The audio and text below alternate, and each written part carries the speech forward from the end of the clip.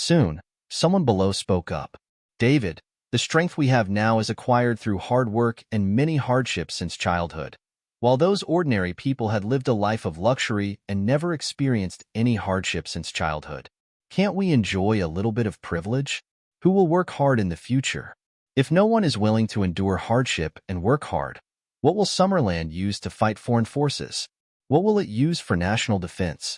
You also know that as the magnetic field becomes wider and stronger, many modern weapons won't work anymore, and it's up to us martial artists to protect Summerland. Yes, as martial artists, we should have a certain advantage ordinary people do not enjoy. Everyone can't be completely equal because it is us who will fight against foreign forces. One person took the lead to speak up and many people soon followed. In the end, everyone was only after their own interest. First of all, I want to state that you are martial artists, and you already have an absolute advantage compared to ordinary people. I just said that you can't stir up trouble for no reason. I didn't say that you can't fight back. If someone points a gun at your head, I won't hold you accountable if you kill them, but if someone just scolds you and you fly into a rage and kill them, that's definitely not acceptable.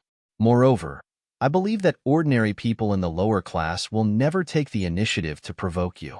As for the privileges you want, of course, there will be some, but you need to wait until you defend Summerland against foreign enemies and create achievements for yourselves. When that happens, I will give you the privileges. If you do something for Summerland, I will never treat you badly. I think David is right. It doesn't matter if you're a martial artist or an ordinary person, we're all the same. There's no one more superior or inferior.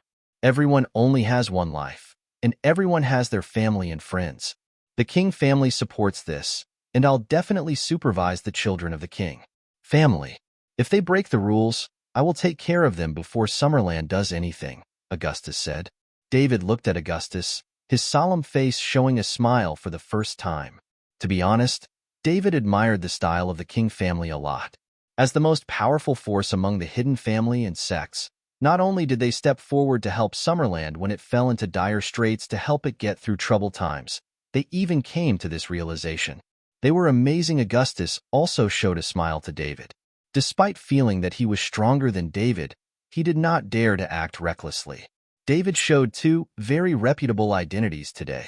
Now, Augustus felt that Mason was just playing dead to lure the enemies into his trap. If not, David would not come out to host this meeting for them and even ask to form a disciplined team. The best choice for him would be to find a place to hide. If Mason was truly dead, everyone knew that Summerland would not be able to resist foreign forces. If David dared to stand here and take care of internal worries first, then there had to be a way to resist foreign aggression. The King family had approved Summerland's approach, so what other opinions could the others have? They were counting on the King family to lead them to resist together. Now, even the few families and sects who just spoke were quiet. It could be regarded as them agreeing to David's first point. David looked around, and when he saw that no one was going to speak, he continued, "Since everyone agrees on the first point, then I will go on to the second point.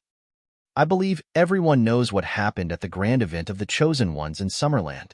The Dominic family and Star Alliance colluded with foreign forces in an attempt to split Summerland. It is a sin that deserves death. Those two malignant tumors have not been cleared yet as of today. And I believe there are many more forces like them. They might not be very powerful, and they will likely choose very remote locations to resurface so that they can first control a small territory and then slowly expand. These people will not abide by the Summerland rules. We need to set up a disciplined team now to clean up these malignant tumors and garbage, as well as deal with other illegal incidences. Plus, the size of Summerland is too large, and we don't have enough manpower.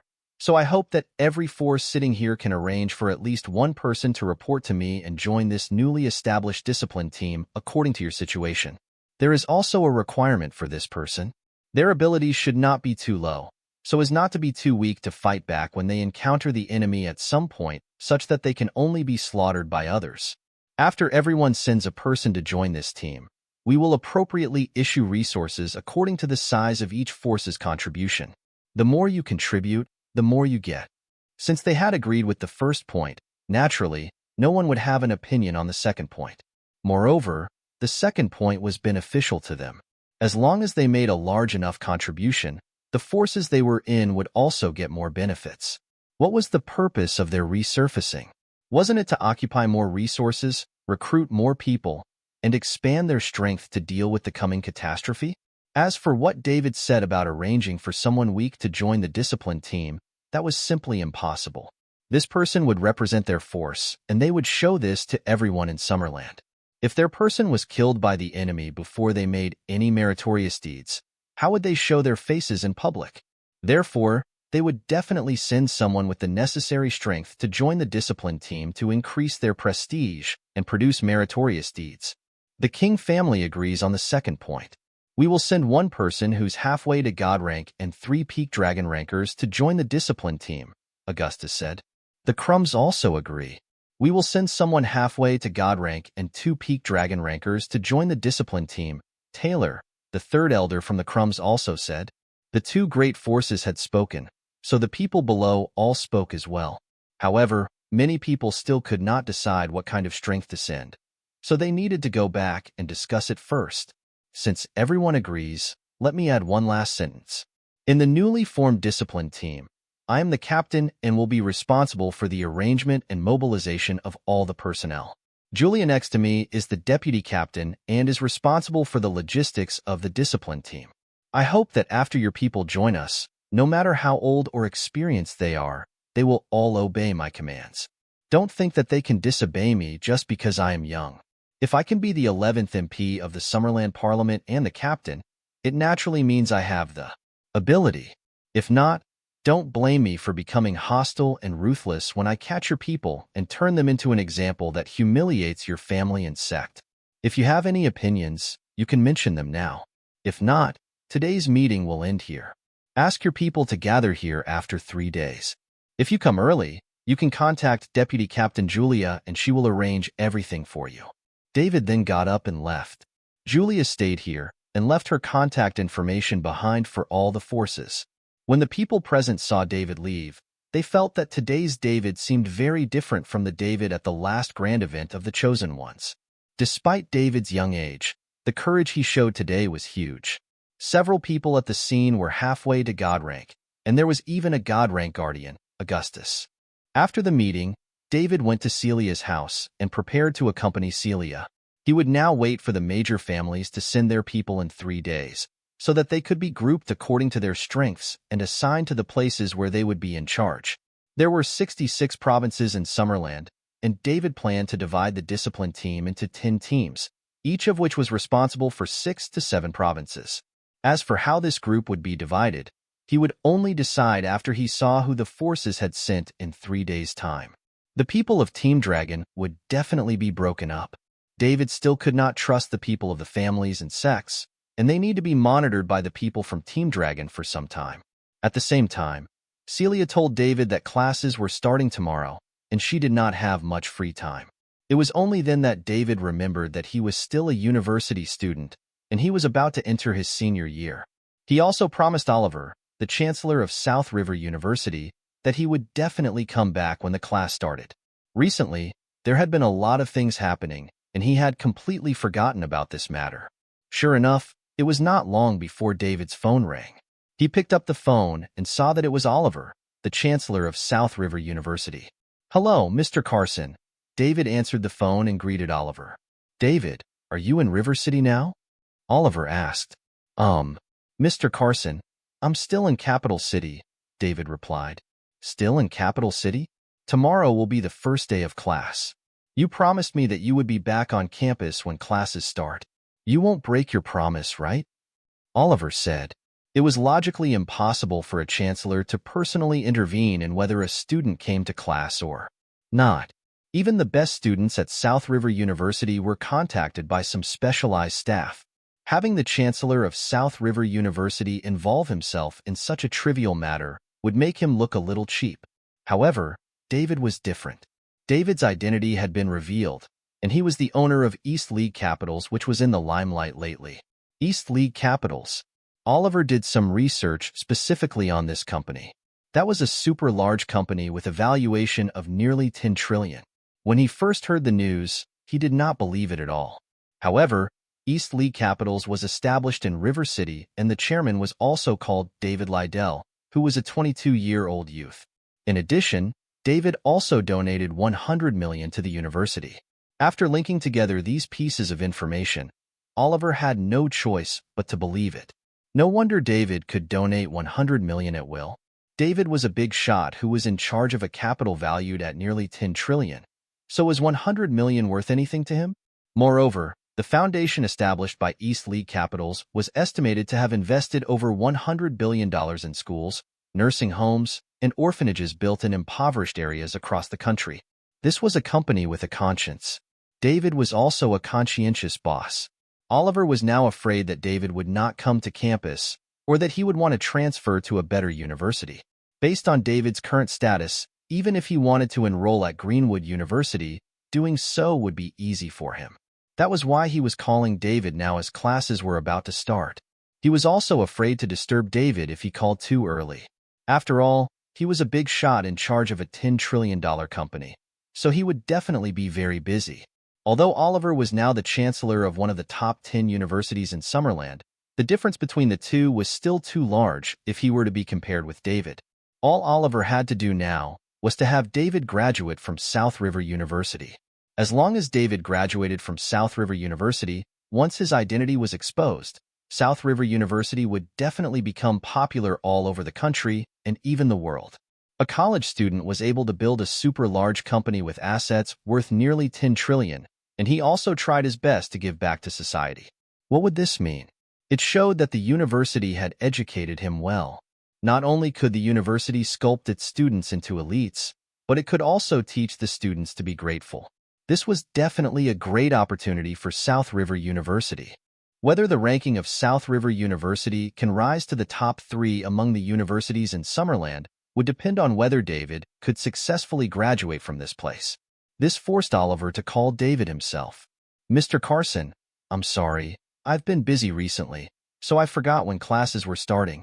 "Don't worry, I'll definitely be on campus tomorrow," David replied embarrassedly. He completely forgot when classes were starting, and he even forgot that he was still a senior. "Then it's settled. You must come tomorrow. I'll be waiting for you on campus." "Okay, I'll be there tomorrow. If there's nothing else, I'll hang up first, Mr. Carson." "All right, let's meet tomorrow and talk." "Okay," David said and hung up the phone. Oliver would be waiting for him on campus tomorrow, and David figured that it was because he promised to donate $100 million. He did not know that his identity had been slowly revealed. As East League Capitals were doing more and its valuation continuously growed, it would definitely attract the attention of many people since it was about to break through the $10 trillion mark and become a conglomerate that countless people admired. Although David's information had been stored in Summerland's top-secret database and it was classified as the highest-level secret, the profile of East League Capitals was not hidden. Even the simplest two things, for example, his name and age, could make some people think of him. For example, the Chancellor of South River University, Oliver Carson. Because he donated $100 million to the university without even batting an eyelid and the name and age of the chairman of East League Capitals matched with David, he was basically certain that David was the owner of East League Capitals. However, it was not important to David whether his identity was exposed or not. He had enough strength to protect himself. Mason just told him that no one in the world surpassed peak God rank. Therefore, at this moment, he was already standing on the top of the world. Even if he did not have enough combat experience and could not defeat other peak God rankers, he could still run, right? As long as he was not surrounded by 3 to 5 peak God rankers, he was not afraid of anyone. Plus, the possibility of him being surrounded by 3 to 5 peak God rankers was too small. How many peak God rankers were there in the world? They were all from different forces. Mason was also on the same side as him, so this possibility could also be ruled out for the time being. Does this mean that I am already fearless? David was stunned at the thought of this. How long has it been since I acquired the system? I have reached this level in less than a year. How terrifying. According to the functions of the system, he could get lavish points as long as he spent money. From here, he could be able to become stronger after having lavish points. Thus, whoever obtained this system would be on top of the world very soon. Even so, they might in even better position than David. After all, David was too careful. He would always take all possibilities into account whenever he was doing something. That was why he was not spending money and getting enough lavish points fast. Enough. If it was someone braver, they might have already surpassed peak god rank. Of course, there was also another possibility. They might expose themselves before they grow and then get dissected for research purposes. Compared to being dissected and researched, David figured it would be better to be safe. It did not matter if his progress was slow. David? What's the matter with you? Celia saw David staring into space after answering the phone. Then, she asked while waving her hand in front of David's eyes. Huh? Oh, Celia, I'm fine. Just now the chancellor of my university called me and asked me to go back to class tomorrow. I almost forgot that I was a student, so I was caught off guard. David smiled and said, David, have you been too tired recently? Why don't you take a break? It just so happens that the classes have started, so you should put the company's affairs aside for a while. Don't you have a lot of subordinates? Just leave things to them first and relax for a while, Celia said worriedly. She was afraid that David would wear himself out because of the company. I'm fine. I'm not tired, but I have to go back to campus tomorrow because the chancellor is waiting for me, David replied.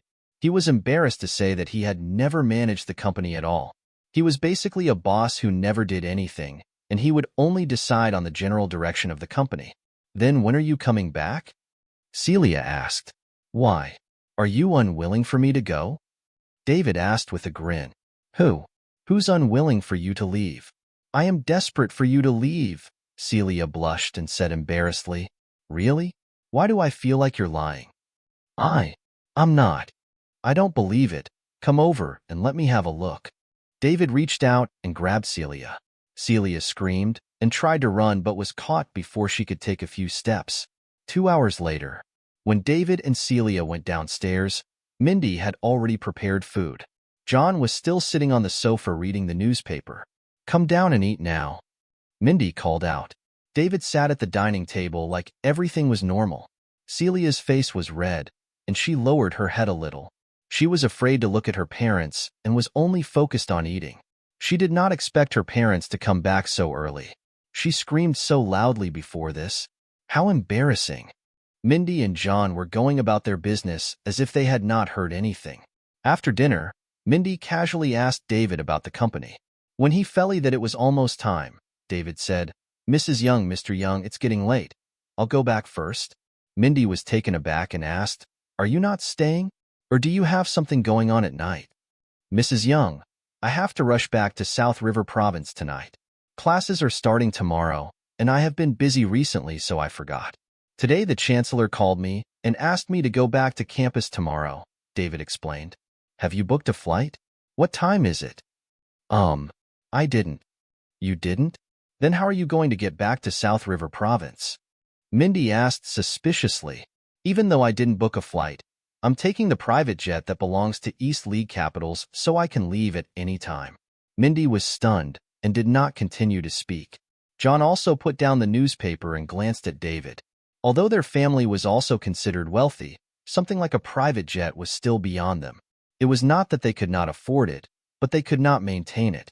A private jet was less than $1 billion, and they could still afford it if they grit their teeth.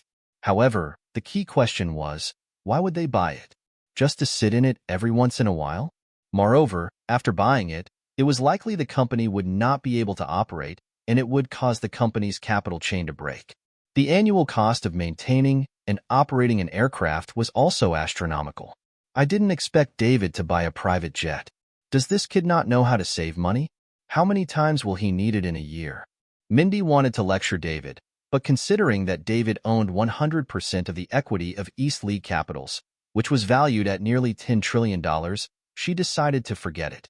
A private jet was like a toy for someone at David's level. Besides, if David went out to meet a client at his level without a private jet, he would probably be too embarrassed to go. Mindy had been in the business world for nearly 20 years, and she knew some of the tricks too. Each level had its own way of playing. When a big shot at David's level was talking business with others, and they all had private jets, he would definitely also need one. David, what will happen to East League Capitals if you go back to campus? Are you leaving it with that general manager, Pearl? Mindy asked. This was what she cared about most. This woman, Pearl, was too much of a threat. If David left everything to her now, Pearl would have a loyal following in East League Capitals over time. When Celia joined the company in the future, she would definitely be restrained by Pearl. This was not a good thing for Mindy. Tomorrow, I'll go back to report to the university and tell the chancellor that I will not stay on campus forever, David said. That's good. Be careful on the road and come back soon. All right, Mrs. Young, Mr. Young, Celia. I'll go first. I should be back in about 2 days. David, be careful on the road, Celia said in concern. Okay, I will. Wait for me to come back. After David finished speaking, he left Celia's house. Then, he contacted Hugo, head of East League Capitals in Capital City, and had him arrange a flight. An hour later, David departed from Capital City and flew to River City in South River Province.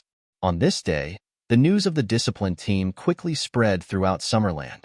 They were the newly established Special Privileged Department of Summerland, and they had the power to act first and report later. To put it bluntly, it was established to specially manage martial artists. It was said that the members consisted of a combination of people from major hidden families and sects and the former Team Dragon in Summerland. The weaker members being Master Late Dragon rank meant that their strength was simply amazing. Captain David made countless people curious, and his information also appeared in the hands of the forces in Summerland and even foreign forces. However, there were only some brief introductions as no photo of him had been circulated. He was the 11th MP of the Summerland Parliament and the secret disciple of Mr. Mason, Stefani. These two identities shocked countless people. Plus, David was the recognized winner of the grand event of the Chosen Ones in Summerland, and was also the number one among the younger generation in Summerland. It was a pity that there were rumors that Mason was dead. Otherwise, David's identity could be raised to another level, and there would be no one in Summerland who could surpass him. South River University. David stopped into this university that changed his designy alter a long time once again. It was here that his ex-girlfriend abandoned him, was angered until he vomited blood by the campus-rich kid, and finally got a super lavish system when he woke up. It was this system that changed his life. In the past, he was at the bottom of society. He was looking forward to changing his destiny through studying, which was why he had been studying hard this whole time. At the same time, he also did part-time jobs to earn money to please his girlfriend. Now, stepping into South River University again, he had already stood at the peak of the world with no shortage of identity, status, and money. It could be said that he was worlds apart from that poor student David, who did deliveries and worked part-time as soon as he had time. After entering the school, David looked at the students coming and going into the school. Many of them were young and new faces, and he lamented repeatedly in his heart. He would be a senior at the start of this semester, and South River University also welcomed a group of freshmen. The reporting time for new students had passed and class would officially start today.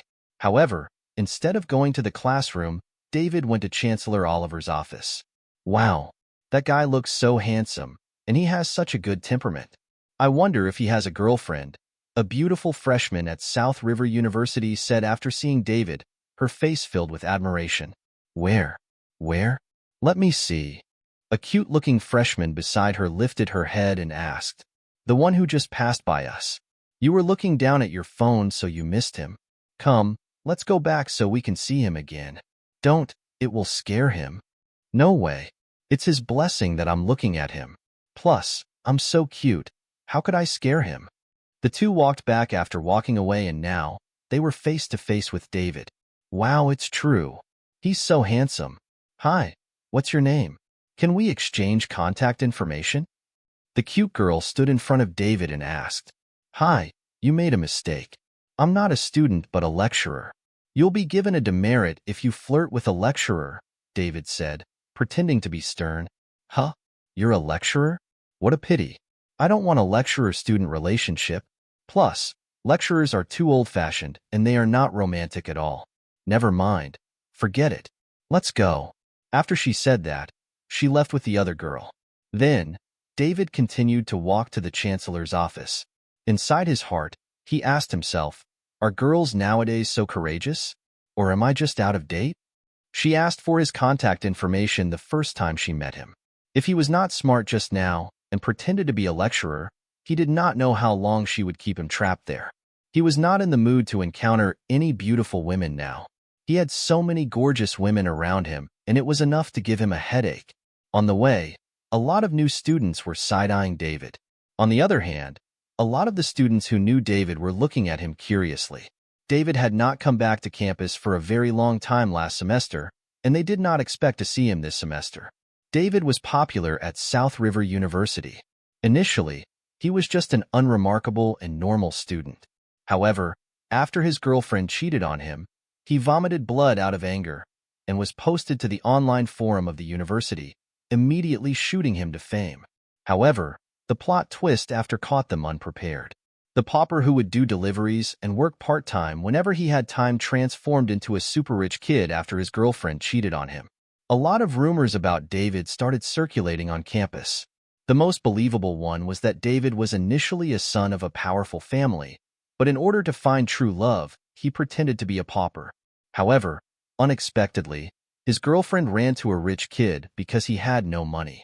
David could not handle this, solely vomited blood on the spot. After waking up, he decided to stop pretending to be poor and restore his identity as the son of a wealthy family. Everyone basically believed this rumor.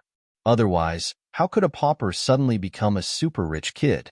Howard, the president of the campus student council, not only respectfully called him Mr. Liddell, but he also drove a luxury sports car worth tens of millions to campus.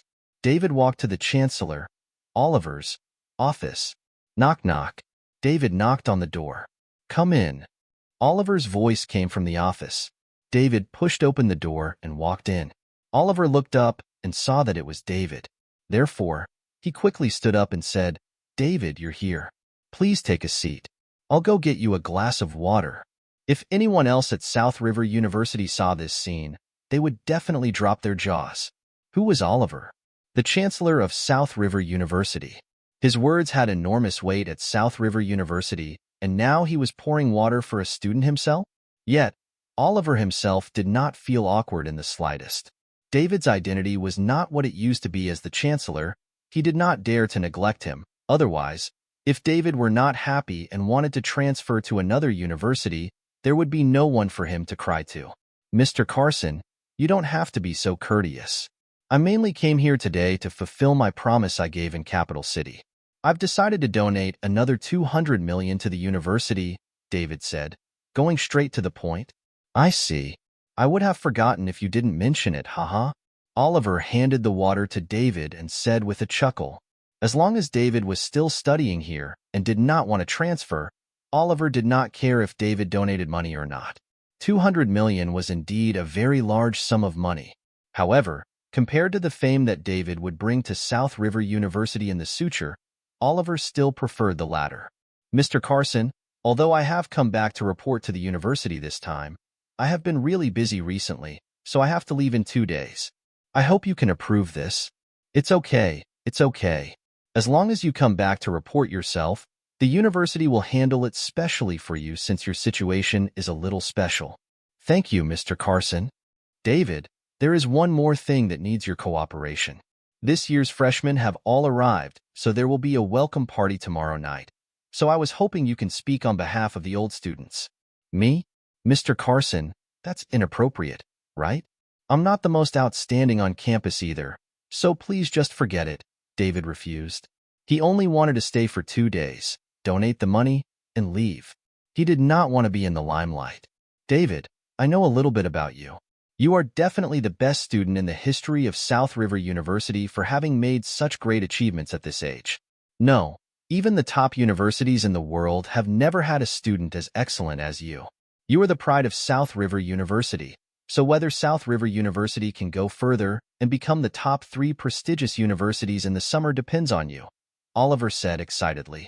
David knew right away that Oliver had found out about him, starting East League Capitals. After all, East League Capitals was founded in River City, and its chairman was also named David Liddell. Moreover, David also donated so much money to the university. Anyone could basically guess his identity after connecting all these dots. All right then, I'll go and say a few words when the time comes. But I hope you can keep this a secret for me, Mr. Carson. I don't want to be regarded as an alien by everyone, David thought for a while and said. David, don't worry. I will never tell anyone anything about you. Oliver patted his chest and assured him. While David was in Oliver's office, word had quickly spread that he was back on campus. David was being discussed in the university's forum or even in the chat groups of each class. He was handsome, temperamental, and was also a kid from an affluent family. Of course, someone as popular as him on campus would naturally be very eye-catching. After coming out of the Chancellor Oliver's office, David walked to his class. Now that he was back, he should attend his class no matter what. After all, he was still a student of that class. When David walked through his classroom door, he immediately caught the attention and became the focus of the whole class. Many of the girls had joy on their faces when they spotted David. This was because ever since David was dumped by Sarah last semester, they had yet to hear about David having an official girlfriend. As the saying goes, they would benefit from intimacy with an influential person, and they still had a chance. It had been a while since they saw David, and David had become even more handsome. Plus, he was also a super rich kid. How could the other boys compare to him? Except for the 3 boys in the class who shared a dormitory with David and had a good relationship with David. All the other boys in the class had expressions of envy, jealousy, and hatred on their faces. Dean, the monitor, in particular, wished David would not have shown up.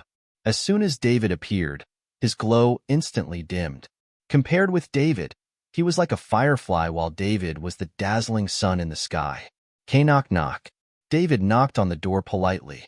The lecturer turned around and saw David. You're back, go and sit down. All right, sir. After David answered, he walked into the classroom, returned to his seat, and sat down. He had not come back for so long, and yet his seat was still empty. The lecturer continued to lecture without saying anything. The lecturers in his class had all been notified by Chancellor Oliver. They were to keep David's seat, and it would be fine no matter when he came back. Hence, all lecturers should just keep one eye closed. Since the Chancellor said David could come to class whenever he wanted, they could only obey. The class continued, but most of the students in the class were not focusing on the lecture. Instead, they were all focusing on David. Since the class had been going on for some time before David came to class, the bell rang soon after. The lecturer packed up his books and left the class. Immediately, a huge crowd came and surrounded David. Of course, the most enthusiastic ones were David's roommates, William, Finn, and Patrick. Dave, it's been so long since you came to class. Where have you been? Yeah, I thought you dropped out. Everyone on campus is saying that you're from a rich family now. What's going on? Did you forget us after you become rich? Nonsense. Dave is not like that. I believe he must have his reasons. However, since you're back, you should explain to us, right? It's been so long since you contacted us. Did you forget the days the 4 musketeers went through together? David's 3 roommates asked. No, how could I? I was indeed very busy recently. My family asked me to go back to take over the business, so I applied for leave for some time, David answered. He thought long and hard about what he was going on to say. The 4 of them stayed in the same dorm since freshman year, and they were very close. Patrick's family was the most well-off among the 4 musketeers, and he never looked down on David. Whenever they went out for gatherings, Patrick would be the one paying. Since David was rich now, naturally, he would not hide from the 3. David was ready to train these 3 so that he could hire them to work as senior executives in East League Capitals. Moreover, David figured he would help the students in his class if he could. Now that they were seniors, they could start their external internship in the next semester. East League Capitals was such a huge company that if he were to hire all of the seniors of South River University to work there, it would make no real difference to them. However, he was not ready to reveal this yet. He would only think about this after everyone graduated. When the time came, he would ask his company to come here to recruit people. This was in case some people stopped studying hard and decided to idle their time away after they knew they had secured a job. This was not the result he wanted. Damn, are you really a kid from a wealthy family? Why couldn't I tell from before? What a savage. You were so good at hiding it. William gave David a thumbs up. Your future is bright. You are obviously a rich kid, but you pretend to be a pauper. If you were not dumped by Sarah, you probably wouldn't have told us, right? In addition to that, David's remarks caused a stir among the surrounding students. Although the rumor about David being a rich kid kept circulating on campus, and people claimed they had seen him drive a sports car worth tens of millions to campus. At the end of the day, only a few people had seen it. Now that he had personally admitted his identity, it meant that it was definitely not fake. David, I think you should treat everyone in our class to a meal because you played with our feelings. When you delivered food, I made myself a few kilograms heavier so that I could help you earn money, said a chubby girl in the class. Yeah, Mona is right.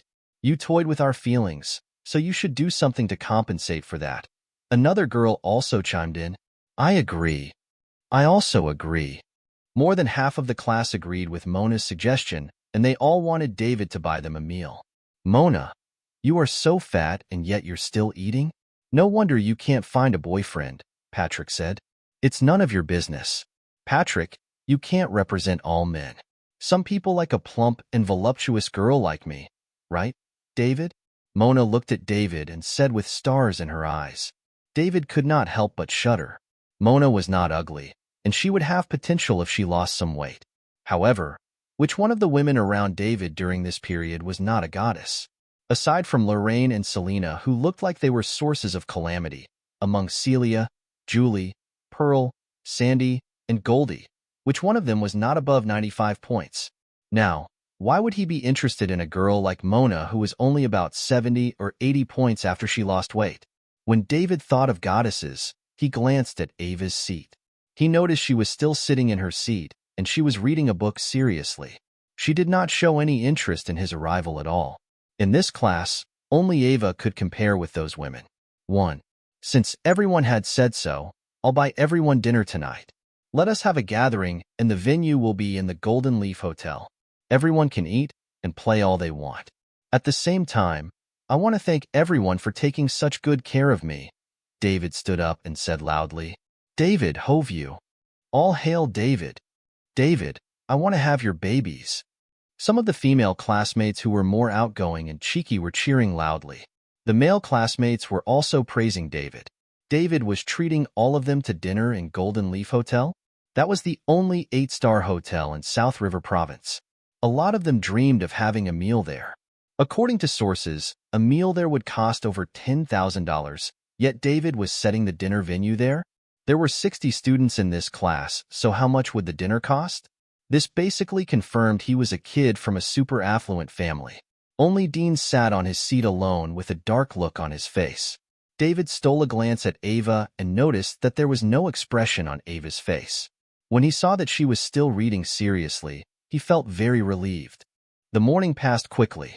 Most of the class were looking forward to the gathering in the evening. Golden Leaf Hotel, the only 8-star hotel in South River Province. If it weren't for David, it was estimated that many of them would not even be eligible to have a meal there throughout their entire lives. Ring ring. The bell rang. It was time for lunch. After the lecturer left, the students rushed out of the classroom and ran to the cafeteria. They wanted to get their food early, otherwise if they needed to line up at the back, they would not know how long they would need to wait. Although someone was treating them to a big dinner in the evening, they still had to eat at noon, right? David slowly got up after his classmates in the class were almost gone.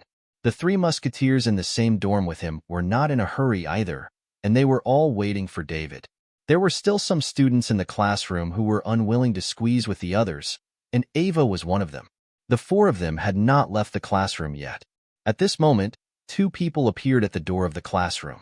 They were women who were at the level of a goddess. The 2 people were Amelia and Luna. Luna was excited to learn that David was back at school. The Choron family was only average among the hidden families, and they had no one who was halfway to God rank in their family. The strongest person was her grandfather, and he was just a peak dragon ranker. In addition, there was no particularly talented person in her generation, and she was quite young. That was why she did not go to the grand event of the Chosen Ones in Summerland. However, this did not stop them from getting information about the grand event as a hidden family. A young man in his 20s named David suppressed countless Chosen Ones in Summerland and became the number 1 among the younger generation in Summerland that everyone recognized. Even though he declined the title, in everyone's hearts, David was still the number 1 among the younger generation in Summerland. That guy's name was David, and he was also in his 20s. Aside from her classmate David from South River University, she could not think of anyone else who would fit this description. The energy David exposed the last time in Capital City made her think that he was very powerful, but she never thought that he would be so powerful. He could kill the eldest son of the Dominic family, who was also a late-stage dragon ranker, in seconds. Therefore, he should at least be a peak dragon ranker. A peak dragon ranker. As the number one in the Choron family, Luna's grandfather himself was only a peak dragon ranker. Furthermore, David was still in university. He was a peak dragon ranker in his 20s, so the word one genius was not even enough to describe him. He was a monster. In addition, Luna received a message from her family last night. Not only was David an MP in the Summerland Parliament, but he was also the secret disciple of Old Master Stefani, the stabilizing force of Summerland. Now, he was also the captain of the discipline team that had jurisdiction over all the martial artists in Summerland. With so many titles combined, David was miles ahead of so many people in the same generation as him. Even the ones in the older generation could not compare to him in terms of status. In Summerland, David was definitely at the level of a big shot. Now, this big shot still owed her a favor. It was no exaggeration to say that if David said something with his current identity, the Choron family might overturn the initial plan and make a new arrangement. Of course, she would not need to marry the new heir of the Quinn family. She wondered how her family members would react if they found out that she was in the same university as David, and he even owed her a favor. When she thought about this, Luna could not suppress the excitement in her heart. Hence, she ran over to show her face, and while she was at it, she would remind David not to forget about her. Meanwhile, Amelia only decided to come to look for David after an intense internal struggle. Initially, she was the first one to find out David's secret. However, she was the one who was the most marginalized. It had been 2 to 3 months since she saw David, yet David had not contacted her. Moreover, he did not even ask about her. It made her feel like a failure. Was she really that bad? Or was David disgusted with her because she used to hang out with different kids from rich families? However, she did not choose anyone, and she was still chaste. She never even had a first kiss yet. The last time, she wanted to give all this to David to let David know that she was not so easy. Unfortunately, David escaped at the last minute. Since then, the relationship between the two had grown farther apart. If she had known, she would have let go of her restraints and pounced directly on David. If something happened to the two and she let David know that it was her first time, they would not be so unfamiliar with each other like they were now. After thinking about it for a long time, Amelia decided to come and have a look. She did not know how long David would stay this time he was back. They all had to start an internship next semester, and by then, it would be even harder for her to find him. If she did not seize the opportunity, the two might only ever brush past each other in the future. Amelia knew she had to take the initiative for her future happiness. With that, the two goddesses from South River University blocked David at the door of the classroom together. David had another headache when he saw the two of them, Luna and Amelia. One looked excited and emotional like he was her prey. Meanwhile, the other looked upset and resentful like he had let her down and he was a heartless rat. He was not that close with these two, right? For Luna, he owed her a favor because she saved Celia in Capital City. She should probably know who he was, and she thought her favor would develop according to the situation. Since it was of great help to her, it was understandable that she had that expression on her face. However, what the hell was Amelia's resentful gaze? He did not do anything to her, right? Why was she making him look like a heartless rat? Luna and Amelia blocked David's path while Patrick and the others were watching this with interest. At this moment, the class monitor Dean walked to Ava's desk and said, "Ava, let's have lunch together." "I'm sorry, I'm busy in the afternoon." After Ava said that, she got up and called out to David behind him. Dean stood on his ground. His face looked extremely gloomy. Meanwhile, the other students looked at him curiously, and Dean could only feel his face burning. It was fine that Ava rejected his invitation. However, she even got up and went at David. Wasn't this slapping him right in the face? Ava walked over and was stunned when she saw Luna and Amelia in front of David. The three women looked at each other, and the air around them became heavy. The other students in the class widened their eyes and their mouths were left gaping, with their jaws almost dropping to the floor. The 3 campus bells of SRU were gathering because of a man. This was such huge news.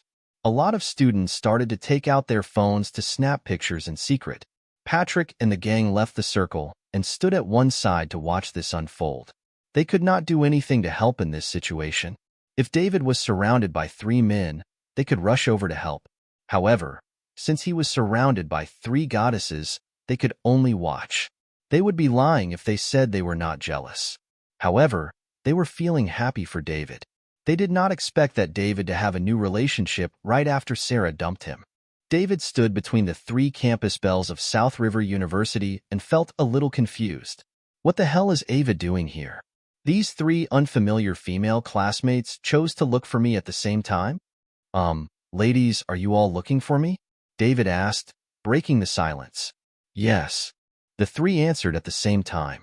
How about we find a place to chat then? You should talk to them first. I'll find you when you have time, Ava said and left. What about you 2? Are you also coming? David asked. Forget it. I'll come back when you have time, Amelia said after thinking. If she stayed here now, she would not know what to say to David. Plus, there were so many people here. After she finished saying that, Amelia also turned and left. In the end, Luna was the only one who remained. Luna, how can I help you? David, let's find a place to chat. All right. The 2 found a quiet place on campus together. It was lunchtime now, so there were not a lot of people on campus. You can tell me now, Luna, David said. David, do you remember the last time you were in Capital City? Luna asked. Don't worry, I won't forget that. I owe you a favor because you saved Celia. Why? Do you want to use it now? It's good that you didn't forget. I won't use it for the time being, but I want to borrow your name. Are you going to do something in my name instead of using the favor? David asked. He knew what Luna had in mind as soon as he heard it. If she wanted to reveal to everyone that he had owed her a favor, it would deter a lot of people with his current identity. In this way, David would be helping her, but at the same time, she would not use up the favor David owed her. She had planned this amazingly. Yes, you're a big shot now, and a favor from you is priceless, plus it will only become increasingly valuable in the future. I am not stupid, Luna admitted magnanimously. Luna, if you need anything, you can just tell me directly. As long as it doesn't violate my principles, I will help take care of it. After the matter is over, we will not owe each other any more favors. David did not want to give Luna a chance to do this. He had to pay back this favor as soon as possible, and did not want to have anything to do with someone who was as cunning as her. No, using your favor to accomplish what I want to do now will be too much. I just need to use your name for something. What if I say no? David, I know you hate me because I intended to use you from the beginning, Luna said in a deep voice. It's good that you know, so you better use up the favor as soon as possible so we won't owe each other anything anymore, David replied. He really did not like this kind of woman who was too cunning. It did not matter how beautiful she was. Lorraine was stunning, right? She was a peerless woman who astonished an entire era. However, he also did not like her. He would not want her even if she paid to marry him. It was not that he had strong willpower, but rather, he did not like these women from the bottom of his heart. David, I have no choice. I have a younger sister who's more talented than me, so I can only be used by the family to arrange for marriages with others. However, I'm not willing to accept this fate. I want freedom and I want my own life, so I have to think of ways to fight back. This whole time, I couldn't find any other way. I finally saw a glimmer of hope when you showed up, so I'm sorry, Luna sobbed as she said lowly. The last time she was in Capital City, she knew that David had discovered her true intentions. She did not care much at the time. As long as David owed her a favor, she would use this favor to get rid of the marriage arranged for her by the family. However, as David exposed more and more of his strength and status, she changed her original plan. She could not use David's favor so frivolously. Why were all the hidden families resurfacing now? It was none other than to get more resources and strengthen themselves to cope with the coming catastrophe. Not only did she want to use David's name to make her family break off her marriage, but she also wanted to kick Wendy out and become the first heir of the Choron family. It was all because she had a trump card in David's favor. If she told her grandpa that she could use David's favor to help the Choron family deal with the catastrophe in the future, as long as she became the first heir of the Choron family and inherited the family title, her grandfather would not refuse because of David's current status. This was because her family was too weak and they needed a backer like David. Thus, if David kept his promise to her and let her use his name one time, she could kick Wendy out. At this moment, she could only act pitiful and helpless to win David's sympathy. "Don't apologize to me. I just want to repay your favor quickly," David said, unmoved. Gosh, once the news that he owed Luna a favor comes out and as he began to reveal more of his strength, Luna would not need his favor to get things done. By then, would he still be able to repay this favor? "I will use it, but not now. Right now, I just want to use your name." "You want to use my name to deter your family so that they will call off the marriage between you and the Quinn family, right?" David asked. "Yes." David thought about it and said, "Okay, I'll agree this time. But you have to promise that only the Choron family are allowed to know this and you can't reveal it to outsiders. If not, I'll treat it as you using that favor. Plus, if you use my name again in the future, I will also treat it as if you're using that favor." "All right, it's a deal," Luna said excitedly. "Great." David said yes. She could not kick Wendy out and make herself the first heir of the Choron family without using that favor. Right now, Luna wanted to go home and tell them David was in the same university as her, and David also owed her a favor. She wanted to see the shocked expressions of those people, including Wendy. For said, "I will give you a huge present, but I hope you can handle it." After finishing his business with Luna, David met up with his 3 roommates and went for lunch. At this moment, the news about the 3 campus bells of SRU surrounding a man had spread on campus. A photo was being shared crazily among the Instagram and chat groups of the university. The reason behind this was that the photo was captured too perfectly. Luna and Amelia stood in front of David, while Ava was behind him. Meanwhile, David stood in the middle of the 3 campus bells with a helpless expression on his face. This made countless boys on campus jealous, envious, and hateful. The 3 campus bells were fighting for a man. David just came back to school for half a day and once again, he had become a legendary figure in the university. The legend surrounding David was circulating around South River University, and many freshmen were curious about his deeds. All the freshmen were amazed after learning that he was originally from a super wealthy family, but pretended to be a poor delivery boy every day because he wanted to find true love. Then, he reclaimed his status as a super rich kid after he was cheated on by his girlfriend. The plot that would only happen in dramas was now happening in real life. 1. The poor boy became a prince after being cheated on. Could anything be more dramatic than this? David's deeds actually resonated with many male students because many of them had gone through the same situation as him. After going to university, the girls would be exposed to a lot of things, and they could not resist the temptation of luxury cars and brand name bags. Hence, a lot of them would eventually abandon their poor boyfriends. However, not every abandoned guy could be transformed like David. They could not become the children of the super rich that countless others envy and also get surrounded by 3 campus bells.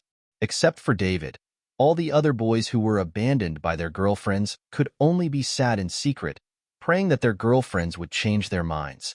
Some girls who were about to break up with their boyfriends began secretly investigating the background of their boyfriends to see if they would meet a person like David, a super rich kid pretending to be a pauper. 1. However, the result was often that the more they found out, the more disappointed they would be. Eventually, they would be even more determined to leave. Of course, what everyone was more concerned about was the fate of David's ex-girlfriend and the person she cheated on David with. Leo's family went bankrupt, and he himself went to prison. On the other hand, Sarah suffered from depression and dropped out before finishing her studies. Everyone could be regarded as joyous after discovering how those two had ended up.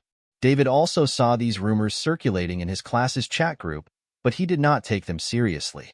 He could forcibly stop them since they had no right to talk about this. Still, although he could stop it, he did not need to. They had freedom of speech. Besides, with his current status, it was too tiring to care about these irrelevant things. The afternoon class crawled by as everyone looked forward to the evening. When the bell for the last class rang, David stood up and said after the lecturer left, "Everyone, in order to thank you for your care over the past 3 years, at your request, I will treat you all to dinner tonight. Everyone, please head to the Golden Leaf Hotel. It's 5:30 now, and we will be assembling at the Golden Leaf Hotel at 7 o'clock. All hail David. David, I love you." As soon as David finished speaking, the whole class cheered. After everyone cheered, David said, "Everyone in the class is welcome. I hope you can all attend. After all, we have gathered here from all over the country, and it is not easy to be assigned to the same class. I believe whether it is in 10 years or 20 years, these 4 years of university life will be a wonderful time we will never forget."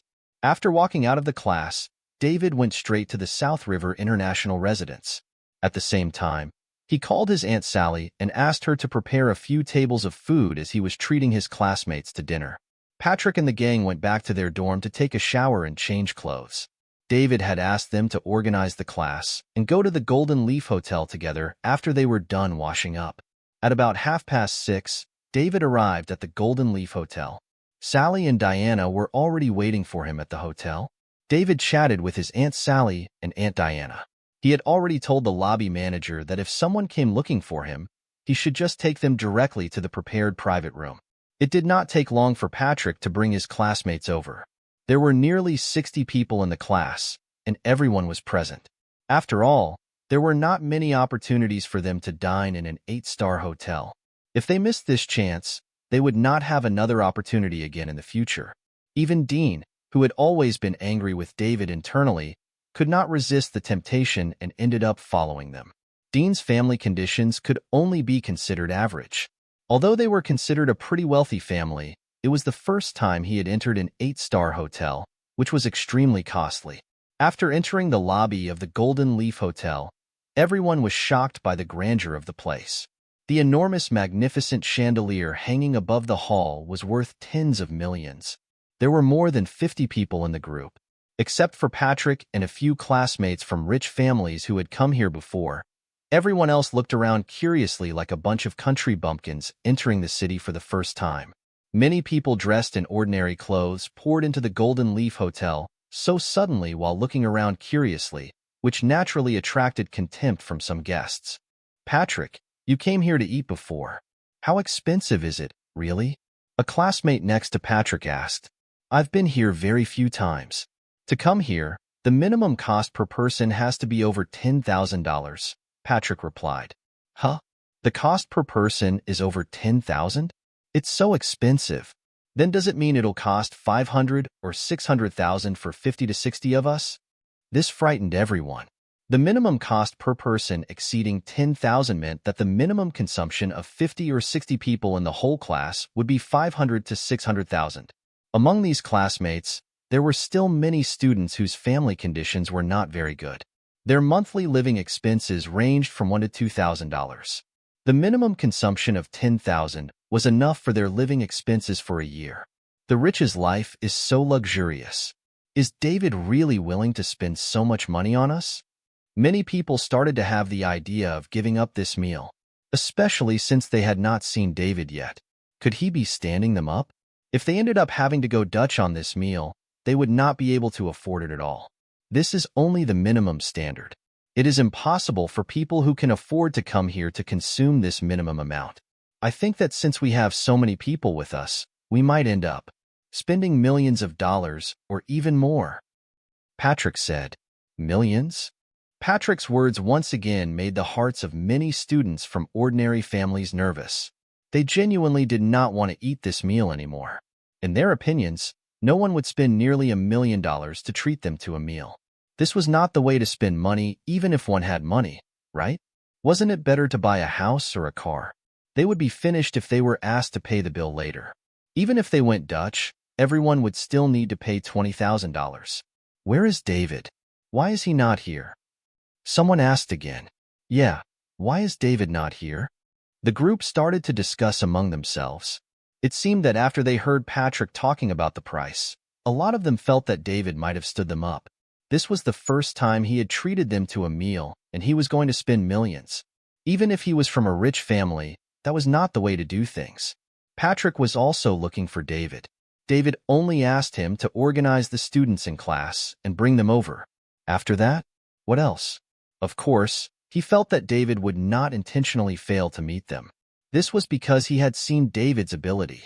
If it was not for David last semester, he would have been done for. After what happened, he went to look up Six Camden.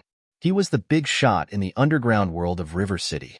The entire underground world of River City would shake if he stomped his foot. However, he was kneeling in front of David and apologizing.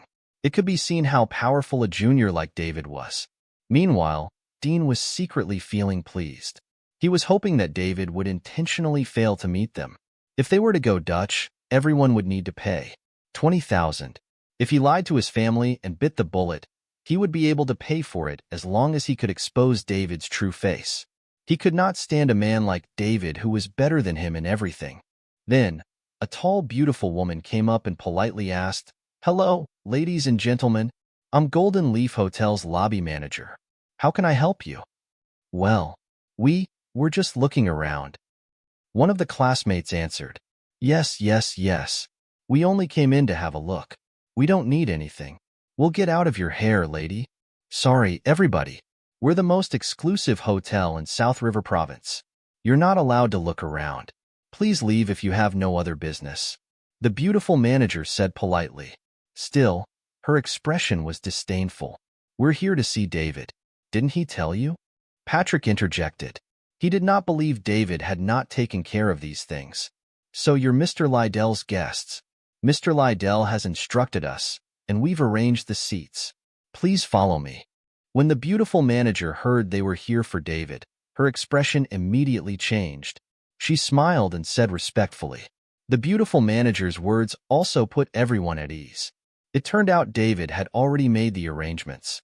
It looked like he was going to spend millions of dollars treating them for a meal. He must be a super rich heir. They heard Golden Leaf Hotel's manager call David Mr. Lydell. They must know each other. Thus, the group of 50 or 60 people followed Golden Leaf Hotel's beautiful manager to a large private room. "Hold on, everyone. The dishes are ready and will be served in a minute," the beautiful lobby manager said before leaving the private room. "Have a seat. Fill up the seats." Patrick began to arrange. "Those who drink can sit together, and those who don't drink can sit together. Try mixing genders. There's an old saying, work is effortless when men and women team up." Everyone started working. Everyone also sat in between their opposite genders. However, there were exceptions. Ava sat next to a girl she was on good terms with. There was an empty seat next to her. Dean quickly walked over and sat down. He had been eyeing this opportunity for a long time. Life was so beautiful with one of the three goddesses of SRU. Ava sitting next to him, while he ate the most expensive food and drank the most expensive wine in South River Province. It felt so good. When the food was served, he was going to have to take some photos and post them on social media. It would be best if he included Ava in the photos. He could make his classmates at school envy him. While Dean was indulging in his imagination, a voice rang in his ear. "Sasha, come on, let's sit in the back."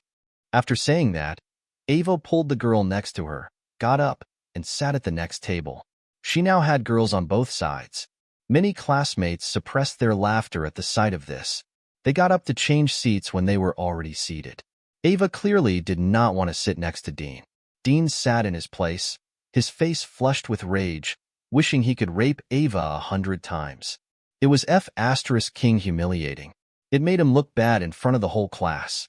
The atmosphere was awkward for a moment. Seeing Ava get up and change seats, Patrick immediately arranged for 2 more people to sit there. The beautiful woman beside Dean had now become an ugly Betty. Soon after everyone sat down, the private room door opened. The good-looking waiters served countless delicacies. Once the dishes were served, everyone was still in a dumbfounded daze. The King lobster and king crab weighing more than 10 pounds cost tens of thousands of dollars each. The table full of delicious food was normally only seen on TV. 3 minutes later, everyone was busy taking photos to show off on social media. 10 minutes later, after showing off, no one moved their spoon and fork even though everyone was gulping secretly. It was because the main character, David, had not arrived. No one dared to move. Patrick gave David a call when he saw the food getting cold. "Hello. Patrick, are you there yet?" David's voice came over the phone. "David, where are you?" "We're reached, and the food is also ready. Everyone's waiting for you," Patrick said. When Patrick spoke, everyone looked at him. "The food's ready? Hurry and eat. Why are you waiting for me? I'll have a drink with all of you later." "Don't wait for me." "Okay, we'll dig in first." Patrick hung up the phone and said, "Let's dig in. Don't wait for David. He's busy with something right now. He'll come later." Everyone stayed still even after he said that. Patrick could only pick up his spoon and fork and start eating. Then everyone dug in. The table of food was delicious. The men were gobbling it up. "Patrick, does this table of food cost a lot of money?" some classmates asked as they ate. "Yeah. Patrick, you're the most knowledgeable person here. I've only seen these dishes on TV. They taste so good. It must be expensive. I think it's gonna cost at least $200,000. This black one is caviar. It's a premium ingredient. This is the best meal I've ever had. It's not only the best, but also the most expensive." Everyone chatted. They were talking, but it did not stop them from eating. They could not stop their hands. "I was wrong. I thought $1 million would be enough for dozens of us. I didn't expect David to be so generous." "I was shocked too," said Patrick. "What's the matter? Does this table exceed your expectations?" a classmate asked. "It exceeds my expectations," Patrick replied. "Patrick, don't keep us in suspense. How much will our meal cost?" "Yeah, don't keep us in suspense. I only want to know how much the wine I just drank cost." "That mouthful of wine cost about $10,000, Patrick said to the classmate. "What? About $10,000 for a mouthful of wine?" Everyone stopped and looked at Patrick in shock. "Don't look at me like that. The official price of the world's top red wine is about $300,000 per bottle. Don't you think one mouthful would cost $10,000? The classmate, who had just drunk the wine, was stunned. Did he drink a year's worth of his own living expenses in one gulp? Was this how rich people King lived? $300,000 for a bottle of wine? A house in their small county would cost only $200,000 to $300,000. The bottle of wine could buy them a new house. How much will this table of food and 2 bottles of wine cost? The whole table adds up to about $1.5 million. After all, it's an 8-star hotel. Besides the food, the labor cost is also a considerable expense. It's about $10 million for 6 tables. $10 million? Everyone present was petrified. Everyone there felt heartbroken that one table of food cost $1.5 million. It was indeed delicious, and they even wanted to swallow their tongues. However, the thought of an average cost of $150,000 per person upset them. If they had to choose between a meal and $150,000, they would have chosen $150,000. Those who did not come from wealthy families thought they could do a lot with $150,000. It was equivalent to years of their family income. Of course, it was someone else's treat, and they had no choice, so they could only eat as much as they wanted. Every extra bite was a gain. Not many people drank at first. However, after hearing that a bottle of wine cost $300,000, many girls scrambled to drink some. After all, these were opportunities. By taking a couple more sips, they would have something to brag about in the future. They would be someone who had drank a premium wine that cost $300,000 per bottle. Half an hour later, no one could eat anymore. There was still plenty of food left on the table. The food costing $1.5 million per table had super generous portions. However, no one left the table. It was a rare opportunity, and if they rested and went to the washroom, they might be able to eat more. Just then, the private room door opened. David walked in from outside. Everyone got up voluntarily. They owed it to him after the dinner. David had spent so much money to treat his classmates to dinner. The students who previously had had some opinions about David were also full of admiration for him now. He had bought the whole class a meal for $10 million. No matter how rich they were, they did not think they could do it. They would only treat a few close friends to a meal at most. However, David did not mind it at all. No matter how close or poor their relationship was, he treated everyone equally. With such generosity, No wonder he was rich. Is everybody satisfied with the meal? You can order anything you need. Don't make yourself a stranger. Since you're out, enjoy, David said after entering the private room. Yes, yes. I'm so satisfied. David, thank you so much. It's the best meal I've ever had. Yes, yes, yes. We're satisfied too. I didn't expect there's such delicious food in the world. It's a real eye-opener. Everyone complimented David. Come on, let's propose a toast to David for his generosity in treating us to such a wonderful dinner. Dean picked up the wine bottle to pour some wine, but it was empty. There were 10 people per table with 2 bottles of wine each, and the glasses were so large that there was hardly anything left after everyone poured themselves a glass. There were more than 50 students in the class. 2/3 of them did not want to drink at first. However, they wanted to try it after hearing that the wine cost $300,000. Even Ava tasted some. She also wondered what the expensive wine tasted like. Dean was a little depressed. He thought he could use it to make himself look good. He could also have an excuse to drink a little more. This was because the wine was so good. It cost $300,000 per bottle. A chance like that occurred once in a blue moon. However, they had finished it. He kept his eye on the bottle. From what he had just observed, there should be a little left. However, the bottle was now empty. When exactly did they empty it? Dean was puzzled. Was it when he went to the bathroom earlier? It must be. There was no way the wine would disappear for no reason. He had been watching it the whole time. F***CK. I've been careless. Someone else had beat him to the $20,000 or $30,000. Why don't we replace wine with tea? Dean asked awkwardly. David saw that everyone's glasses were empty and the bottles were opened. Knowing they had finished the wine, he pressed the call bell on the wall. Tea won't do. Isn't this the first time we've gathered together in 3 years? And it's not easy to have so many people present. Drink some more, David said. No thanks. David, you've spent a lot of money. We'll feel bad if you order more. Money comes and goes. The most important thing is for everyone to enjoy their meal. Since I'm treating you, won't I be humiliated if everyone didn't have a good time? It's up to me today. Now sit down. After David said that, everyone sat down without further objection. Soon the private room door opened again. The beautiful lobby manager came in. Mr. Liddell, what can I do for you? The beautiful manager said respectfully. Serve 10 more bottles of this wine to each table. Okay, just a moment, Mr. Liddell. The wine will be delivered right away. Anything else? No. Then I'll go out first. Mr. Liddell, you can call me if you need anything. The beautiful manager turned and left the private room after she finished speaking. 10 more bottles per table? Everyone was shocked again. It cost $300,000 per bottle. 10 bottles would cost $3 million. 6 tables cost $18 million.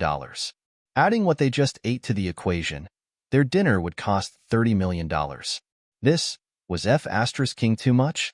How much money did David have? No rich heir would spend money like that. People were starting to get confused about David. David, you don't have to order that much. We can't finish it at all. Can we return some of them? Patrick asked. Even though he knew David had money and connections, the latter was being a little too much. $30 million for dinner with classmates? Even the richest man in Summerland would not do that, would he? It's okay. You can take them back if you can't finish them. I know you like these. I'll send you 2 bottles that they've stopped producing, David said casually. He did not seem to care. Soon, the wine was served. The manager delivered David's instructions as soon as possible. David opened a bottle and filled his glass. Everyone began pouring wine. Now, everyone had a full glass of wine. David raised his glass and said, Everyone, it's not easy for us to get together. There's still 1 year left for us until we graduate. I hope you can remember our time in university wherever you are. This will be an indelible mark on our life. I hope we can keep in touch and get together again decades later. Cheers! Cheers! Everyone shouted together. After 3 rounds of wine, David asked the manager to take them to Golden Leaf Hotel's entertainment area right away to sing and dance together. Golden Leaf Hotel's huge private room still felt empty after accommodating 50 or 60 people. Everyone was already tipsy and thus more relaxed. Someone soon began dancing in the middle of the private room. Besides that, it was a dance involving both men and women. Everyone screamed, of course. David wanted to sneak out. However, Patrick and the rest caught him. Therefore, he could only sit with them in the private room. As the host today, many female classmates invited David to join them. However, David refused by pretending to be drunk. After being in contact with so many stunning beauties, who were at least solid 9s, David's taste had upgraded. He was not interested in these 7s or 8s. He was not interested, but other people were. Patrick soon succumbed to the temptation and joined in the dance. There were several good-looking female classmates in the class, and the men thought it would be nice to take advantage of them amidst the commotion. However, it was a pity that the most popular girl at SRU, Ava, did not join in. Otherwise, they would have had much more fun. They also wanted to see what the most popular girl looked like when she danced. Ava had always looked quiet and gentle to them. After Patrick and the rest left, David took the opportunity to sneak out of the private room. He texted Patrick, telling him to leave with everyone after they were done and that he had already taken care of the bill. Even if David did not text him, Patrick could only leave with everyone after they were done. No one would fight to foot the bill because no one could afford it. David looked at the time. It was already past 9 p.m. He walked out of Golden Leaf Hotel alone, preparing to leave and go home to rest. David was about to leave when a voice stopped him. David looked back. The person who had just called him was Ava, the class and campus belle. Ava hurried to David's side. Ava, why did you stop having fun with them? David asked. David, you're today's host. Why did you stop too? Ava asked in response. I'm a little tired, so I'm going home to rest. But don't worry. I've already footed the bill, and you can have as much fun as you like until morning. Thank you for your hospitality today. I'm tired too. Please send me back to school, David. Sure. David walked over to his Bugatti Veyron, opened the car door and said, Please, Ava. The two got into the Bugatti Veyron. The car left the Golden Leaf Hotel with a roar.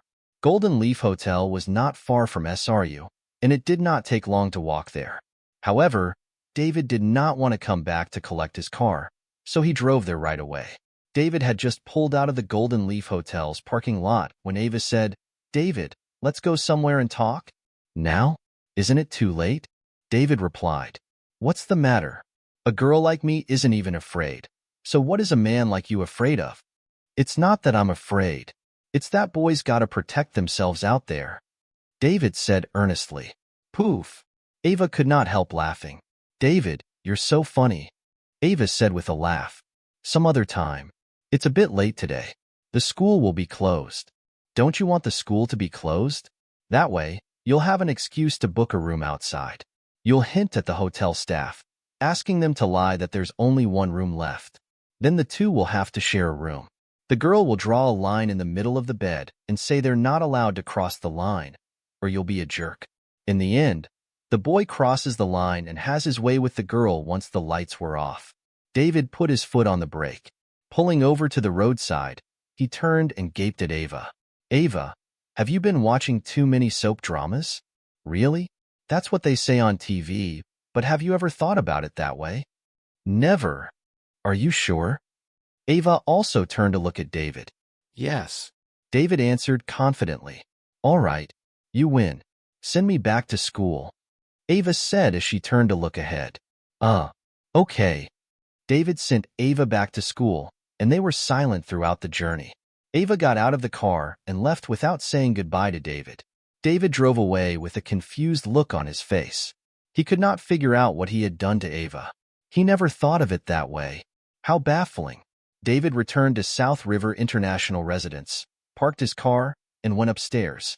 He took the elevator to the top floor. The elevator door opened, and David walked out.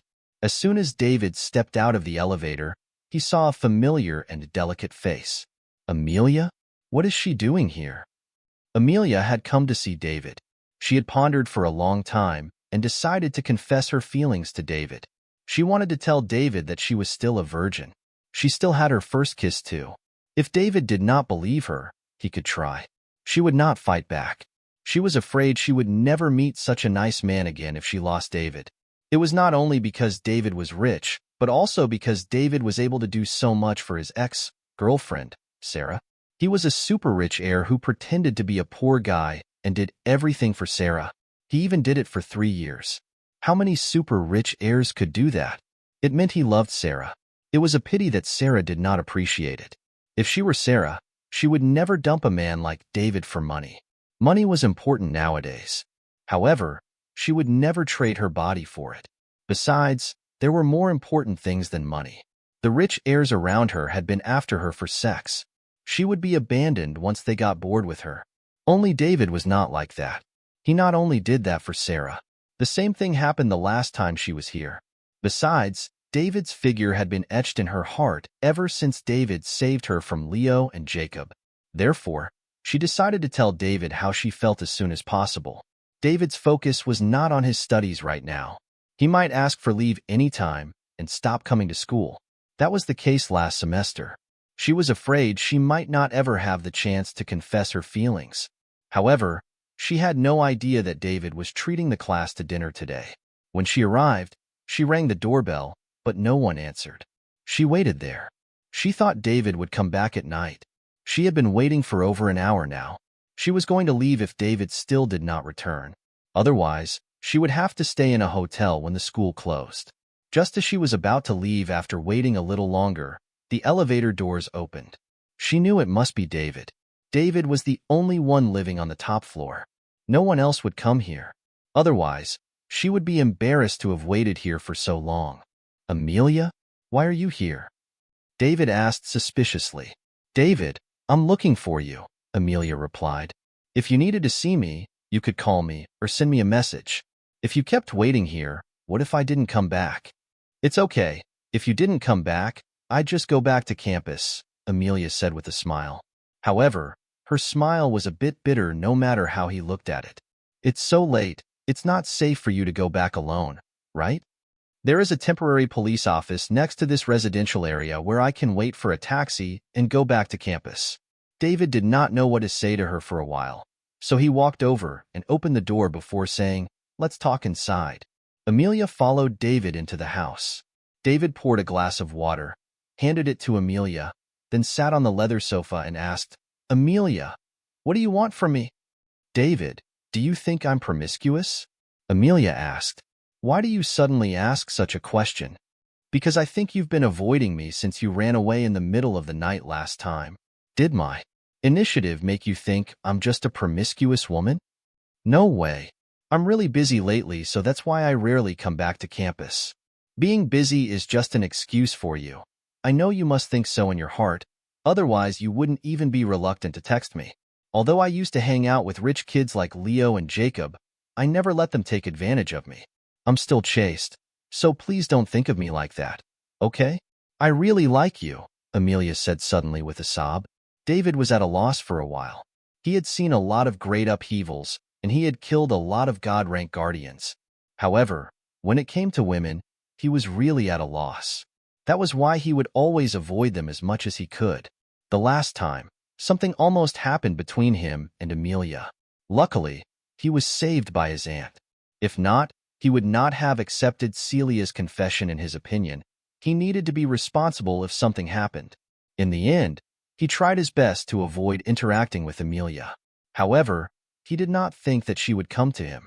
He just sent Ava away, and now Amelia was here. This was such a pain in the butt for him. He did not have the qualifications to become a scumbag. How many men out there dreamed of having so many top-notch goddesses come to their door? It stood to reason that after Sarah cheated on him, he should have a vengeful mentality. He would just say yes without thinking when he encountered this kind of thing.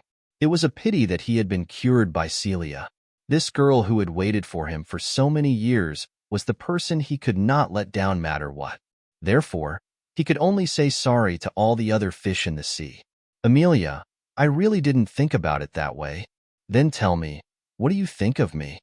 You're excellent and gorgeous. Then why don't you like me?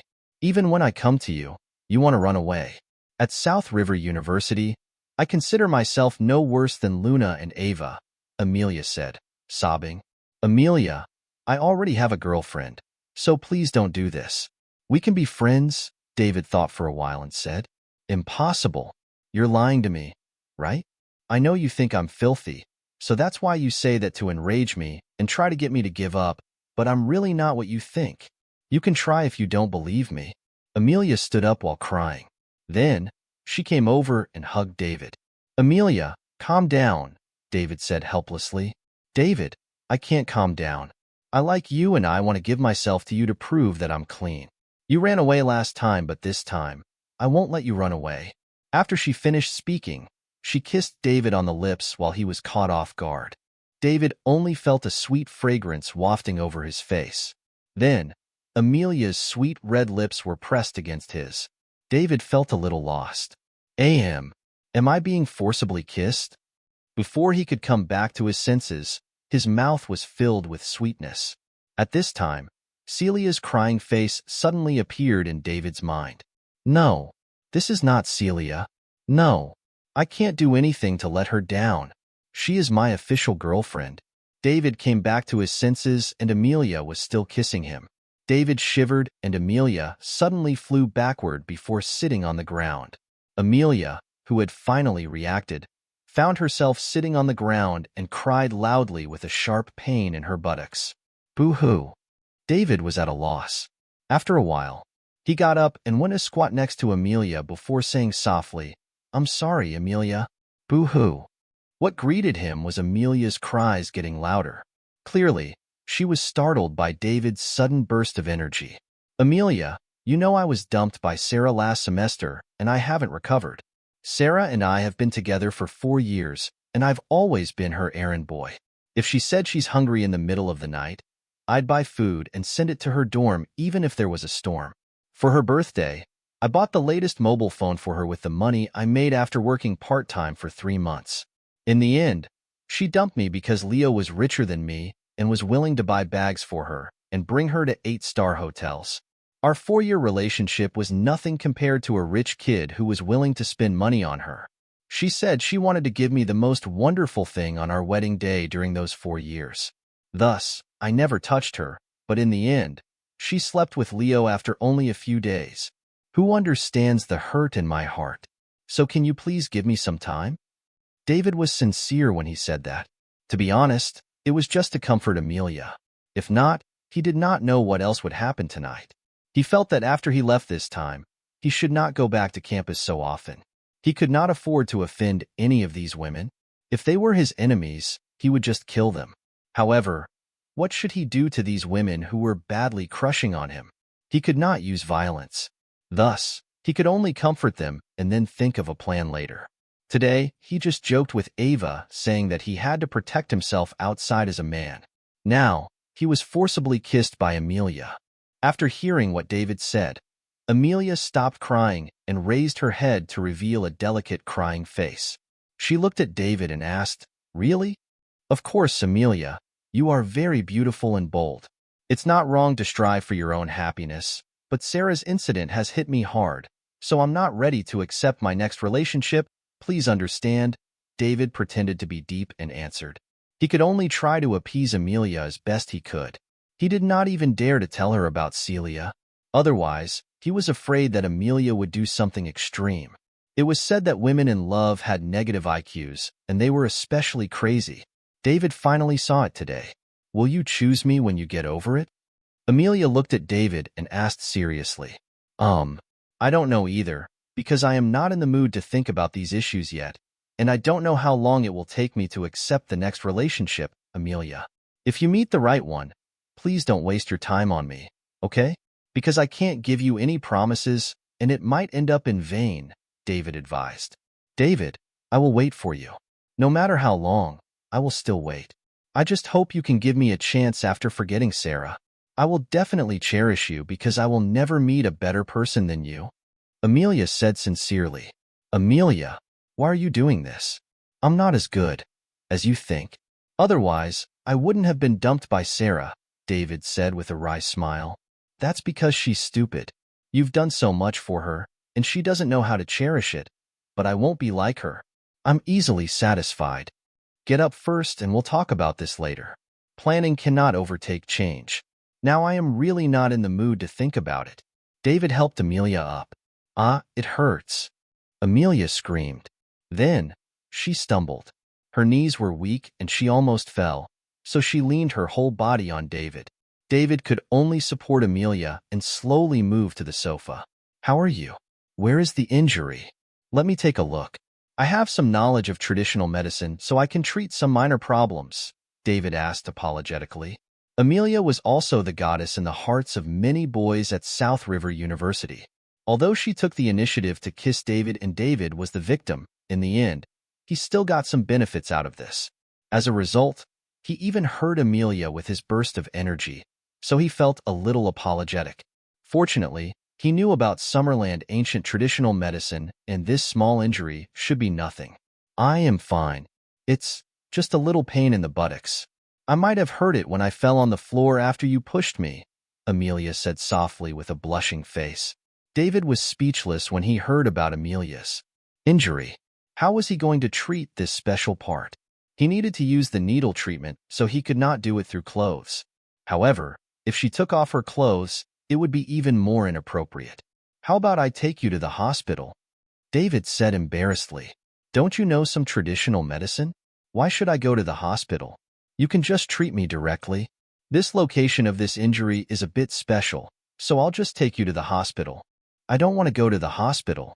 If a male doctor sees me, won't he be taking advantage of him? You should just treat me. I'm okay with you taking advantage of me. Amelia, we're still just friends. It will ruin your reputation if word got out. I can't do that, David shook his head and said. I'm not asking you to do anything. Right now, you are a doctor and I am a patient. Plus, you are just helping me treat my injuries. There are also male doctors in the obstetrics and gynecology department. What's the matter? I can't even walk now. How am I going to go to class tomorrow if you don't help me? Also, you're the one who hurt me, so you're responsible for this, Amelia said angrily. But David still wanted to say no. However, he was interrupted by Amelia before he could finish his sentence. There's nothing wrong with it. If you don't help me, then send me back.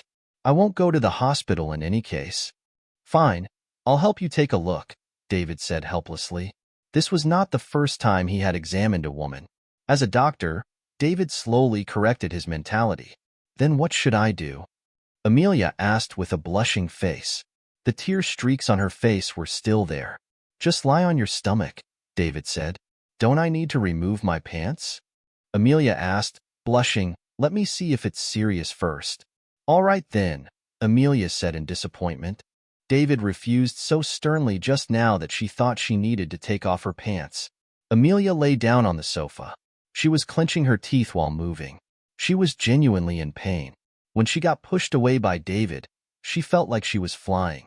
Immediately afterward, she felt a sharp pain on her bottom. The wooden floor was so hard, and one could imagine how she felt after falling from such a high place. She cried so loudly just now, partly because David rejected her. On the other hand, it was also caused by the severe pain in her buttocks. A girl's tolerance for pain was very low. All right, Amelia said, lying on her stomach. The moment David put his hands on her to get ready to rub the injured area, Amelia let out a loud scream. Ah, it hurts. All right, I can't look at it, and I can't even touch it. How am I going to treat it? With Amelia's consent, David lifted her clothes a little to reveal the injured part. Then, he started the needle treatment. Amelia was indeed injured. Fortunately, her bones were undamaged. Otherwise, it would be a little troublesome. If her bones were injured, even if he was a genius doctor, it would take at least a week to heal. David started to promote blood circulation within Amelia. As long as her bones were fine, this small problem could be described as a piece of cake for David, who had studied Summerland ancient traditional medicine. Soon after, the redness and swelling dissipated. David removed the needles and said after turning around, "It's done. See if you can walk." Amelia's face was red. Huh. It doesn't hurt as much now. She stood up and took 2 steps. Even though she was not completely healed, it was still much better than before. Moreover, it did not affect her walking at all. How amazing! I didn't know that David knows medicine. How is it? David asked. I'm cured. David, you're so amazing. Amelia said happily. It's good that you're fine. At the end of the day, I'm still the one to blame. I shouldn't have pushed you so hard, and I'm responsible for causing the injury to you. I don't blame you. I'm also responsible. David did not want to continue this topic, so he said, let me send you back. All right, Amelia answered, feeling a little sad. She was happy just now, but now that David was so urgently sending her back, she immediately felt down. David could see the changes in Amelia's emotions, and his heart softened. David could kill his enemies without hesitation, but when it came to his friends, he could not be so savage. He figured that this was his weakness, but he could not change it in the short term. It's late, so why don't you stay here? The room you stayed in has not been occupied since the last time you came over, David said with a sigh. Okay, Amelia replied instantly. Her sadness immediately changed into happiness. David had no choice but to sigh ruefully. A woman would change her mood as fast as turning a page. She had a different mood every second. Then I'll go up first, rest early, David said and went upstairs. Amelia looked at David's leaving figure and did not turn around until he disappeared into the stairwell. Then, she stared at the night scene outside the window in a daze. David went up to the upper floor of the loft. He was going to take off his clothes and jump into the swimming pool to take a bath, but he only remembered when half of his clothes were off that he was not staying alone tonight. Amelia was still down there. It would be bad if she walked up and saw him. Thus, David put his clothes back on again. After that, he walked back to the room, changed into a pair of tight shorts, and came out. With that, he jumped into the pool. The water in the swimming pool was changed every day, so there was no problem with the water quality, and it was also very clean. After a few laps, David got up and rested on a chair by the pool. This kind of life was something he could not even imagine before he got the system. Endless wealth and countless stunning women around him. Even though he already had Celia and he did not want to be a scumbag who would fall in love with every woman he laid eyes on, it still felt nice to be liked by beautiful women. His strength had also reached peak god rank, which put him at the top of the world. It could also be said that he had reached the point where he could do whatever he wanted. Now he only needed his mind power to break through, then raise it to the god level limit and reach the peak god rank under the double limit. When that happened, he would be truly standing at the top of the world. At that time, even if all the peak god rankers in the world joined forces, he would not be scared of them at all. This was probably what all men dreamed of. Yet, it had been realized by a poor student like him. However, it would take 10,000 lavish points for his mind power to break through and 9,000 points to raise the mind power to peak god level. A total of 19,000 lavish points were required. David turned on the system and looked at his lavish points. He had reached 5,247 points. He believed that it would reach 10,000 soon. As long as his mind power reached god level, David felt that his strength would not be far from Mason. The future is promising. David lay on the chair next to the pool and sighed as he looked at the stars in the night sky. The roof of the pool was made from tempered glass, so he could look up at the starry sky. As expected of a house worth 400 million. There was a reason why it was so expensive. David looked at the gorgeous view in the sky and closed his eyes slowly. Then, he fell asleep. Perhaps he was too tired during this period. This was his first house, and this was where he felt most attached to. He could only sleep soundly and have peace of mind when he was here. While he was feeling groggy, David felt wetness and warmth on his lips. He did not pay any attention to it. A scream interrupted David's dream. When he opened his eyes, he saw a delicate face in front of him. Amelia's cheeks were flushed and she covered her mouth, a little scared to look at David. It was only then that David realized that it was not a dream at all. Amelia was kissing him again. David did not know how to react for a moment. At this time, Amelia leaned down and put her head on David's shoulder. Then, she blew a breath in his ear and said softly, "David, do you want to? As long as you say it, I will agree." David was immediately teased to the extreme by Amelia's blatant seduction. At this moment, he really wanted to sleep with Amelie right here on the spot.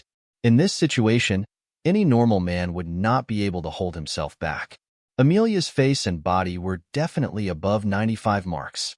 However, reason told him not to. Although he was not a saint, he was still a man of principles. If he slept with Amelia now, he would feel good for now, But what would happen next? How would he face Amelia? He could not give her any proper recognition after this. How would he explain this to Celia? This girl had loved him and waited for him for so long. David unleashed a powerful mind power to control his desires.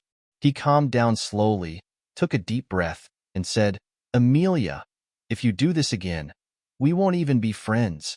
Before we establish a relationship, I won't do anything with you. If I do, it will be irresponsible toward both you and also myself. Please get up." Amelia did not expect David to answer like this.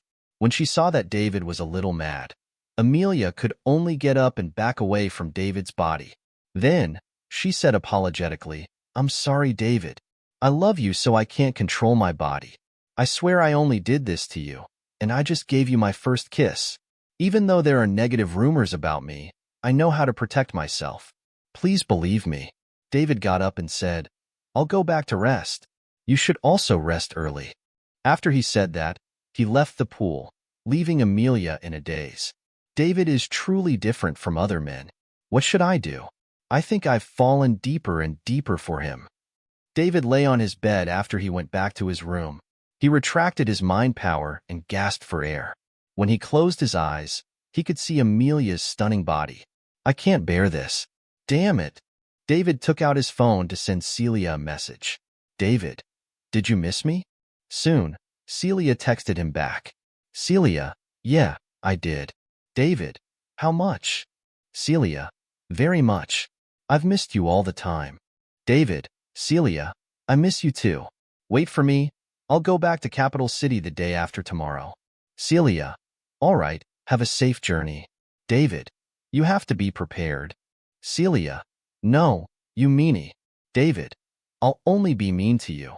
Celia, But I'm... David, "What?" Celia, "I'm on my period. F***CK. David cried. Tonight, someone else was going to have a hard time sleeping. David and Amelia went back to campus the next day. When the Bugatti Veyron drove into South River University, it prompted a series of skirns. Almost everyone turned their heads to look at it. This sports car was really too luxurious and too dazzling. After David parked the car, Amelia opened the door and got out of the passenger seat. Although nothing happened between her and David this time, being able to get out of his car to be seen by so many classmates was a declaration of ownership to the entire South River University.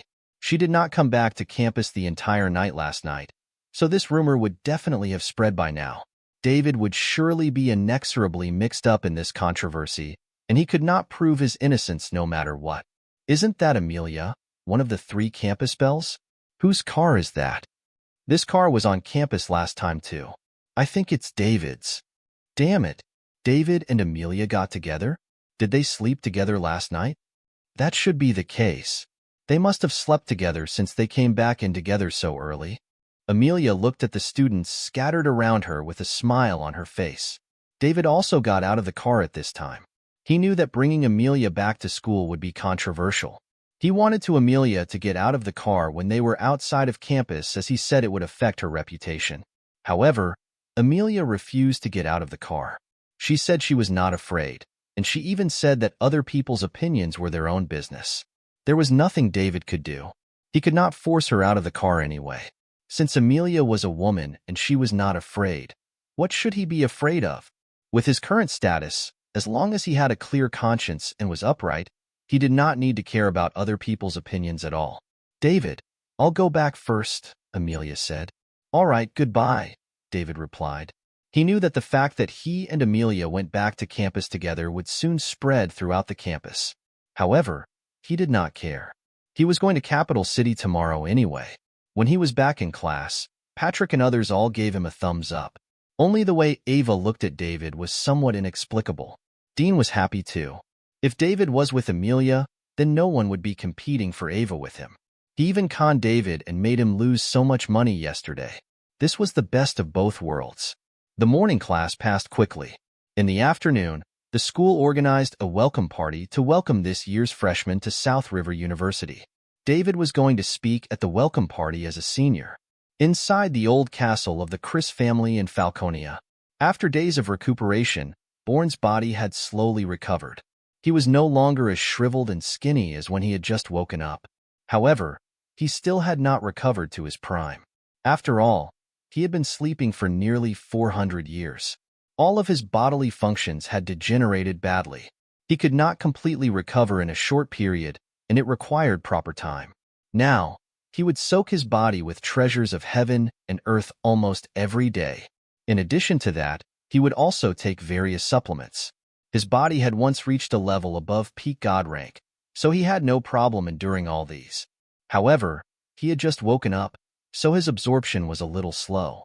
He needed to wake up his bodily functions slowly so that everything could be absorbed faster. Finally, he would be restored to his former prime, the realm above peak god rank. Born was now looking through the information on the 5 major forces.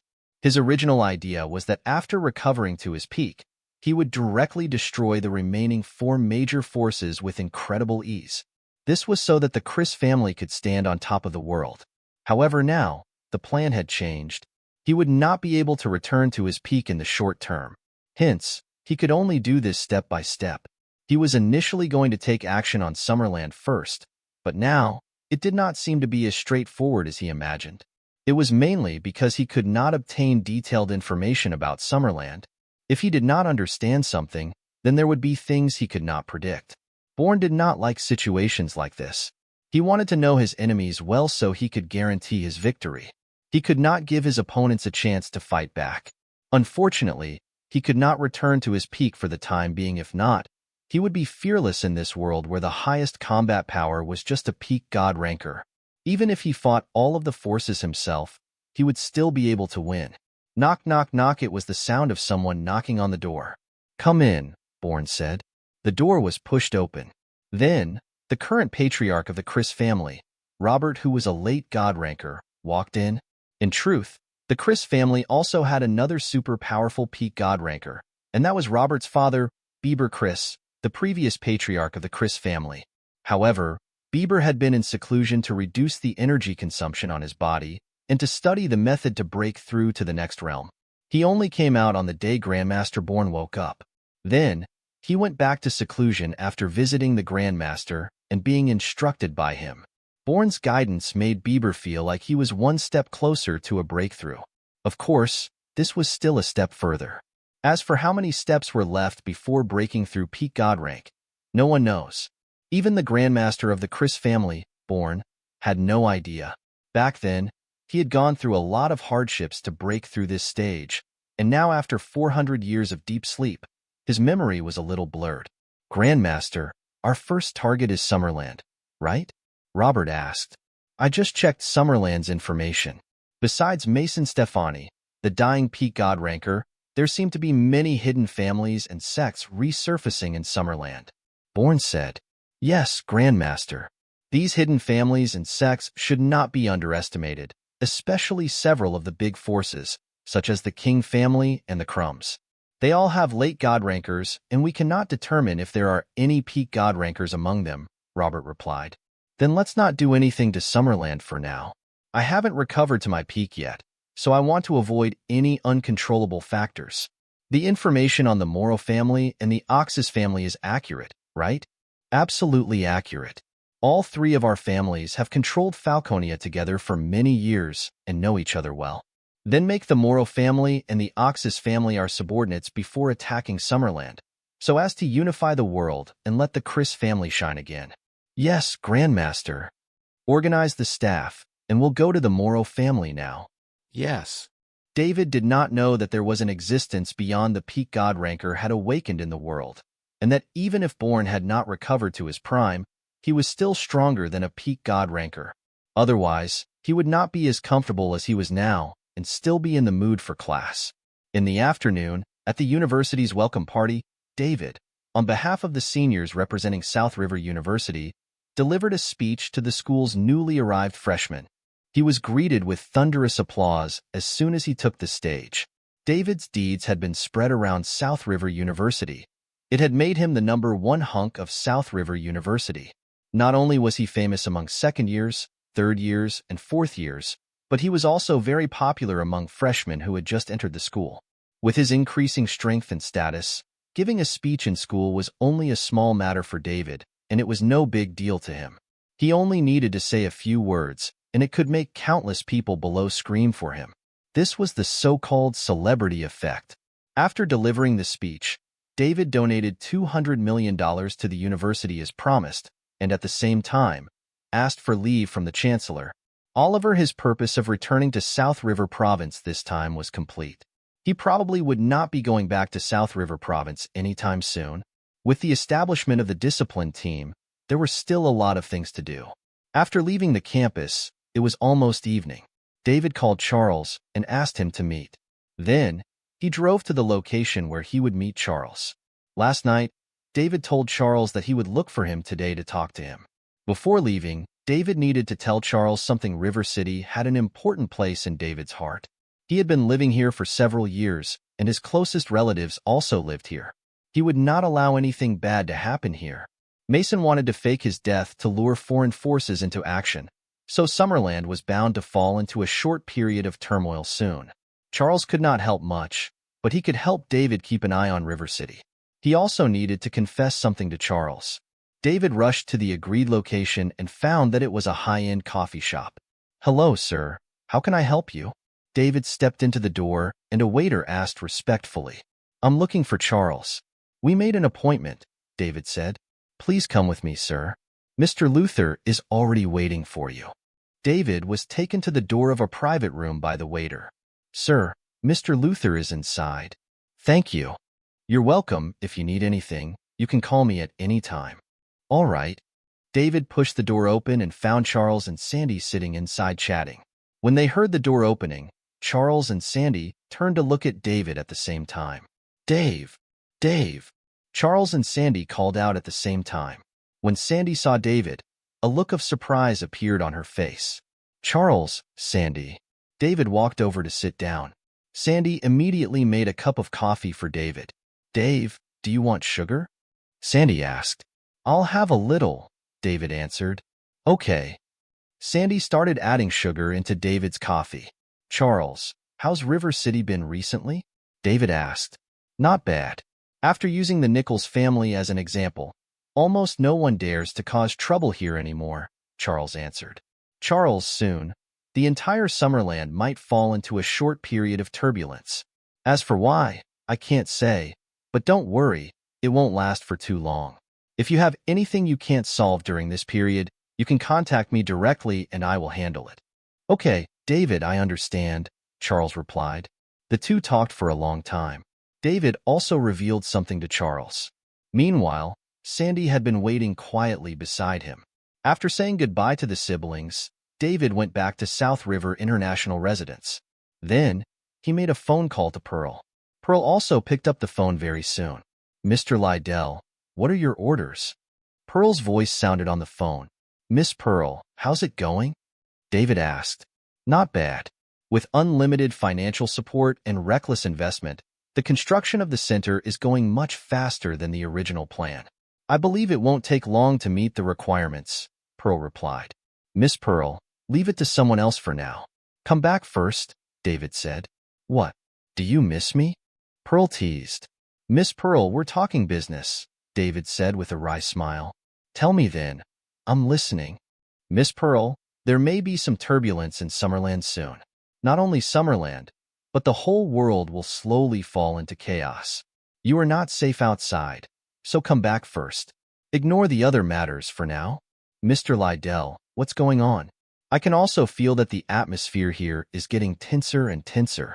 Crime is on an upward trend and the number of police officers patrolling the streets is also starting to increase," Pearl said curiously. "It's a bit complicated. Come back first. I'll tell you the details later." "Okay, then I'll implement this project first. I'll be back in a few days." "No need. Just leave the work to the people below.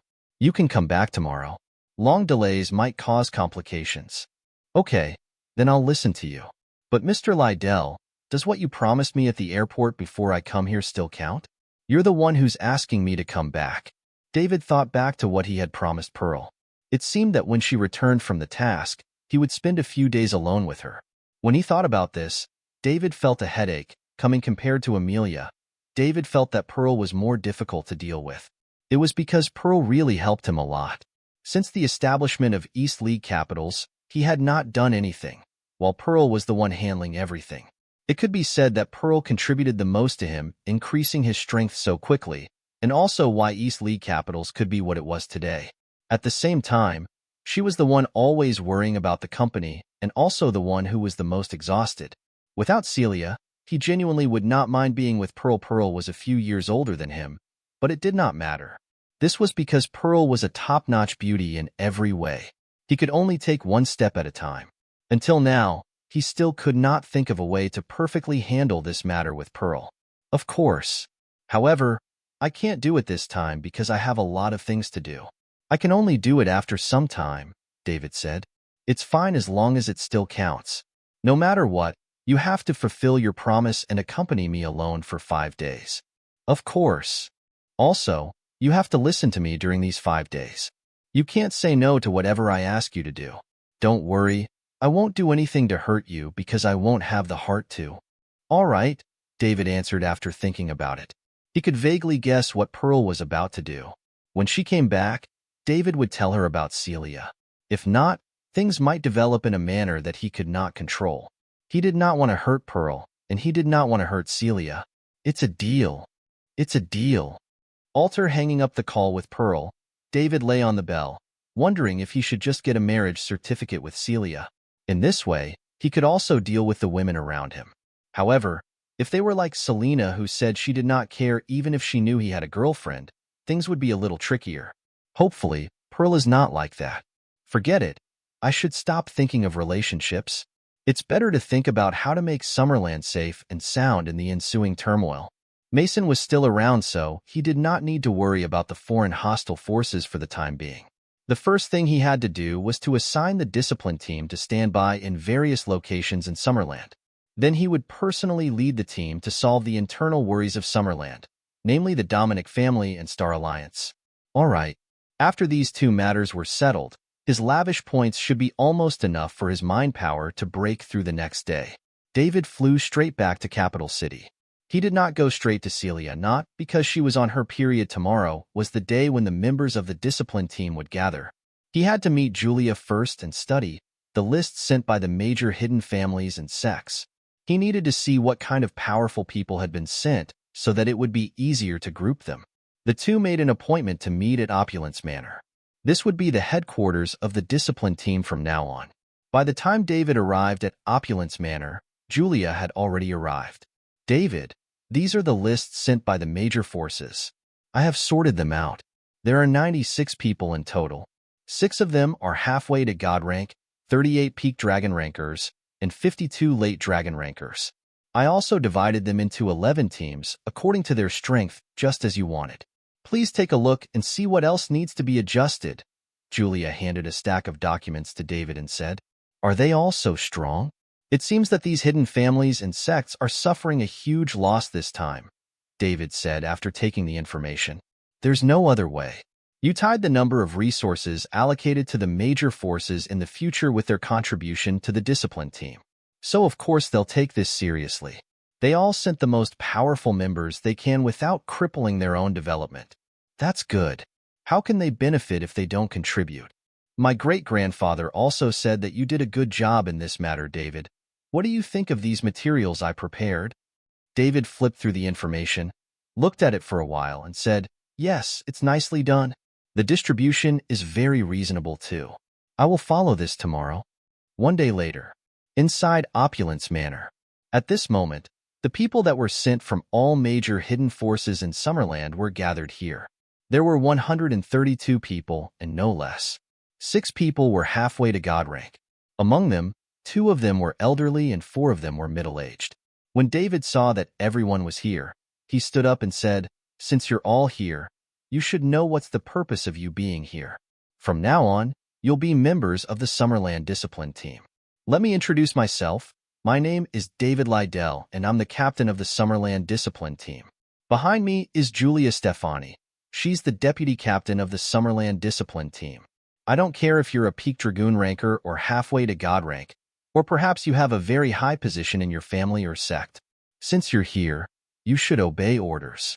How much resources your family or sect can allocate in the future depends on your contribution here. So if you don't want your force to walk away with nothing, you should be more serious. Next, Deputy Captain Julia will send you some documents which detail your grouping and which provinces you will be responsible for. Jules, give them the documents. David turned to say to Julia behind him. Yes, Captain, Julia replied. Julia stepped down and handed out the documents to everyone. The information you have in your hands details the team you are in and the area you are in charge of. If you have any questions, you can ask them now and we will solve them on the spot. If you don't mention them now, it will mean that you have acquiesced. I hope any disharmony won't happen again in the future. David looked at the nearly 100 powerful people below and said, Captain, I want to ask if we can change the area we are in charge of. Someone stood up and asked. You can, but you can't change to the area where your own force will resurface, lest you start to do some secret or dishonest deals with your own forces. Where do you want to change to? David asked.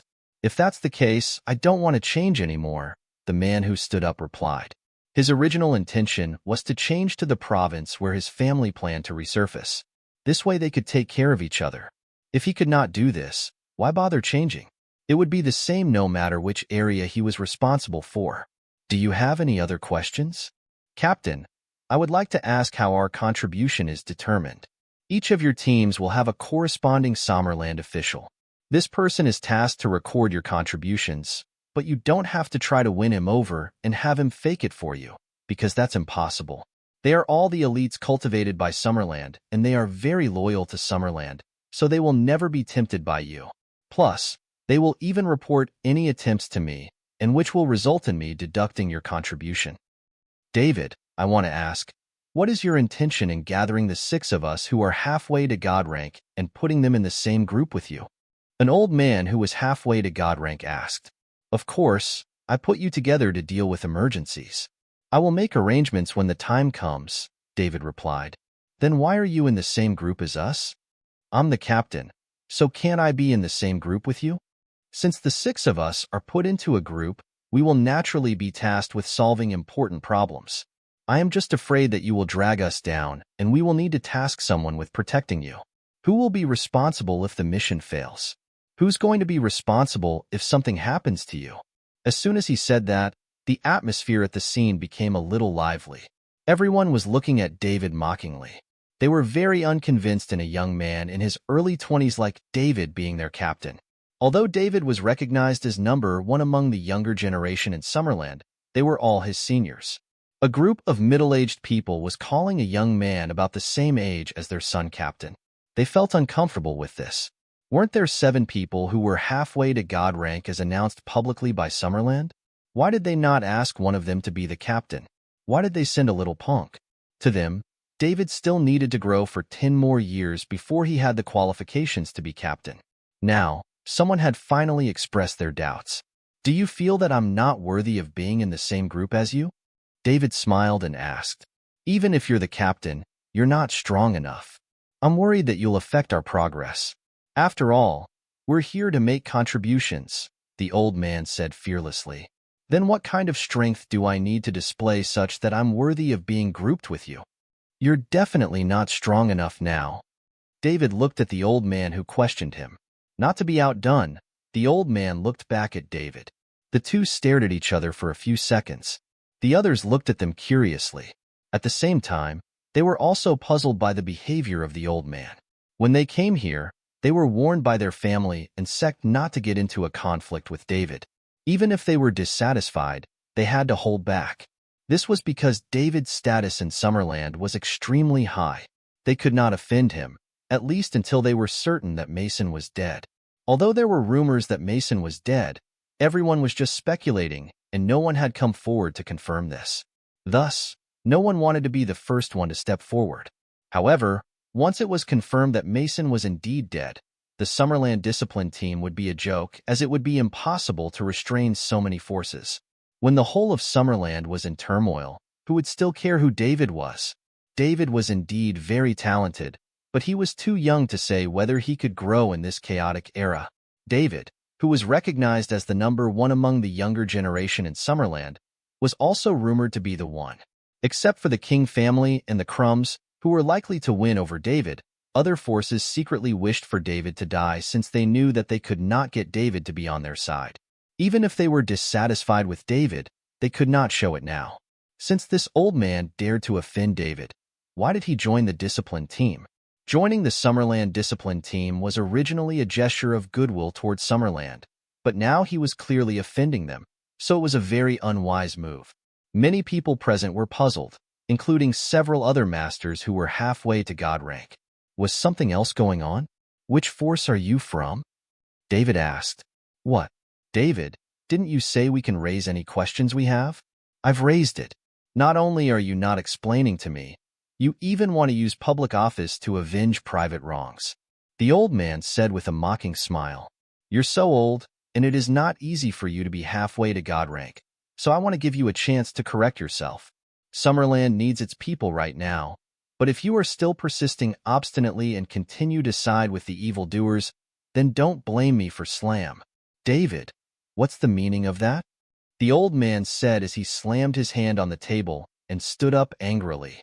You know what it means. Think about it properly. I'll give you 10 seconds to think about it.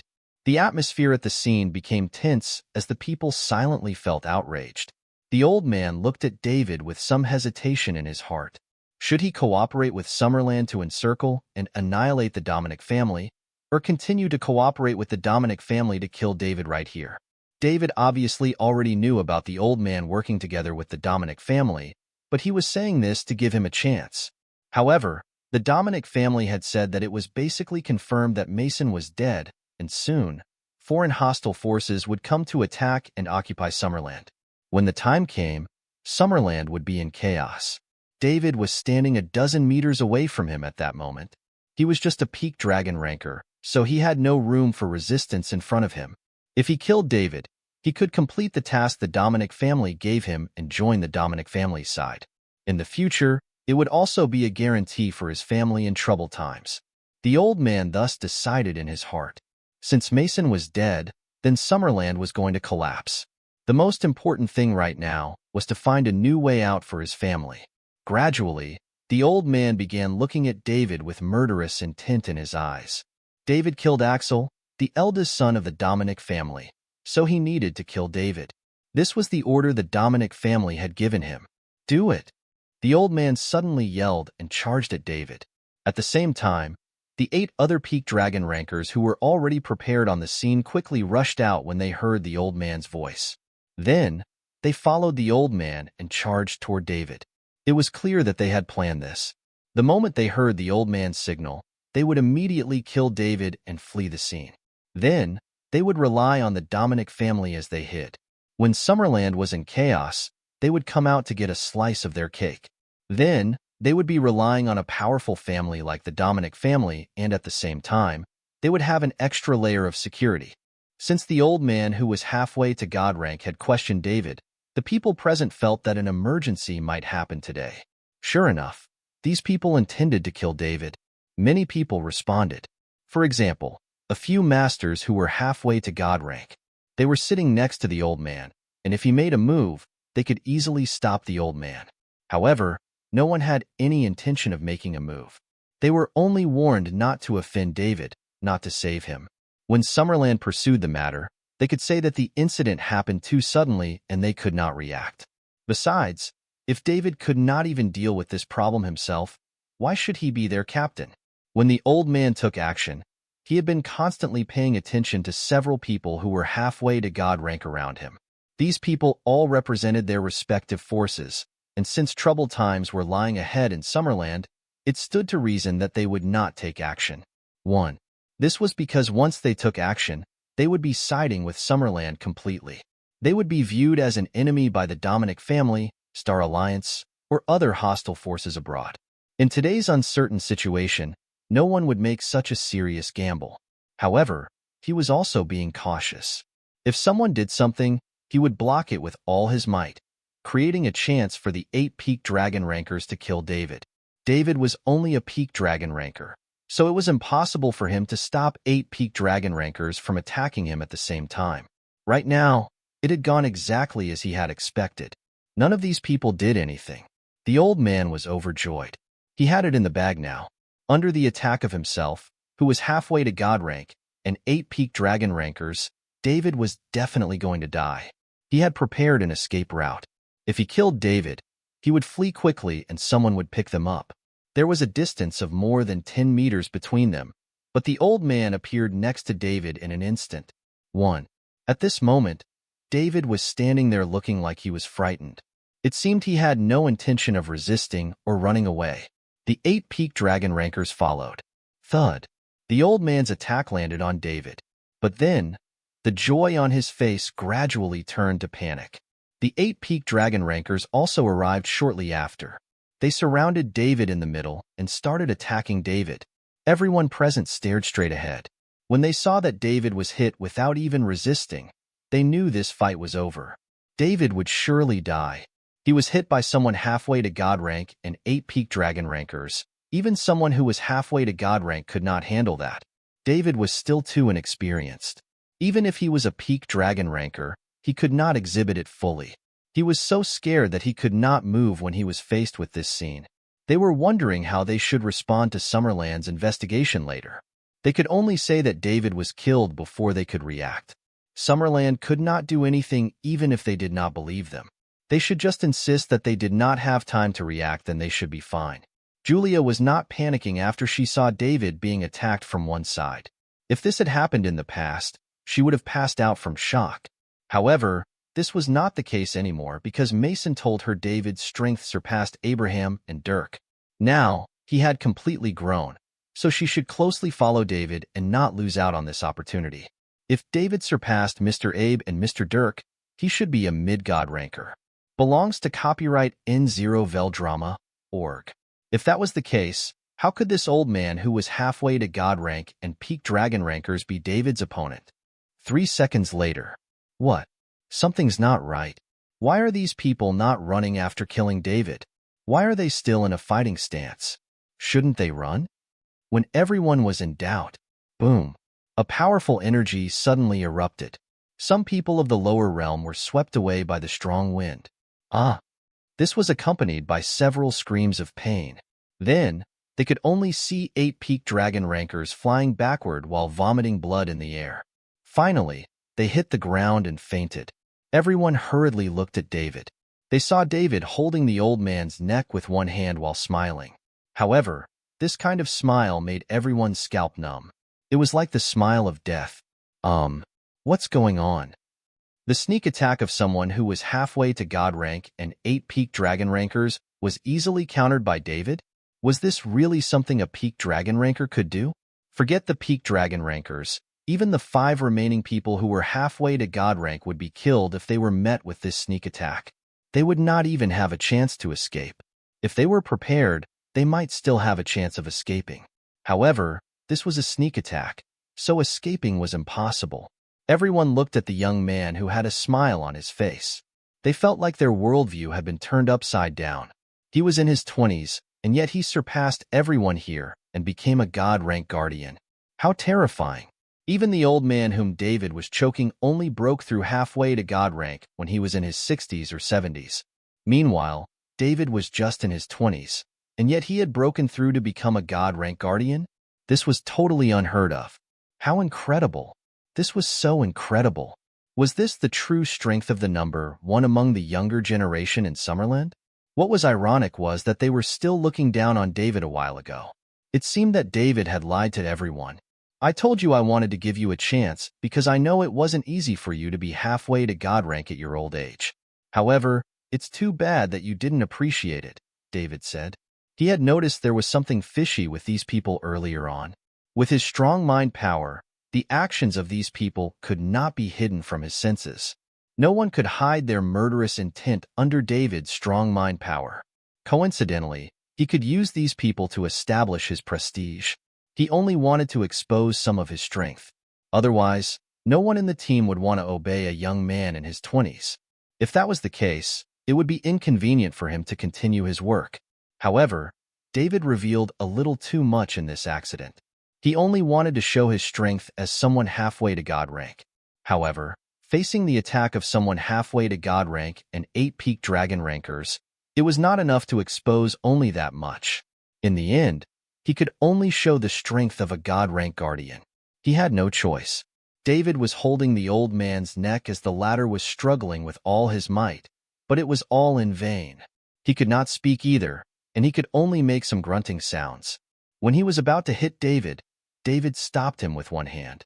Plus, David even lifted his head to smile at him.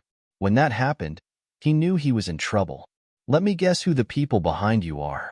If I'm not wrong, it should be the Dominic family, right? After all, I killed their eldest son, so they definitely want me dead.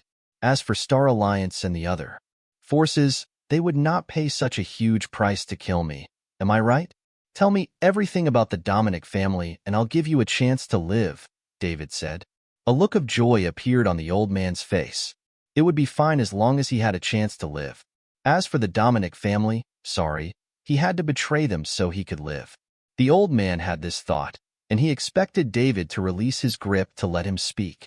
However, David's big hands were still like iron clamps. It was choking his neck so tightly that he did not even have a chance to speak. He could only make some noises in his throat. After a few seconds, David continued, "You're not answering? You are so stubborn. Originally, I wanted to give you a chance to live. Since you don't appreciate it, then you should go to hell first. The Dominic family will accompany you soon enough." At this time, the old man suddenly struggled violently. He wanted to remind David, "You're choking me, so that's why I didn't speak. I want to live. I want to explain." Crack. David broke the old man's neck without any hesitation. A master halfway to God rank had fallen. The people at the scene were all dumbfounded when they saw this. Everyone shuddered. Was he even giving him AF** king chance? He's choking him until he can't speak, and yet he's still asking questions? He even said that he didn't appreciate the opportunity? How can there be such a shameless person? It'd be better to just kill him. After David dealt with the old man, he threw the old man's body aside. Then, he saw nearly 100 pairs of eyes staring at him in shock. David felt that he had done a good job establishing his prestige. His strong strength was also revealed. Plus, his benevolent side was also revealed. He gave the old man a chance, and yet he did not appreciate it. So what could he do? Wait, why are you all looking at me with disdain in your eyes? Shouldn't you show shock and fear? David recalled the process of him killing the old man. I seem to have made a mistake. When he asked the old man, he was still choking the old man's neck tightly, so he should not be able to speak, which meant he was talking to himself during that moment. He was still curious why that old man had such strong integrity. Was he not scared of death? Now he thought about it. The old man should be trying to talk to save his life, and it could be felt in his intense struggle. However, he could not say anything. Damn it, I was too careless. But whatever, he's dead anyway. Since he wanted to kill me, he should be prepared to be killed in response. David did not feel the slightest remorse for killing people like that. However, he could not show that he had made a mistake just now. If not, he would destroy the honorable image he created.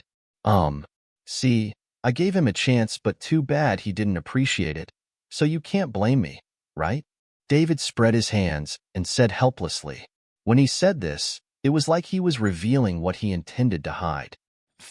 Julia could not hold herself back and she burst into laughter. David ignored Julia and continued, "Who else has anything they want to say?" Everyone shook their heads. What a joke. David was a God-rank guardian, so who dared to have any opinions? Did they not see someone from halfway to God rank dying just now? Plus, David looked so innocent right now. He was definitely someone who would not hesitate to kill. He killed someone who was halfway to God rank just like that. He did not give the old man a chance to speak, and he even pretentiously said he gave him a chance. He gave the old man hope first and then slowly killed him. That was the cruelest. Everyone at the scene looked at David with a hint of fear in their eyes. After he saw everyone shaking their heads and expressing that they had no opinion, David continued, "Since everyone has no opinion, then you should follow your grouping and go directly to the local provincial cabinet minister after you arrive at your assigned locations. They will arrange your accommodation and fully cooperate with you. I hope you'll take this seriously. After all, this is related to your life. You will all execute the task together."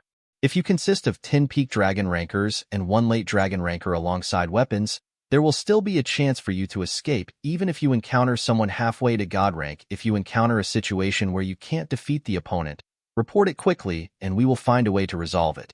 Also, if I find out that you have colluded with the Dominic family and Star Alliance to disrupt Summerland, don't blame me for being ruthless for uprooting the families and sects behind you. Don't doubt Summerland's strength. Since Summerland can become one of the world's largest empires, it possesses power that's beyond your imagination. As for the ones who are halfway to God rank, I will make the arrangements later. After David finished speaking, he glanced at everyone present. Everyone whom David looked at felt a shiver run down their spines. The gaze of the God rank guardian was a little uncomfortable. Captain Lydell, please rest assured. Since we are here, we have absolute confidence in Summerland, and we will do our best to maintain the stability of the country. After all, I am also a Summerlander. When a country falls in disgrace, everyone will be doomed. A middle-aged man from the King family, who was also halfway to God rank, stood up and said, "Yes, rest assured, Captain Lydell. We will do our best to maintain the stability of Summerland." Everyone answered loudly. Now, everyone's attitude towards David had completely changed, from the initial disobedience and disdain to the current fear and terror. Even someone who was halfway to God rank could not have a chance to fight back and was instantly killed. So how would they dare to speak their minds? Among the dozens of forces present, most of them only had people who were halfway to God rank in their families, and very few of them had God rank guardians. With the strength that David had shown just now, he could destroy most of the forces here by himself. It seemed that Summerland was not as simple as it seemed on the surface. Originally, they thought that there were only 3 God rank guardians, and once Mason died, there would only be 2. Hence, it would be impossible for them to protect Summerland. Unexpectedly, David appeared at this moment. Furthermore, according to the information surrounding the grand event of the Chosen Ones brought back by the major forces, it was very likely that the Master who was a late God ranker was also someone from Summerland. In this way, even if Mason died, Summerland was still pretty strong and not everyone could violate it in the future. They might even be met with demise. Moreover, who knew if there was any hidden powers in Summerland? It seemed that it was not appropriate to start a conflict with Summerland for the time being, so they had to try their best to cooperate with Summerland. When a country falls in disgrace, everyone will be doomed indeed. I admire the King family very much. You once helped Summerland during its most difficult time, and helped it get through the most challenging years. We will not forget this. David looked at the middle-aged man and said, judging from the few people in the King family that he had come into contact with now, they were still relatively good and decent people. They were also not arrogant like the other families. Although this person had been observing him today, he did not show disdain, but instead, there was appreciation in his eyes. It seemed that Selena was right. The King family indeed wanted to win him over. Captain Lydell, you're too courteous. As a family in Summerland, we're born and raised in Summerland. So this is what my family should do, the middle-aged man, Benedict King, said modestly. Before he came here, his brother Augustus said that he had to try his best to get close to David. David was not as simple as he seemed, and was possibly hiding his strength. Back then, Benedict was objecting to that idea because David was just a young man in his 20s. He relied on his speed to sneak on a late dragon ranker before killing him. Everyone out there was saying that David was a peak dragon ranker, but he did not think so. He thought that David might have the strength of a late dragon ranker, and he only learned some powerful body movement and martial arts. Of course, judging from his age, David was indeed a rare talent. Thus, if they could get him on their side, then of course they would not give up on that chance. Just now when David was being attacked, Benedict planned to do something. However, he accidentally saw David's expression at that moment and noticed that David was happy. Right? It was happiness. Benedict would not make any mistakes. Therefore, he did not do anything. He also wanted to see how David would handle the sneak attack of someone halfway to God rank and 8 peak dragon rankers. If he looked at it from another angle, if Summerland could give David such an important position like the captain of the Discipline Learn, then even if he was not strong enough, he would still be able to handle someone halfway to God rank. However, the result was beyond Benedict's expectations, and it proved what his brother Augustus said. David was hiding his strength, and he was hiding it very deeply. He was a God-rank guardian, which no one expected. Anyone would feel huge pressure when they were facing a God-rank guardian, unless they themselves was also a God-rank guardian. Hence, Benedict had to be humble to David, which also made him want to open David even more. This kid was too talented, and he was worth investing in. I hope everyone here can learn from the King family. This is what a family from Summerland should do instead of constantly thinking about how to get a portion of Summerland. I am telling you now that you can keep what Summerland wants to give you, but if Summerland doesn't want to give you, no one can steal it away. Don't tell anyone what happened today. Alright, that's all for today. Everyone, you should go to the locations Deputy Captain Stefani assigned you. Next, everyone dispersed and went to their assigned positions.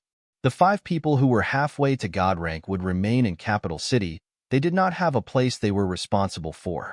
However, they would head out if anything unsolvable happened. Capital City was in the center of Summerland, so they were always nearby. In the afternoon, David arrived at Capital City International Airport. He was here to pick up Pearl. Pearl ended up delaying her flight for 2 days, as she wanted to come back after settling her affairs. As the boss of East League Capitals, David needed to welcome this huge contributor back initially. David wanted to make this a grand event. He wanted to ask all the senior executives of East League Capitals and Capital City to come over and hang some banners to welcome Pearl's return. In the end, Pearl refused no matter how hard he tried to convince her. She only asked David to come pick her up alone and that the rest of them should not come. Hence, David could only come alone. David got there just in time for Pearl's plane to land. Not long after he arrived, her flight arrived. He stood waiting on the edge of the passenger exit. Soon he saw a tall and stylishly dressed woman with wide sunglasses covering half of her face walking out while dragging a suitcase. David went up to her, wanting to take the suitcase from the woman's hand. Unexpectedly, the woman threw the suitcase in her hand away and gave David a big hug. David was a little embarrassed by that.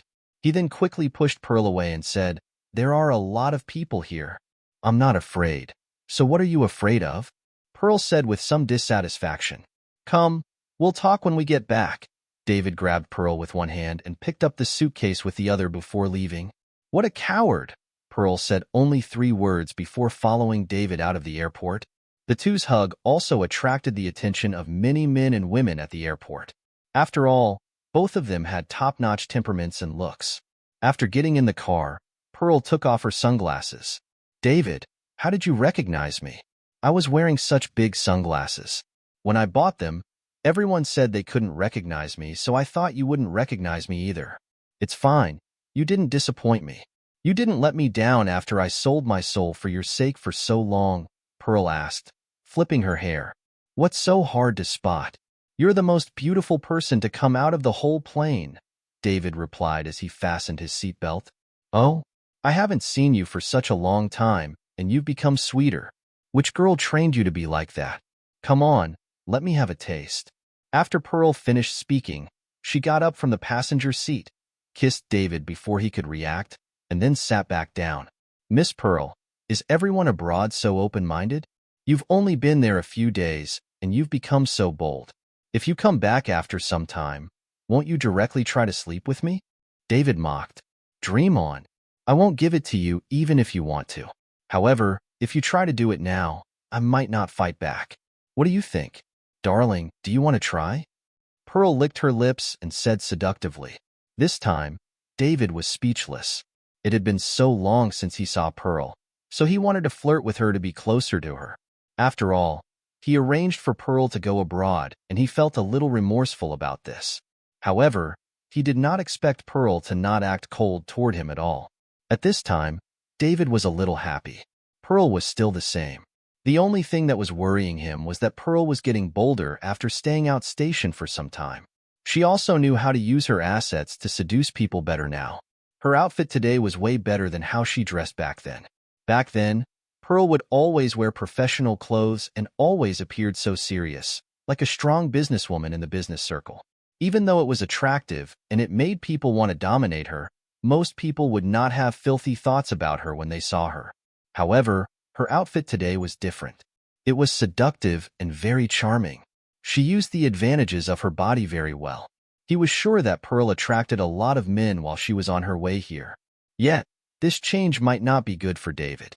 This would mean that he would always be seduced and teased by Pearl. Initially, after David upgraded his physique to the god level limit, normal people were not even in the same category as him. Celia was a normal person and her body was not that strong, so she was a weak and vulnerable girl. He was constantly controlling himself so that he would not tire Celia out. However, this was very difficult for him. Once Pandora's box was opened, it would be difficult to close it. It was so difficult to endure what Amelia did to him in River City the other day. He originally thought that he could get rid of Amelia's temptation if he did not return to River City, but now he was in Pearl's arms again. What was this called? For David, this kind of bliss was really a test of his willpower. If he was not careful, he would fall into the abyss. Miss Pearl, stop tempting me. I'm afraid that I really won't be able to stop myself, David said with a wry smile. I didn't ask you to stop yourself. You can do whatever you want at any time. I'm ready and won't refuse, Pearl replied in a meaningful way. Forget it. Let's not talk about this. How did you do abroad, Miss Pearl? David changed the topic and asked. At the same time, he started the car and drove away. It's all right. I wasn't used to it at first, but it got better after a while. Plus, I've also learned a lot from going abroad, so it was a worthwhile trip, Pearl replied. Oh, what is there for us to learn from abroad? Let's hear it. Of course, there is so much. For example, foreign countries advocate bravely pursuing whatever you like, regardless of the outcome. One's lifetime is just a few decades, so don't leave any regrets or you will be unwilling when you die. Thus, I decided to be braver and continue to pursue what I like when I came back this time. Pearl looked out the window and said in a low voice. David smiled wryly when he heard that. How did this go to that again? How could he not understand Pearl's feelings for him? However, what could he do now? Even if he was a peak god ranker and was a top-notch master, he had no idea what to do when it came to relationships. He did not want to hurt anyone. Celia, Pearl, Sandy, Amelia, and even Selena showed him how they felt about him clearly, and he did not want to hurt any of them. Plus, there was only one of him, so he could only choose one. Since he chose Celia, he should reject all of them clearly. However, he could not say it, and he could not bear to see them being sad or even do the extreme. Right now, he was willing to fight with a peak god ranker than face these people.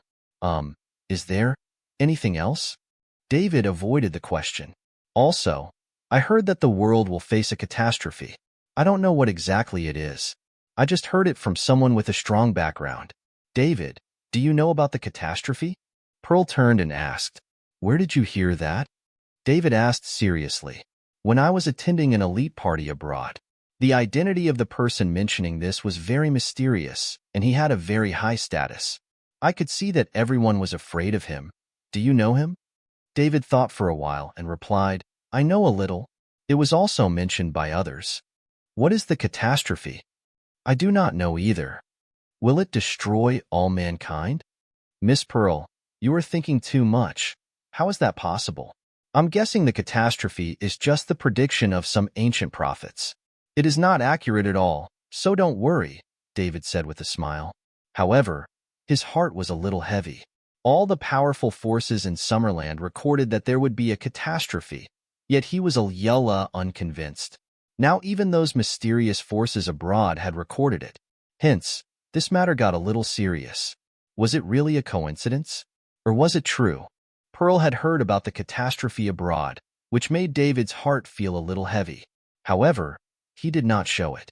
He just told Pearl not to believe in these so-called predictions, but to believe in science. However, in his heart, he began to believe that the catastrophe might really come true. After all, he had the system, so what else was impossible? If only one or two people were saying it, then it was just a rumor, but when everyone was saying it, then things were not so simple anymore. He felt that he should also pay attention to this matter and take some time to find out the truth. Maybe he really was the savior. As a highly educated person, I don't really believe in prophecies, but it is said that this matter is widely circulated in the upper-class circles abroad, Pearl said. It's just a rumor, Miss Pearl, so you don't need to be too concerned. It's just a rumor, And you don't know anything else about it? So how can it be accurate? How many years have humans survived, and how many prophecies have there been? Even so, how many of them have come true? Prophecies are just nonsense created by people who think too much of themselves, David reassured. I see, but David, there's something else I want to tell you. You can tell me anything, Miss Pearl. Pearl was silent for more than 10 seconds, and after thinking about it, she said, Forget it. I'll tell you next time. Miss Pearl, tell me. I'm listening. I don't want to tell you anymore, Pearl refused. Then tell me when you want to tell me again in the future, David replied. He thought to himself, women change. Their minds so fast. No wonder there was a saying that said, women change their mood as fast as flipping the pages of a book. He did not say anything wrong just now, right? He could tell that Pearl had something on her mind, but if she did not want to tell him, he could not do anything too. His mind power was strong, but he could only detect small changes in someone. He could not detect what they were thinking. If he could do that, he would be invincible, but unfortunately, that was impossible. The two of them stayed silent. Pearl did have something on her mind, but she did not want to say it and cause trouble for David. It was because from what she knew so far, David's East League Capitals was still far behind. Even though David's background was deep and there were many things she did not understand, he was still like a gnat in front of that surname. When she came back this time, she also wanted to avoid the topic. As long as she did not go abroad, she should be fine. So why bother telling David about this? Even if David found out, there was nothing he could do anyway. What she encountered this time was not comparable to what happened the last time in Springfield. The difference between the two was huge, so telling David would just be causing trouble for him. David drove Pearl to an upscale neighborhood in Capital City. This was also one of his properties. Of course, this was the most luxurious and most expensive among his many properties. Is this your house? Pearl asked as soon as she entered. Yeah, I just bought it not long ago, David replied. Are you going to use this to hide your lover? What are you talking about, Miss Pearl? No one has lived in this house before. I prepared it just for you. That's more like it. If another woman lived here before, I wouldn't want to stay here. It'd be dirty. Miss Pearl, can you stop thinking of me like that? If I wanted to hide a woman, I have to consider you first, right? How can I still be in the mood to go outside to find another lover with such a gorgeous woman beside me? David said helplessly. It's good that you know, then it's a deal. If you have thoughts of hiding a woman, you have to consider me first. Pearl lay down on the sofa and said. Her posture was really tempting. At that moment, David almost could not hold himself back. He quickly looked away and said, Miss Pearl, you should take a shower first. Relieve your fatigue, and we'll go out to eat to welcome you back. But I'm very tired. What should I do if I don't want to go out? Pearl was still lying down on the sofa motionlessly. Then, how about I make you something? David asked. Can you cook? Pearl asked curiously. Her eyes lit up. How could a super-rich kid like David know how to cook? It was simply anecdotal. Pearl seemed to have discovered a new continent. Of course, don't underestimate me. Although the taste is not as good as those of Michelin star chefs, it is still edible, David said proudly. He used to live in either his Aunt Sally or Aunt Diana's house. In order to gain their favor, he was very proactive in doing housework. Cooking was naturally one of the tasks. At first, it was just to help out. Slowly he learned a lot and started doing it himself. Over the years, he got pretty good at making home-cooked food. That's fine. Make something so I can have a taste. I want to see what the food of a big shot worth nearly 10 trillion tastes like. This is not something that everyone can eat, Pearl said happily. In that case, Miss Pearl, go take a shower first. I don't want to move. Why don't you wash for me, darling? Pearl licked her red lips and seduced him. I'm going to cook. David left the living room like he was fleeing. Pearl giggled after she was left alone. She discovered that it was very fun to tease David. A big shot with a net worth of $10 trillion was at a loss after she teased him. David went to the kitchen and opened the fridge. Inside the fridge were all high-end ingredients. Even though he had never stayed here before, the food in the fridge would be changed when the cleaners came to clean the place once every 3 days. Thus, the food in the fridge would not be over 3 days old, and they were still very fresh. This was the life of the rich. It was so extravagant. David had dozens of houses in Capital City, and the amount he used to change his food in a month would be astronomical to a normal person. Of course, the food would not go to waste, and they would be sent to orphanages. David started to handle the ingredients in an experienced manner. He cooked the pasta before he cleaned, cut, and cooked the vegetables. While David was busy preparing food in the kitchen, Pearl went to the bathroom after resting for a while. Soon, David brought the first dish to the dining room and placed it on the table. Then, he heard the sound of running water from the bathroom. David subconsciously looked in the direction of the bathroom. Then, he saw a fair figure reflected on the glass door of the bathroom. Even though he could not see it clearly, he could still imagine it. David quickly turned around and entered the kitchen. He would continue to numb himself by busying himself. When he was done, he did not bring it out of the kitchen. Instead, he placed it in the kitchen. Only when all the dishes were almost done did David finally took them out. "David, come and do me a favor." While David was busy, Pearl's voice came from the bathroom. "Miss Pearl, what's wrong?" David replied. "Help me get the clothes on the sofa." "Oh, all right, I'm coming." David walked over to the sofa in the living room, picked up Pearl's nightwear, and was about to give them to Pearl. Suddenly, he was stunned. Did that girl do it on purpose? The bathroom is so big, so couldn't she put her clothes in it? Isn't she deliberately asking me to take it for her? Oh no, I'll leave immediately after dinner. If he stayed a little longer, he did not know if he could control himself. Then, he walked to the shower with Pearl's nightwear.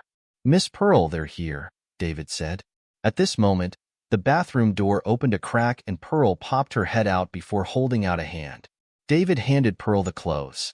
"Darling, do you want to come in and see if this fits me?" Pearl said. "Miss Pearl, I'm begging you, please stop teasing me, okay? I'm also a normal man. You're playing with fire like this." David closed his eyes and said bitterly, "Why don't you feel like a man to me?" How boring. Pearl took the clothes and shut the door. David continued to make dinner. Then, Pearl came out of the bathroom in her nightgown.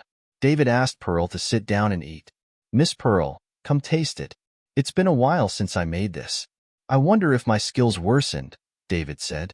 Pearl looked at the food on the table and was in disbelief. David knew how to make so many dishes. She thought David only knew how to make instant noodles. Plus, all of them looked appetizing. She was a little hungry now. Pearl took one of the dishes and had a taste. "It's good. It's so good." She figured that it was more delicious than any of those delicacies she ate before. Of course, this might be because she was hungry, and more importantly, David was the one who made these. Once a woman gave a man her heart, everything he did would be perfect to her. "How is it?" David asked. "Pretty good. They taste amazing," Pearl grinned and answered. "Have more then." The two were having dinner happily. Capital City International Airport. A luxurious private jet landed. After the plane stopped, a young man in his 30s walked out of the plane. He was followed by two middle-aged men. Those two turned out to be halfway to God rank. The two people who were halfway to God rank walked respectfully behind the young man. One could tell that the status of this young man was pretty high. "Summerland, I'm here.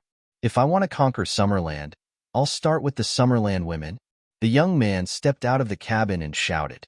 Since it was a private jet, no other passengers heard it. Of course, he would not care even if someone was there because his status was too high. The young man stepped down from the cabin to find that the ground was already covered with a red carpet. At the same time, people were lining up on both sides of the carpet waiting for him.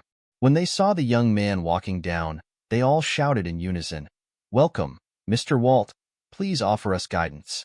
This young man was Walt Mosley, the second in line of the Mosley family, which was also one of the three most mysterious families in the world.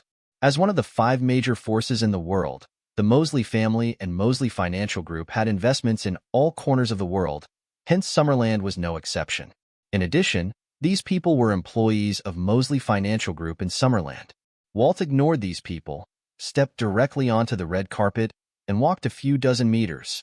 Under the leadership of Irwin Cash, the general manager of Mosley Financial Group in Summerland, he got into a special stretched version of a luxury car and drove away. Not everyone could have someone drive the car directly onto the tarmac to pick them up. "Mr. Walt, Let me introduce myself. My name is Erwin Cash and I am the general manager of Mosley Financial Group in Summerland. After we learned that you are coming, we have arranged the best place for you.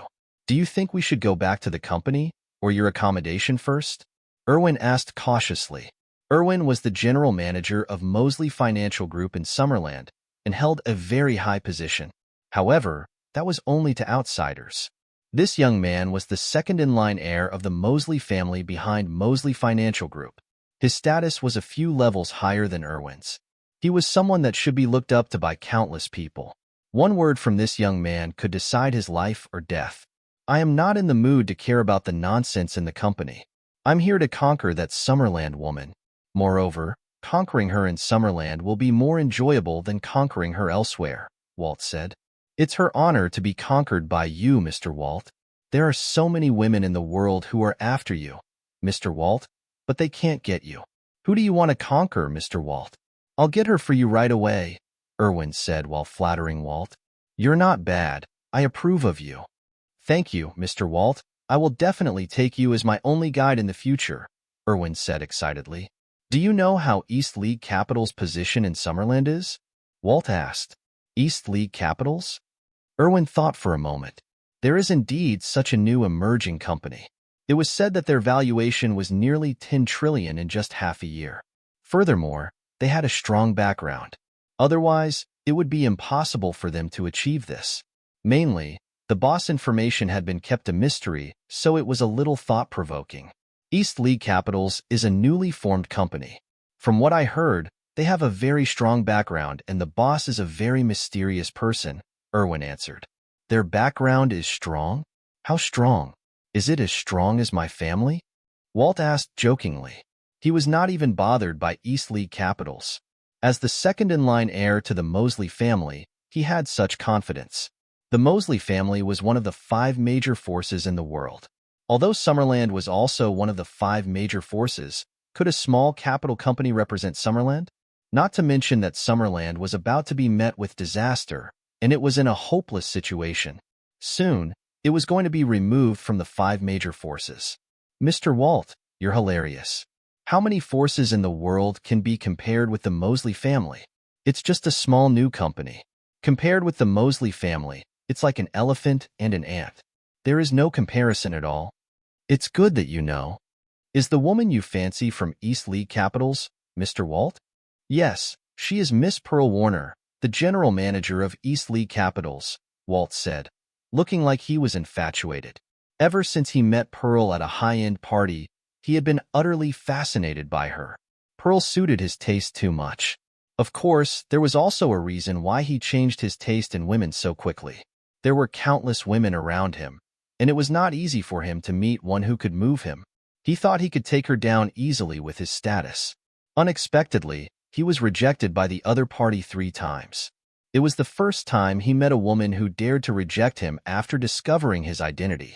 This also aroused his strong competitive spirit. The more beautiful and rebellious a woman was, the more fulfilling it would be when he conquered her. However, before Walt made his next move, Pearl suddenly returned to Summerland. When Walt fancied a woman, she would not be able to escape from him even if she ran away to the ends of the world.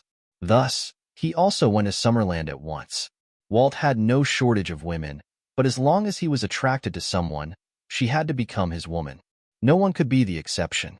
Of course, Pearl was not allowed to be an exception either. Mr. Walt, don't worry. With your identity, even if she is the general manager of East League Capitals, she would not dare to refuse you. Also, I heard that East League Capitals were making arrangements in the country recently. If they offended you, East League Capitals should not even think about leaving Summerland. Even if they remain in the country, I will make their life a living hell. Walt peered at Erwin. I have been rejected 3 times. Not dares to reject me? However, what Erwin said at the end was right. Pearl was not the same as the other women he met. It could be seen when she still dared to reject him after she learned who he was.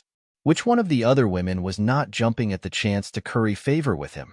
However, Pearl was not the same. So he could only use other means to force Pearl to obey and get into his bed willingly. Moreover, he wanted her to get on top of him willingly. Walt had a fetish, and he liked it when women got on top of him.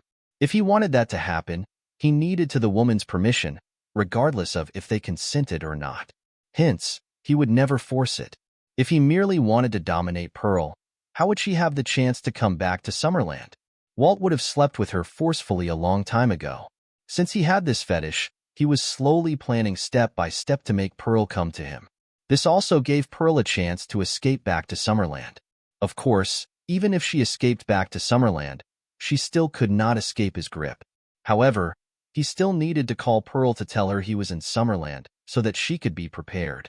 When he thought about how he would make this rebellious strong woman take the initiative soon, Walt felt very excited. He took out his phone and called Pearl. At this moment, Pearl was having dinner with David. Ring ring. Her phone rang. When Pearl took a look at her phone, her expression changed. After looking at David, who was still eating, she did not answer, but instead, she hung up. Back to Walt. When Walt heard the dial tone on the phone, his brain could not register what was going on for some time. She hung up on him? How long had it been since the last time this happened? No, according to his memory, this had never happened before. Then, he called Pearl again. Before Pearl could east after she hung up the phone. Ring ring. The phone rang again. Miss Pearl, who's calling you? Are you not going to answer? David lifted his head and asked. And no, it's from overseas. It's about work, and I don't want to talk about work now. It'll affect our mood during dinner, Pearl answered. All right, don't answer it. Since you're back, you should rest for a few days. You should just ignore all work-related matters for the time being, David said. David did not take it to heart too. Back when he established East League Capitals, it was to make more money to get lavish points. Since he had spent the money, it did not matter how much he got in return. Therefore, David did not care much about Pearl's work. I should just answer it. Maybe it's something urgent, and they need me. After Pearl said that, she grabbed her phone and went to the window before answering. How have you been, Miss Warner? After Pearl answered the phone, she heard Walt's voice on the phone. Can I help you? Pearl asked coldly. She was not as flirty as when she talked to David just now. It's been a few days, but I miss you so much, Miss Warner. I'm so sad that you're so cold to me, Miss Warner. If there's nothing important, I'll hang up now. Goodbye. Wait, Walt said quickly. Go on. Pearl only said 2 words. I want to invite you for dinner, Miss Warner. I'm wondering if you have time. Let me remind you that you've rejected me 3 times in total, and you're the first woman who dares to reject me. Even though I like you, this is not something you should be proud of. If you reject me a 4th time, you and everyone around you will suffer the rage of my family. Please think carefully before you answer, Walt said in a deep voice. Pearl was shocked. This day had finally come. When she learned who Walt was, she knew this would happen sooner or later. Once the other party lost patience and decided to use the Mosley family's name on her, she would not be able to resist. David and the East League Capitals behind her could not resist them either. This family was too powerful. They were so powerful that they made her hopeless. She could not even think about resisting. When she was in the car, she wanted to tell David to see if there was anything David could do. She knew that Walt would not give up easily. However, after thinking about it, she gave up. It would only be added to David's troubles if he knew. It was impossible to compete with the Mosley family. Once they angered the Mosley family, the East League Capitals that they worked so hard to get to where it was today would be wiped out in an instant. Fortunately, she had returned to Summerland. Even if she wanted to accept Walt's invitation, it was impossible. Mr. Walt, I really want to accept your invitation, but I'm sorry, I'm back in Summerland now. How about I accept your invitation when I go back next time? Pearl said. Her voice was no longer as cold as before. She just hoped Walt could let her go. Oh, really? What a coincidence. Actually, I just arrived in Capital City in Summerland. Where are you now, Miss Warner? I'll pick you up now, Walt said with a grin. What? Pearl felt dizzy. Walt actually followed her to Capital City in Summerland? It had only been 3 hours since she arrived, and he actually followed her. It seemed that he would not give up until he had her. Pearl felt a little aggrieved. The person she liked kept pushing her away while the person she did not like followed her all the way here to find her. What should I do now? She seemed to be at a dead end. Walt had clearly lost his patience. If she rejected him again, either she Eastleigh Capitals, or David, would suffer the wrath of the Mosley family. Eastleigh Capitals would not be able to resist the family behind the world-renowned Mosley Financial Group. She even heard abroad that the Mosley family was one of the actual controllers behind Falconia. Only the Summerland government could compete with a family of this level. However, why would the Summerland government go against the Mosley family for an ordinary woman like her? It was obviously impossible. What should I do? What am I supposed to do? Who can tell me? Pearl's mind was a mess at that moment. Miss Warner? Haven't figured it out yet? Walt's impatient voice came over the phone. I'm not free today. Can we do it after a few days? Pearl pleaded softly. Miss Warner, do you think you can escape even if you delay it for a few days? Stop dreaming. If you're a woman, I fancy, so what if you run to the ends of the earth? Believe it or not, within 3 minutes, all the information surrounding you from your birth to the present will appear in my hands, so you should be a good girl and obey me. And I have given you many opportunities, so don't test my limits again, or you won't be able to bear the consequences. Where are you now? I will come to pick you up right away, Walt said, without giving Pearl any chance to question him.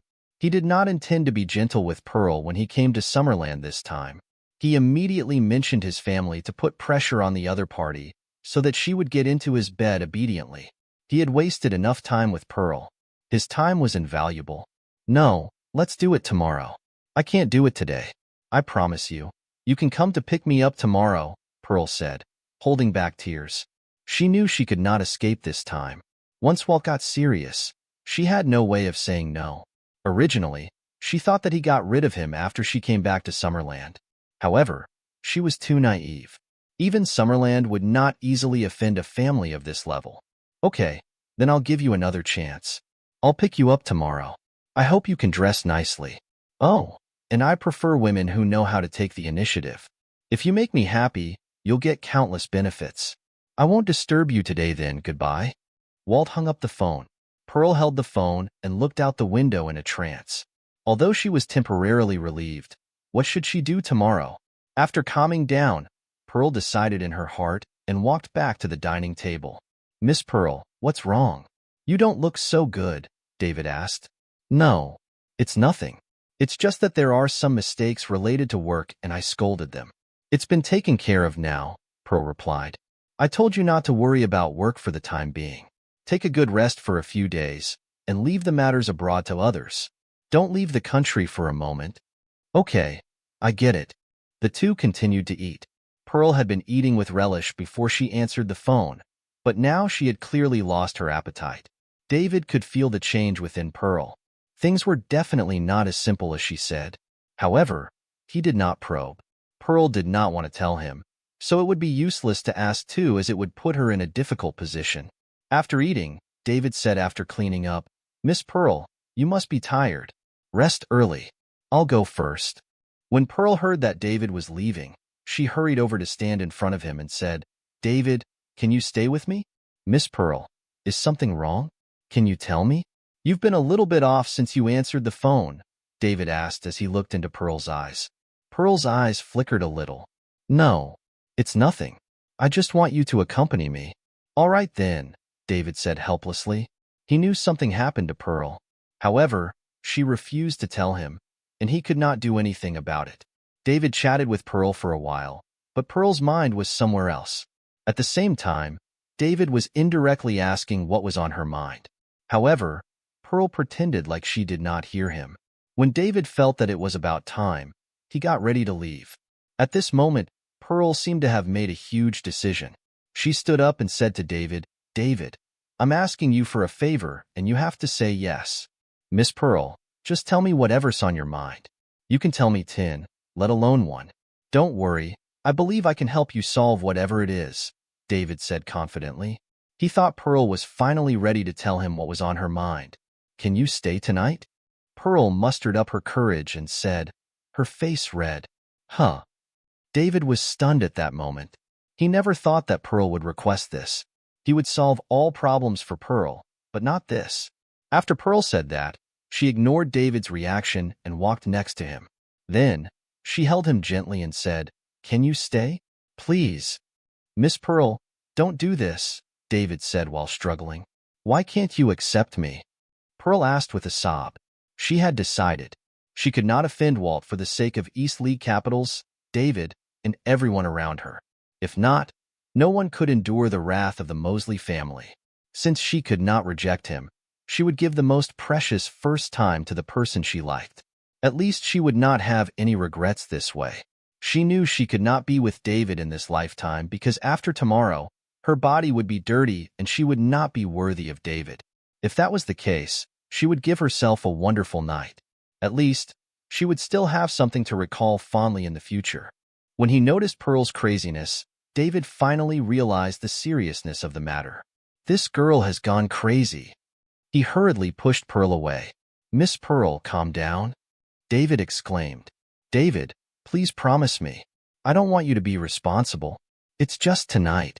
As long as tonight is over, we'll go our separate ways, Pearl cried. What the hell is going on? Miss Pearl, you weren't like this before. Before was before. We're in the present now.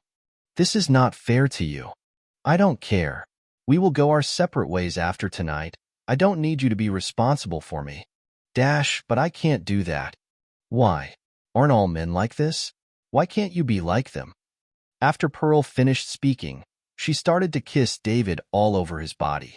David had no choice. This girl had gone crazy and she would not listen to him. He could only push Pearl away, press her on the sofa, and get up to leave quickly. Before leaving, he said, Miss Pearl, you should calm down first. I will come to you tomorrow. Boo-hoo. Pearl was thus the only one left crying in the large living room. Tomorrow? Tomorrow will be too late. Why couldn't you agree to my last request? Why? Should I live my whole life in regret? At this moment, Pearl was so helpless and devastated. It was so difficult for her to reach his conclusion. However, David did not want to give her a chance. She was remorseful right now. Why was she so stupid? Why did she beg to go to that party of the elites just so the company could develop better and faster? It was because of that party that she met Walt, the man who refused to leave her alone. After she rejected Walt at the party, he asked someone to, directly and indirectly, tell Pearl who he was. It was still fine at first as he was still gentlemanly. After he was rejected 3 times, he bared his fangs and used his family to pressure her. After David fled, he let out a sigh of relief. He started tidying his clothes as Pearl had removed half of his buttons. Women were so terrifying when they went insane. What's happening with Miss Pearl? David was curious. She must have met with something she could not solve, resulting in her doing that. However, she did not want to tell him. So what could he do? It should be because of that phone call during dinner. She was fine before, but her mood was off after she answered that phone call. Too bad he did not notice anything major back then, so he did not use his mind power to investigate. If not, he should be able to hear what she was saying at such a close distance. Whatever, I'll think about this when Miss Pearl calms down. Tomorrow, he would come and ask what happened to make her suddenly act so crazy. After David left, Pearl sat on the sofa the entire night. She did not feel sleepy at all throughout the night. She could not sleep in this situation anyway. The next morning, Pearl's phone rang. She grabbed the phone with her shaky hand to take a look. When she saw the caller ID, her eyes narrowed. Indeed, it was the name that terrified her. Walt Mosley. He could not wait anymore. She had no excuse to put it off. She did not want to answer. However, he would lose his temper if she did not answer. The outcome was already predetermined. What difference did it make whether it was earlier or later?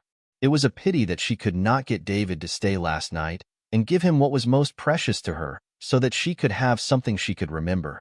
Am I that bad? Does he not want me even if I offer it? Anger appeared in Pearl's heart. David, you didn't want this. I hope you don't regret it.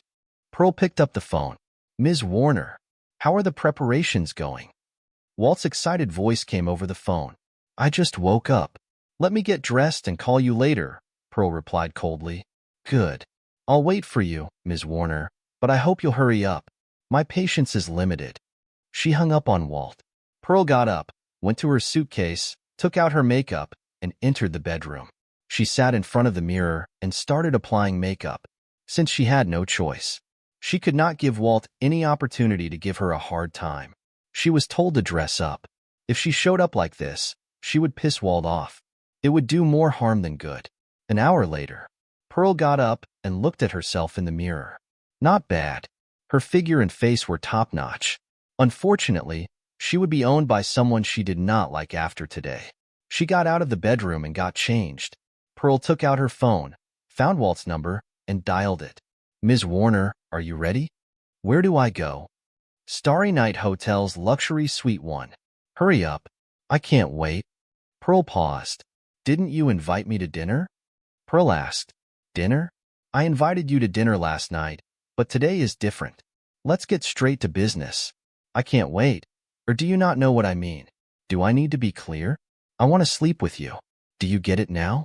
Of course, you can refuse, but I advise you to think carefully about whether you and those around you can afford the consequences," Walt said with a smile. Pearl bit her lip until she injured it. Swallowing her grief, she said, "Okay, I'll head out right now." "Then hurry up. Stop wasting time. I can't wait." Pearl walked out of the upscale apartment. She hailed a cab and headed for Starry Night Hotel. Half an hour later, Pearl arrived at Starry Night Hotel. She found luxury suite. Knock, knock. Pearl knocked on the door.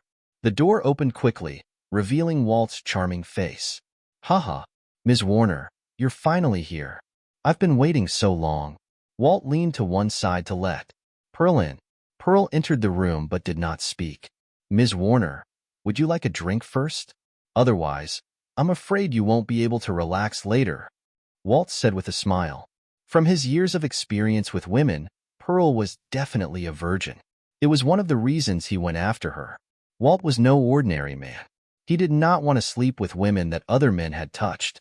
He had thrown several non-virgin women he had slept with straight into the ocean. Pearl was 25 or 26 years old, recently matured. She was incredibly beautiful and had such a good figure. More importantly, she was still a virgin. That was a little hard to come by. "Walt, I'm not going to talk CR*P with you. Just this once. Don't bother me anymore after this," Pearl said coldly. "That depends on how happy you make me, Ms. Warner. As long as I'm satisfied, it'll make life easier for you and everyone around you. But if I'm not, I'm sorry," Walt said as he poured the liquor. "I've agreed. What more do you want?" "I'll tell you what I want later. Have a drink first." Walt offered Pearl a glass of liquor. "I don't drink." Pearl refused. "Are you not giving me any face, Ms. Warner?" Walt asked, narrowing his eyes. I don't know how." Pearl explained. "You must drink it whether you like it or not. Or else, don't blame me for not reminding you that your sacrifice will be in vain. After having my way with you, I will make you pay with everything you care about." "You?" Pearl glared at Walt. Walt continued to smile. Pearl accepted the glass with trembling hands. Walt touched Pearl's hand as their two hands exchanged the glass. She almost lost her grip on her glass of liquor due to the shock. "Yeah, it's nice. It smells good and feels smooth," Walt said as he put the hand to his nose and sniffed. Ignoring Walt's gaze, Pearl finished the drink. There was an instant burning sensation in her throat. It was the first time she had had such a strong drink. She only drank wine with low amounts of alcohol content when attending banquets. However, she could hold her liquor. She would not get drunk just because of one glass. When Pearl finished her drink, she put down her glass, closed her eyes, and said, "Hurry up. Just this once today. Men like you have a lot of women. You're only after novelty. I hope you'll keep your word and never bother me again," she said and cried. At the same time, she told herself, "Darling, I'm sorry. I can't give you the best thing I have. I won't bother you anymore because I'm no longer pure. Goodbye." Walt watched Pearl lay on the bed but did nothing. "Ms. Warner, I think you're mistaken. I don't like passive women," Walt said as he sipped his hard liquor. Pearl sat up in bed when she heard Walt's statement. "Walt, why do you insult me when I've agreed to your demands?" Pearl asked sharply. "How is that an insult? Didn't I tell you? I gave you 2 drinks in case you couldn't relax. How about now? Would you like another drink?" "You!" Walt rendered Pearl speechless. It was hard for a woman who had never done such a thing to take the initiative. Of course, if it was David, Perhaps she would be able to. Just like last night. Unfortunately, this was a man she hated. She could not do it. I said you have to make me happy first, or I won't let you off the hook. I won't be happy with you lying there as still as a corpse. Even if you're with me all your life, I won't be pleased. Are you planning on being stuck with me for the rest of your life? No. No, Pearl said and looked out the window in humiliation, trying to suppress the urge to cry. It's okay if you don't know how. You can learn slowly, Walt said with a chuckle. With that, he switched on the giant TV hanging on the wall. There were soon embarrassing images on the TV. Pearl did not look at the TV, but she knew what Walt meant after hearing the sound. He wanted her to learn from the TV. Walt waited for a while. When Pearl still did not look over, he snapped, Ms. Warner, what's the meaning of this? Are you trying to piss me off? Do you want your hard work to go to waste? There's no way a virgin like you can please me if you don't learn. Think it through. Pearl was about to bear the shame and turn her head around to watch TV. A cold, piercing voice rang in the room. How do you like it? I can do it for you. As if suddenly struck by something, Pearl slowly turned her head to look at the young man sitting on the chair, crossing his legs and pouring liquor when she heard the voice. She finally could not hold it in anymore. Her tears began to pour out like a tsunami. She felt like crying out loud. However, she had a feeling that now was not the right time to do so. She hurriedly covered her mouth with both hands to prevent herself from crying. Who are you? Walt froze and looked back at the young man sitting not far from him. When did this man start sitting here? I didn't even notice him. How is that possible? Who is he? He was the second in line to the Mosley family, one of the 5 top forces in the world. He was a late dragon ranker. A young man in his 20s approached him without him noticing. He was no fool. The man was anything but simple. David ignored Walt. After pouring a glass of wine, he picked up the TV remote and turned the TV off. Then he got up, walked over to Pearl, and gently leaned Pearl's head against his stomach. Walt dared not move or even say another word. He felt a malicious pressure he was no match for washing over him and tightly surrounding him. This man was trying to kill him. More importantly, he found that he could not even resist. He would die if he made the slightest movement. It was the first time since Walt was born that he felt the threat of death up close. He was filled with fear. A thick layer of sweat began to form on his forehead. Pearl could not control herself anymore. She reached out her hands to tightly hold the young man who suddenly appeared and wept. Boo-hoo-hoo. Her tears soon wet the young man's clothes. Let it out, Miss Pearl. You'll feel better after crying.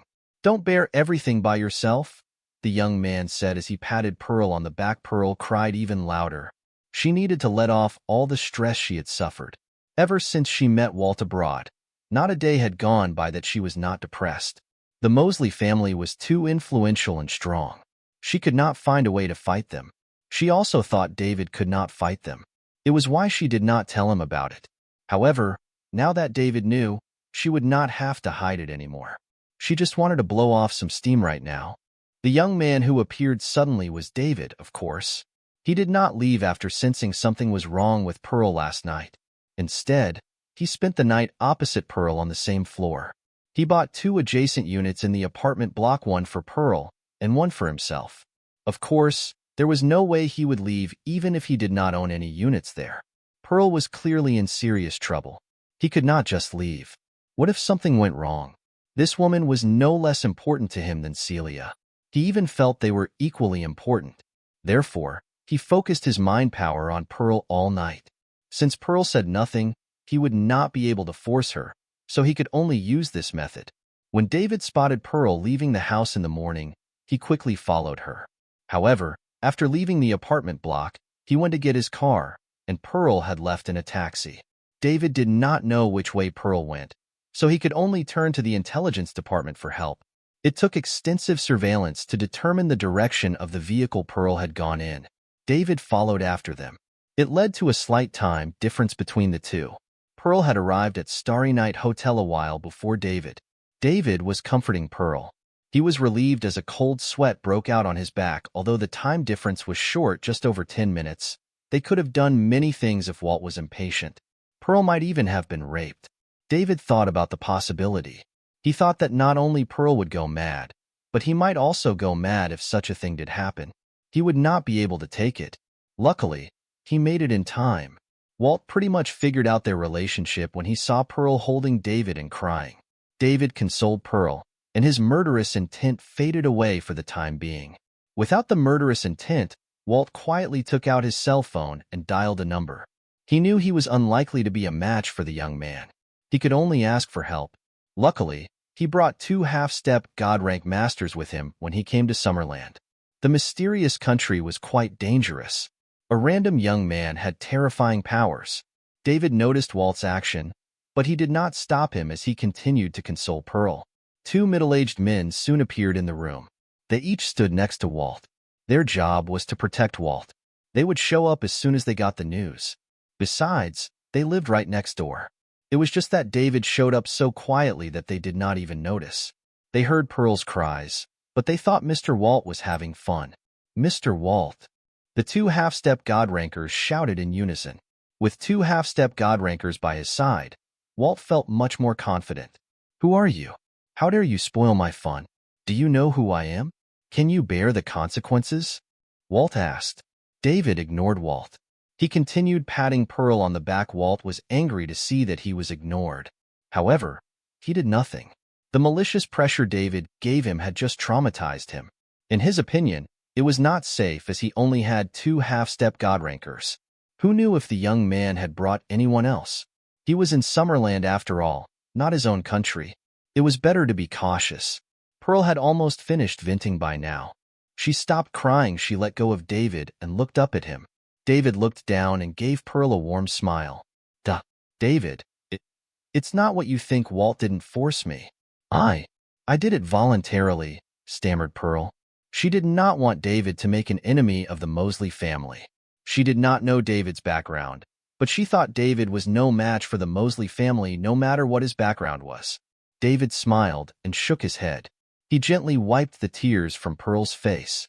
A little reflection gave him a general idea of what had happened. The guy Walt must have a powerful background. He had his eye on Pearl, but Pearl refused. As a result, he uses his status to pressure Pearl and get her. He even followed Pearl back to Summerland. Perhaps Walt's identity is so powerful that Pearl thinks I can't compete with him. Thus, she never told me.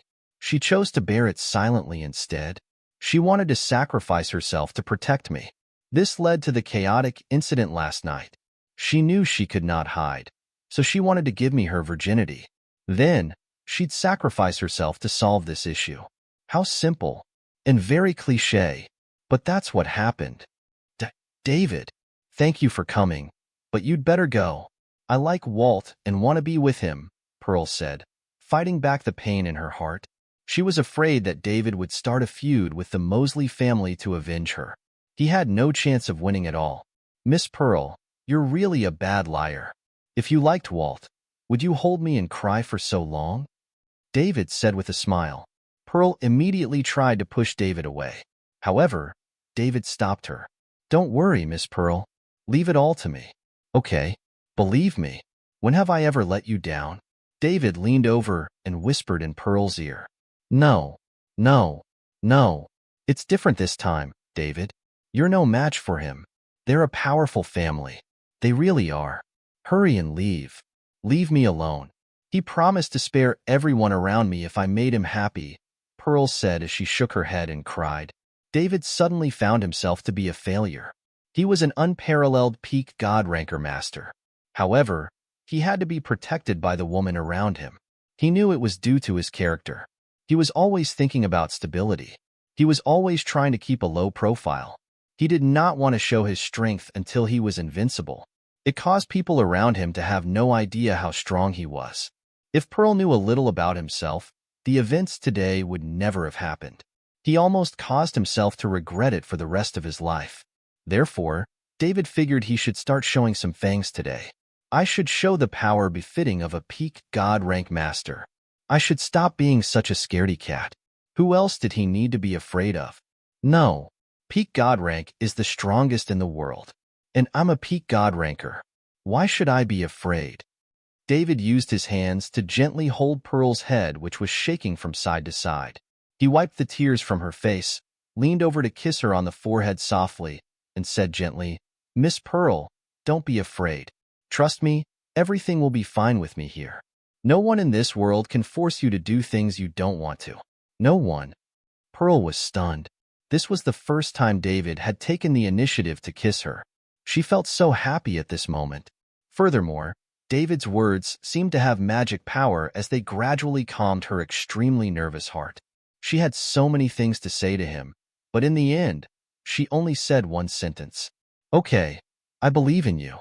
David let go of Pearl, stood up straight, and turned to look at Walt and the gang. Walt instantly felt cold all over.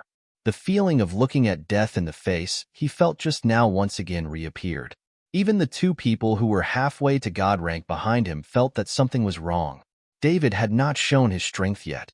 The only thing that radiated right now was his own murderous intent, and this alone made the three of them feel as if they had fallen into an ice cave. Who was this young man? He was so scary. "Tell me, how would you like to die?" David's voice was like hell, cold and biting. What are you trying to do?" Let me tell you. I'm from the greatest family in the world. I am Walt Mosley, the second-in-line heir of the Mosley family. If you dare to touch me, what you will bear is the wrath of the entire Mosley family, no matter who you are. You and everything around you will be mercilessly destroyed by the Mosley family," Walt said in a trembling voice. He was also terrified at this time. David's murderous intent was too powerful. He felt as if he was walking on the tip of a knife, and he would face the threat of death if he was not careful. Although the family behind Walt was very powerful, this place was not within the range of influence of his family. He was the second-in-line heir of the Mosley family, so if he died here, his family would suffer a big loss. If he had known earlier, he would ask his family to send 2 God-rank guardians to follow him. Now, he just hoped that the Mosley family's reputation could stop the person in front of him. Walt had a high status in the Mosley family. Being the second-in-line heir was no joke. 1. This title could be ranked in the top 10 among the huge structure of the Mosley family. It could also be said that he was someone who held a place in the world ranking. It was just that when he was faced with death, he seemed to be no different from ordinary people. No matter how high his status, he would still fear death. David was taken aback when he heard what Walt said. The Mosley family? Isn't that one of the 3 ancient families that control Falconia? It is also one of the 5 major forces in the world. This is a family with a peak God ranker. No wonder Pearl would rather choose to sacrifice herself than tell me. They are powerful indeed, but unfortunately, they ran into me. Well then, let's start by baring my fangs at the Mosley family. Pearl grabbed David's hand nervously. David grabbed Pearl's hand, smiled at her, and motioned her not to be nervous as he would handle this. The Mosley family? It is indeed powerful, as you guys are one of the 5 top major forces in the world with peak God rankers. No wonder Miss Pearl is so afraid of you, such that she'd let you do whatever you want without letting me know. Unfortunately, you're in Summerland, and this is not a place where you can act recklessly. You shouldn't have continued to harass and follow Miss Pearl after she came back to Summerland. If you think that being a direct descendant of the Mosley family can scare me, you're going to be disappointed. Do you have any last words? I'll see if I can tell the Mosley family on your behalf, David said. So what if he was from the Mosley family? So what if he was from one of the 5 top major forces of the world? David was not afraid at all. Wasn't the Mosley family just relying on that peak God ranker? He was also a peak God ranker. Whatever the consequences would be, he had to kill Walt. It just so happened that he had not fought with any peak God rankers yet. Worst came to worst, he would just fight them to test the limits of his combat power. Who are you? Walt asked in a trembling voice. How dare someone say such a thing after learning his identity? This was out of his expectation. Not only did David know the Mosley family, but he also knew that there were 5 top major forces in the world with peak God rankers. Obviously, his status was not that low. Could he be the descendant of the Summerland higher-ups? What should I do? Walt was thinking about how to get out of this. He swore that as long as he could go back alive this time, in the future, he would never step out of the Mosley family's range of influence so freely again. Even if he wanted to come out, he would bring a few more God-rank guardians with him. You don't need to know who I am. You just need to know that if you offend Miss Pearl, I will kill you even if you escape back to the Mosley family. If that's the case, do you dare to let me go? You can come and kill me when I return to my family. If you really dare to come, I will not run away and I will even wait for you to kill me. Walt exclaimed. Right now, he just wanted to get out of here and escape from Summerland. As long as he returned to his family, he would be safe. Are you provoking me? David asked with a half-smile. So what if I am? It's not like you're scared of my family. In that case, just let me go back. If you have the guts to do so, I'll respect you for being a man. Walt threw caution to the wind and continued to provoke David. If you didn't offend Miss Pearl, you would have successfully provoked me. Too bad. She's one of the most important women to me. You shouldn't spy on her, let alone force her. If I let you go today, how will I vent my anger? David said as he bent down and hugged Pearl. Knowing David's intentions, Pearl reached out to wrap her arms around David's neck and buried her head in his chest. At this moment, she felt as if she was experiencing the happiest moment of her life. Even if this happiness was short-lived, she would be content for the rest of her life. David stood up with Pearl in his arms. The two people halfway to God rank also took a step forward at this time, stepping in front of Walt to block him. Miss Pearl, close your eyes and don't open them no matter what you hear, David whispered, lowering his head next to Pearl's ear. Okay, Pearl replied, blushing. Then, she pressed her head firmly against David's chest and closed her eyes. Even if David planned to jump down with her now, she had no regrets. Are you guys ready to bear my wrath? David lifted his head to say word by word to Walt and the gang. David's strength increased by one level with every word he said. When he finished his sentence, the air in the room felt heavy. Walt and the gang widened their eyes and looked at David in horror. At this second, they felt a pressure that they never experienced before. They felt as if there was a weight of hundreds of millions of pounds on them. They could not move their bodies in the slightest. Their hearts started beating quicker and quicker. It was getting harder for them to breathe as well. It was as if there was a pair of huge hands grabbing their hearts. Walt was in the lowest realm, so he was almost scared to death by this horrifying strength. Pungent yellow liquid started flowing down his pants. David lifted his right foot while holding Pearl and took a step forward. Boom! A loud bang could be heard. The whole room looked as if a bomb had gone off in it. Smash, smash, smash, smash. The television, the bed, the seat, the wardrobe, and the windows all fell apart in an instant. Walt and the other two were dazed by the loud noise.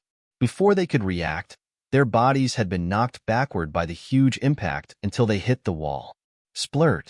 Blood spurted out. The three of them felt as if their whole body had fallen apart. They could not exert any strength at all.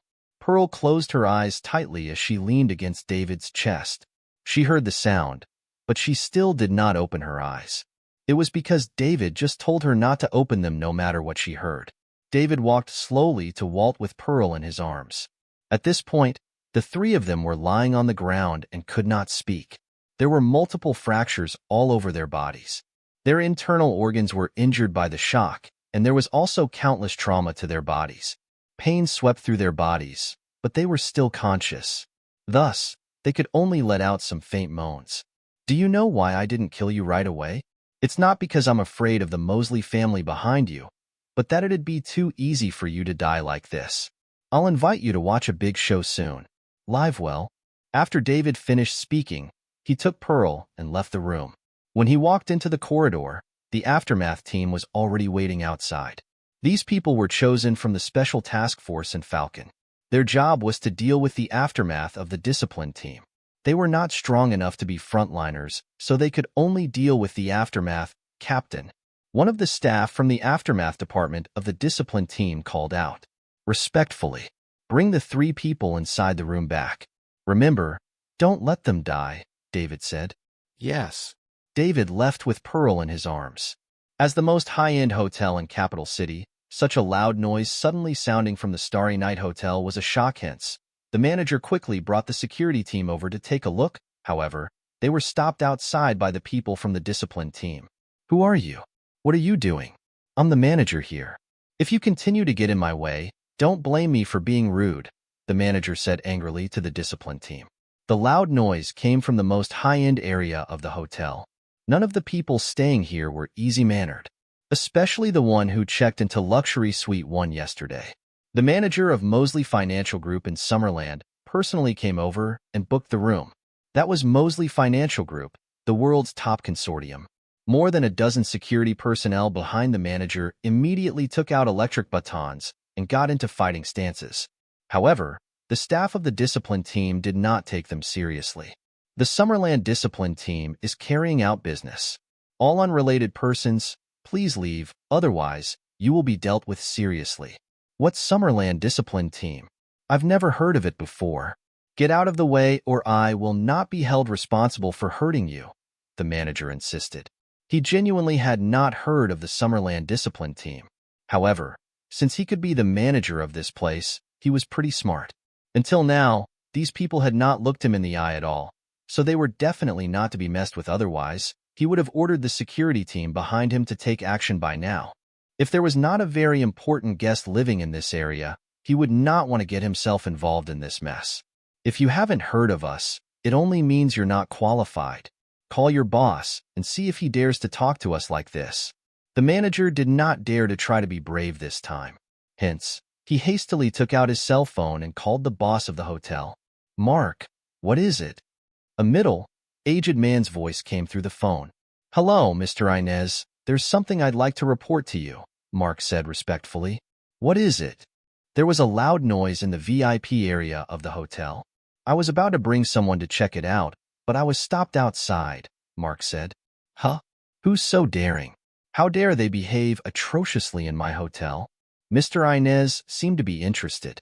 They say they're the Summerland discipline team, and they asked us to stay out of it, or we will be severely dealt with, Mark said.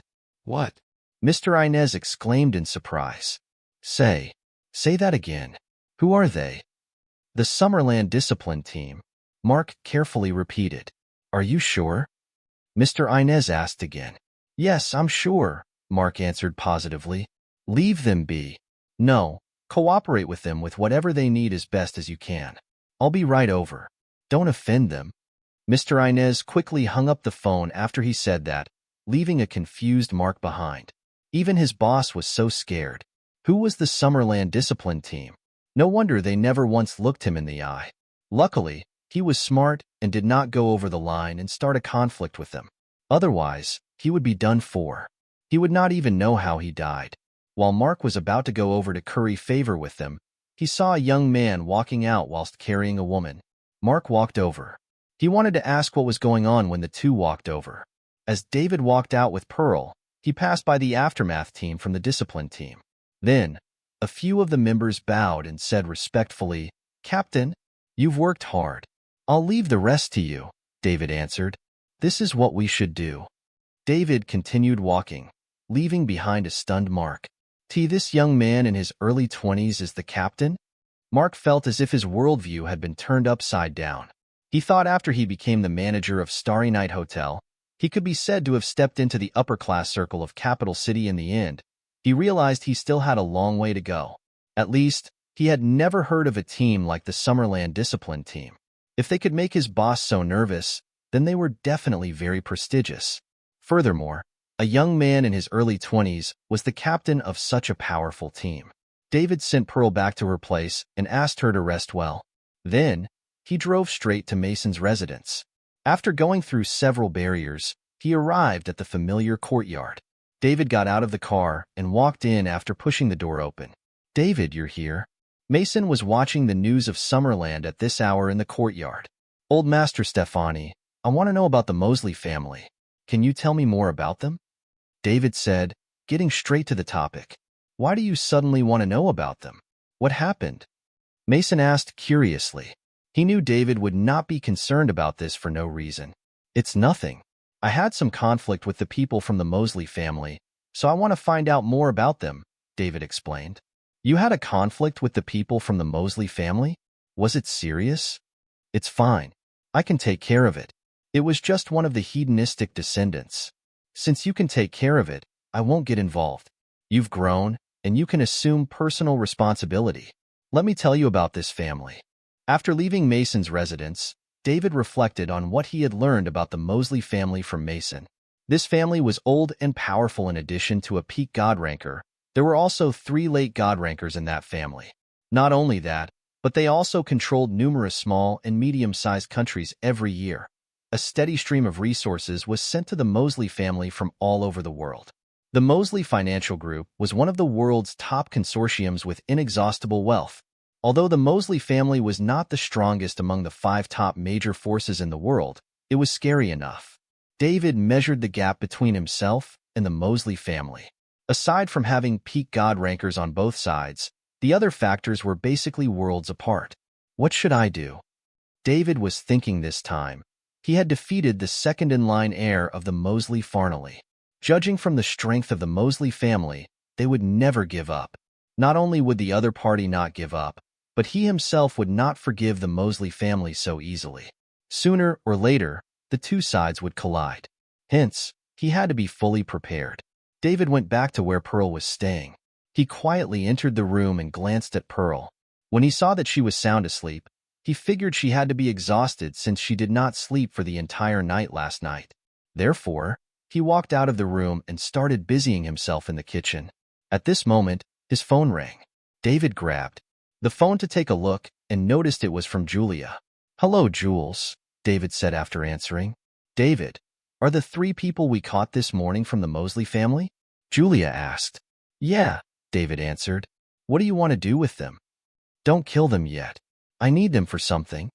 The manager of Mosley Financial Group in Summerland has contacted me and told me to release them at once. Plus, he demanded an explanation from us or risk suffering the wrath of Mosley Financial Group. Ignore them. I'll handle this."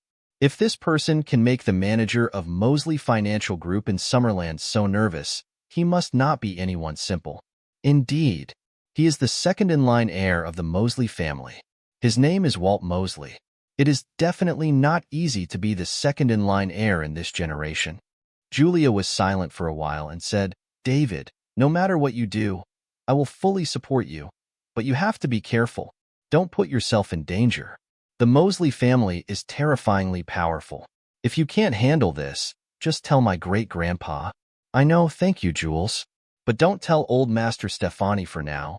He's waiting for the fish to take the bait, and right now we are at the most critical point. He can't be disturbed, or the fish will run away." "But what if the Mosley family seeks revenge?" "It's okay. Leave it to me. Trust me, I can handle it." "All right, be careful." "I know." David hung up and was about to continue cooking. Suddenly, he saw Pearl standing at the entrance of the kitchen. "Miss Pearl, you're awake. Are you hungry? Go sit down for a while. The food will be ready soon," David said. Pearl looked blankly at David and did not do anything. However, tears streamed down her face uncontrollably. "What's wrong, Miss Pearl? Do you feel unwell? Did that bastard hurt you?" David walked over and asked in concern. Pearl hugged David. Then, she said while crying, "David, why are you so good to me? Couldn't I just let him do whatever he wanted to me so that I'd lose all hope for you? This will be best for everyone.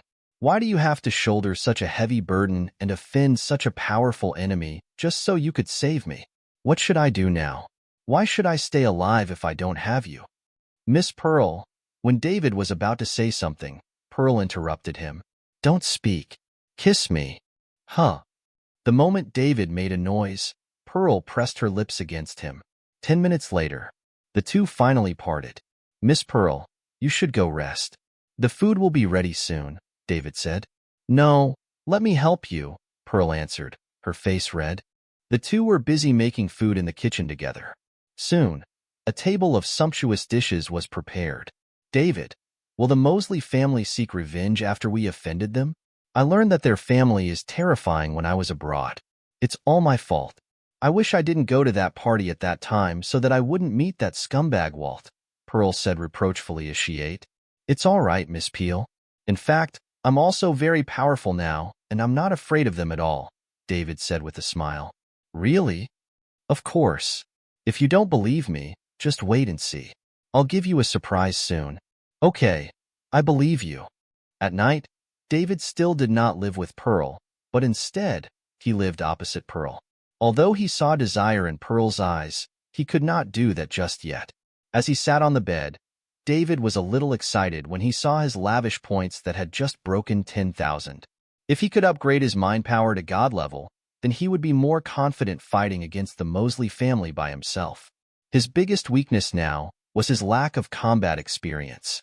Compared to those masters who went all the way from low-level combat to peak God ranker, he was still far behind. In addition to that, the mind power was an important bargaining chip for him to make up for this defect. The stronger his mind power, the clearer his mind would become. Furthermore, his perception would improve and his reaction speed would also get faster. No matter how rich the enemy's combat experience was, he would be able to quickly find a way to deal with it. That was his trump card against the other peak God rankers. Based on past experience, a breakthrough or improvement in his mind power would not affect his realm. He was now a peak God ranker. If he upgraded his mind power, he would still be a peak God ranker, unless his mind power reached God level 10, which was the maximum. If his physique and mind power were both at the God level double limit, he would go further and surpass peak God rank to continue taking these small steps forward. Right now, the breakthrough and improvement of mind power would not affect his realm, but it would be reflected in his reactions and perceptions. His mind power had been raised from the extraordinary limit to the God level, which was a very big leap. One had to know that if his physique upgraded from the extraordinary limit to God level, he could upgrade from halfway to God rank to becoming a God rank guardian. Just like his physique, he would need to consume 10,000 lavish points to upgrade his mind power. David believed the benefits he would enjoy would be enormous. He looked at the lavish points on the system panel. 10,192 points. A plus button had appeared after mind power. David clicked on it without hesitation. A window popped up. Host, are you sure you want to increase your mind power? This increase will consume 10,000 lavish points. David selected yes. The system instantly went black. Then, David felt a sharp pain in his head as if he was being torn apart. He held his head with both hands and lay on the bed, enduring the excruciating pain. 1 minute, 3 minutes, 5 minutes. The pain finally disappeared gradually. David opened his eyes. He felt as if his soul had been raised to a higher level. His brain had never been so clear before. This feeling was too wonderful for words. His mind power had been upgraded to God level, and this gave David some confidence in his heart. He felt like he was the only conscious one in this world of drunkards, so he was even a little eager to test it out. He was desperate to find a peak God ranker to fight. Unfortunately, there were no such suitable opportunities. David gradually formed an idea in his mind. At the same time that David was getting excited because of his mind power breakthrough, the news of Walt's detention in Summerland had been sent back to the Mosley family headquarters. When Irwin, the manager of Mosley Financial Group in Summerland, found out that Walt was being dealt with by the Summerland discipline team, he immediately relayed the news. This was not something he could resolve anymore. Although he immediately contacted the deputy captain of the Summerland discipline team and asked her to release Walt while revealing the identity of Mr. Walt, the other party did not seem to buy it. He also learned about the newly formed Summerland discipline team. It was composed of dozens of hidden families and sects in Summerland, plus Summerland's elite team Dragon, as well as some members of the Special Task Force and Falcon. It was responsible for maintaining the social stability of Summerland. Therefore, they had a lot of power. They even had the right to act first and report later in Summerland. Meanwhile, he was simply the manager of Mosley Financial Group in Summerland. In the eyes of ordinary people, he already stood at the top level of the financial circle. However, to these official departments with real authority, he was just a lackey who was working under others. He contacted some of his partners to try to exert pressure on Summerland together with them. However, when those families and companies that cooperated with Mosley Financial Group heard that the other party was the Summerland discipline team, they scrambled away like rats encountering a cat. They were not willing to get involved at all. Although the Summerland discipline team was established only a few days ago, no force in Summerland dared to offend them now. Irwin was also very troubled now. This matter involved two of the world's top powers. Without a peaceful resolution, his days as the manager of Mosley Financial Group in Summerland would come to an end. By then, his status would also plummet. Erwin even started complaining about Mr. Walt. What a hedonistic kid who only thinks with his D***CK. There are so many beautiful women abroad for you to dominate, and yet, you had to fancy a Summerland woman. You even followed her to Summerland. Great. You've offended the discipline team that is now in the limelight in Summerland. Aside from the fact that you've been seriously injured and detained, you even want to cause trouble for me. I really don't know how you became the second-in-line heir of the Mosley family. Erwin could only pray that the two sides would resolve the matter peacefully and not make a huge fuss about it. Otherwise, it would be hard for Mosley Financial Group to maintain their foothold in Summerland. And he, the manager of Mosley Financial Group in Summerland, would also lose his role. Inside an ancient and luxurious castle in Falconia, several core executives of the Mosley family were discussing how to put pressure on Summerland to rescue Walt, the second-in-line heir of the Mosley family. I called everyone here today to discuss something with you. Not long ago, I received news from the Summerland branch of Mosley Financial Group that Walt was seriously injured and detained in Summerland. Let's discuss how we should deal with this matter. The patriarch of the Mosley family sitting in the front seat, Paolo Mosley, announced. What? Walt was detained in Summerland with serious injuries? When did he go to Summerland? I saw him just a few days ago. Paolo, is the news accurate? Summerland is in turmoil now. How dare they detain the direct descendants of the Mosley family? I share the same doubts. What happened? The core executives of the Mosley family present asked. The news is accurate. The general story is that Walt met a Summerland woman and pursued her, but then he was rejected by the other party. After that, the woman returned to Summerland while Walt flew to Summerland yesterday. The identity of the woman should not be simple. Walt only brought two people who are halfway to God rank with him, so he was detained in Summerland as expected. Paolo explained the matter briefly. The other party knows that Walt is a direct descendant of the Mosley family, yet they dared to do this? Was it someone from the Summerland government? Exactly. It was the newly established official branch of Summerland, the Summerland Discipline Team, which is also the department with the most strength among all the Summerland departments, Paolo said. Then, what else is there to say?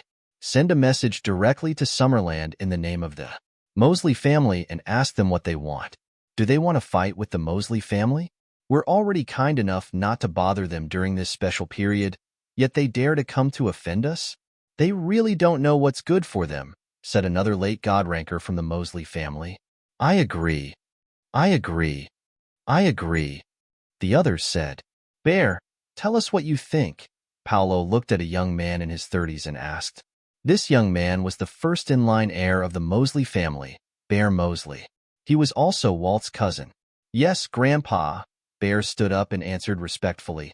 Then, he continued, I think that since Summerland knows that Walt is the direct descendant of the Mosley family and still dare to detain him in Summerland, they will definitely not let him go easily. If we negotiate with Summerland in the name of the family, we, the Mosley family, will also be in a dilemma once they reject us. Everyone knows that Summerland's hero is in his decline and the country will fall apart soon, but because of this, everyone is afraid of Summerland's final counterattack. It is unwise for us to be hostile to Summerland now. If the negotiation fails, it will bring shame upon the family if we don't do anything to Summerland. On the contrary, if we take action, we need to be worried of Summerland's counterattack. In the end, even if we win, the family will suffer heavy losses. We will just be doing work for others with no benefit to ourselves while the other third-party forces benefit from our fight. After Bear said this, all the core executives of the Mosley family present began to think carefully. Paolo nodded secretly. It was indeed unwise to go to war with Summerland now. They might just be doing the dirty work for others, while bringing no benefit to themselves, just like Bear said. Right now, all the forces of the world were staring at Summerland. However, no one wanted to be the first to take action and pave the way for other forces. Therefore, everyone was just watching. The room fell into a short moment of silence. A few minutes later, what does everyone think? You can speak your mind freely. We're looking for the most reasonable plan that suits the family's interests the best, Paolo said. Bear's right. Right now, it's unsuitable for us to start a conflict with Summerland. If not, we will be the cat's paw. When the time comes, Our strength will diminish quickly if we have to endure Summerland's final counterattack. We will be putting in the most work whilst receiving the least returns, so it's not in line with the family's interest. I agree. I agree. I agree. Bear, since everyone has agreed with your suggestion, then tell us what we should do to save Walt while protecting the interests of the family, Paolo asked. Bear smiled slightly and said, when the Heron family was kicked out of Summerland by Mason, they could be said to be at odds with each other. Recently, I heard that the Heron family is looking for a partner to test Summerland to find out if Mason is alive or dead. Why don't we encourage this and let the Heron family take the lead before we explore Summerland together? However, to do this, we need to try to ensure that the news about Walt does not get out, as this will also make him suffer more. After we find out about Mason's status, we will determine the next step, so that even if Summerland counterattacks, it will be borne by all of us together. At the same time, we can preserve our strength and strive for more resources. Paolo glanced at Bear approvingly and said, I think it works. What do you all think? I agree. I agree. I agree. Everyone agreed with Bear. At the same time, they could not help but sigh. He was indeed the first in-line heir that the family had cultivated, as his thinking was very comprehensive. It was all based on family interests, and he also had exceptional talent. He was not yet 40 years old, but he had already been a peak dragon rank for several years. They believed that he would soon go a step further and be halfway to god rank. The Mosley family had a qualified successor to carry on its undertakings. Of course, there were some people present who looked off-colored. Among them was an old man from the late god rank. He was Walt's grandfather and the younger brother of the current patriarch of the Mosley family, Gale Mosley. Bear was recognized by all the core members of the family, while his grandson was still being detained by Summerland. How would he be happy about this? He lost completely this time. All right, since it's decided, we should contact the Heron family quickly and facilitate this test as soon as possible to see how much firepower Summerland has left. Who among you is willing to do this? Paolo asked. Paolo, I'll go. Walt is my grandson. Since he's made a mistake, as his grandfather, I should be the one taking care of this, Gale said after he stood up. All right, Gale, I'll leave this to you. Don't worry, Paolo. I'll do this well. David had no idea that Walt's detention accelerated Mason's plan. With the addition of the Mosley family, the Heron family soon organized a terrifying team, and they were ready to go to Summerland to test Mason. Once it was determined that Mason was truly dead, they predicted that all the forces in the world would swarm and start to divide the cake that was Summerland. Even if Mason was still alive, he would be struggling at death's door. Hence, he would not be capable of fighting this terrifyingly strong team. Despite not having any peak god rankers in this team, they had a few late god rankers and a few mid god rankers. It was no exaggeration to say that aside from the 5 major forces with peak god rankers, this team could already annihilate any force in the world. Soon, the news that the Heron family took the lead in organizing many forces to go to Summerland for revenge started spreading. The Heron family did this intentionally. The purpose was naturally to cause civil unrest in Summerland.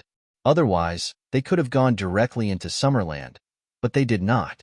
The reason for delaying their actions was because they wanted to incite the internal chaos in Summerland first. The Heron family not only spread the news, but they also even quietly contacted the Dominic family and Star Sect in Summerland.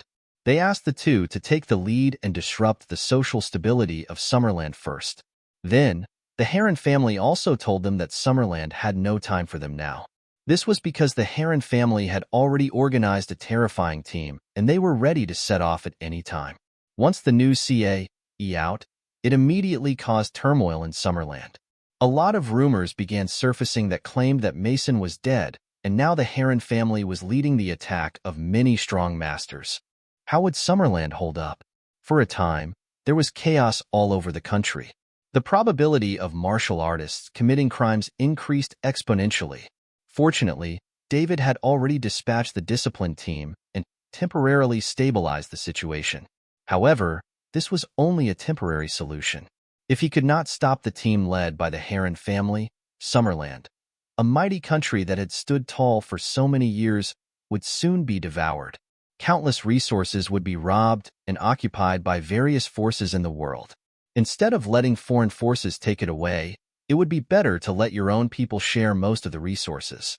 At that time, if Summerland was really destroyed, they could also donate these resources to save lives. That was what many families thought. Some families were thinking of taking all their belongings and fleeing Summerland to find a safe place. There were even a few such people in the discipline team. Of course, there were also some powerful families and sects who were doing their best to maintain the stability of Summerland society. The King family and the Crumbs were just a few of them.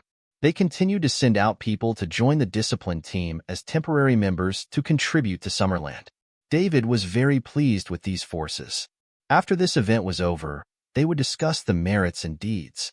As for those forces who were fostering dissent, they would all be driven out of Summerland by then. If they did something harmful to Summerland, David would never forgive them. David knew that Summerland could never be breached by other forces. Aside from the fact that Mason had returned to his peak, even if Mason was no longer around, he was still here and he was a peak god ranker, a supreme powerhouse. If this was not what Mason had planned, he would have wanted to replace Mason and fight the team organized by the Heron family. He wanted to see how many people he could kill. David's self-confidence had skyrocketed since his mind power upgraded to god level. Right now, he felt that he could even fight Mason head-on. Of course, he also had the ability to back this up. Before upgrading his mind power, he was already a peak god ranker. Plus, he had a breakthrough. Therefore, his strength would naturally soar drastically. Summerland had 2 peak god rankers in charge, so who dared to claim they could breach it? Even if the other 4 major forces were all united together, the 4 peak god rankers on the surface and the 2 peak god rankers hidden in the dark combined might not be able to defeat him and Mason. After all, there was a gap between peak god rankers. Plus, his strength would only continue to rise. After the grand event of the Chosen Ones in Summerland, the Dominic family and Star sect moved of their family's encampment and hid well. After they got the news from the Heron family, they emerged again. In short, Summerland was showing the first signs of chaos. Even though they could stabilize the scene and stop it from collapsing, the people who did not know the inside story would think that they would not be able to hold on any longer. This was unless Summerland could take care of the team headed by the Haram family. If not, the entire Summerland would collapse very soon. However, this was only limited to the forces in the upper class of Summerland. Normal people would not feel much different. They would go on with their lives and go to work as usual. As the captain of the Summerland discipline team, David was starting to get busy. MT Fragrant Province. Fragrant City. This was a middle-tier city in Summerland. Among the 66 provinces of Summerland, it was not too brilliant nor too weak. At this time, David was walking on a street in Fragrant City, and with him were 6 people halfway to God rank from the discipline team. However, they were working separately. Each person was responsible for investigating a different area. Julia received news last night. Powerful martial artists had appeared in Fragrant City in the MT Fragrant Province. These people not only exposed their strength as martial artists in front of ordinary people, but they even recruited ordinary people as their disciples. Furthermore, their organization was growing rapidly. In less than half a month, tens of thousands of people had been attracted. It was actually very easy for martial artists to win over ordinary people. By just showing off some martial arts skills casually, they would make these ordinary people revere them like they were gods. Then, they would promise the ordinary people that they would become martial artists soon after joining. Naturally, these ordinary people would believe them with all their hearts. Moreover, the intention of these martial artists was also obvious. That was, they wanted to control the city secretly. After secretly investigating this, the members of the discipline team found that the other party was organized and had premeditated this. In addition, they also had great ambitions, resulting in them winning over many forces in Fragrant City. Thus, they did not dare to act rashly and decided to report it to Deputy Captain Julia. When David received the news from Julia, he immediately brought people to Fragrant City. Now, the news that the Heron family united with the world's major forces and was ready to come to Summerland for revenge had spread all over the world. All kinds of bad characters started to emerge. The interior of Summerland also experienced some uncertainties. David had to take care of this in one strike, so that he would teach a strong lesson to these forces that were planning to resurface. Now that Mason's plan was about to succeed, nothing bad could happen to Summerland at this time. Otherwise, it would be his fault. David wandered around Fragrant City for a while. He looked at ordinary people who lived and worked in peace and contentment here. He secretly decided in his heart that the lives of these people could not be affected. Martial artists were never allowed to interfere with the lives of ordinary people, otherwise, society itself would undergo earth-shaking changes. It was not easy for Summerland to have a stable life today. It had cost the sacrifice of countless Summerland elites who gave up their blood and lives to achieve this, so it could not be destroyed by these ill-intentioned people. David was walking when he suddenly noticed some people on the street. After they took out their phone and glanced at them, they started rushing in one direction. In one fell swoop, there were 1/5 fewer people on the street. Although the street was still bustling with activity, David followed curiously. After following the crowd through several isolated alleys, he finally reached his destination. The entrance to a building was packed with people. 2 men were guarding the entrance. Everyone who went in had to show the other party their phones before they could enter. This should be something like a pass. David did not have a pass, so he dispersed his mind power. Then, David frowned. The 2 men guarding the building entrance were 2 first-class peak-level masters. Not only them, but there were also actually many martial artists inside the building. Could these be the martial artists that were recruiting new people that the discipline team had discovered? No, because the strongest in this building was only a beginner dragon ranker. If this was them, the discipline team would have taken care of them easily with their strength. They would not need to report any news about. Where was the problem? David decided to sneak in and take a look. Turning to the other side of the building, David spread his mind power to make sure that there was no one around, and in a blink of an eye, he reached the top floor of the building. Then, David walked down the building. With the help of his mind power, no one could detect David. Soon, he arrived at the middle level of the building, where all the ordinary people who came in had gathered. The entire floor was just one hall. It was very large, and it could accommodate thousands of people. David blended in with the crowd and sat down. He wanted to see what the hell these people were up to. It did not take long for the entire hall to be filled with people. David was afraid of exposing his identity, so he did not speak to the people around him. After the seats were filled, more than a dozen martial artists walked in. The leader was the beginner dragon ranker that David's mind power had detected earlier. After more than a dozen martial artists walked in, they began to showcase the strength of some of their martial artists. They were punching boulders with their bare hands and breaking steel bars that were as thick as one's thumb. In an instant, thousands of ordinary people below cheered in surprise. David was furious. These martial artists dared to violate the rules of Summerland. They dared to show their strength to so many ordinary people and affect their lives. They must be tired of living. However, he did not do anything right away. A beginner dragon ranker who was usually aloof and private was willing to be a guest performer here. There must be something fishy going on behind this. Immediately afterward, a middle-aged man on the stage began to speak. The more David listened to him, the more he felt that something was not right.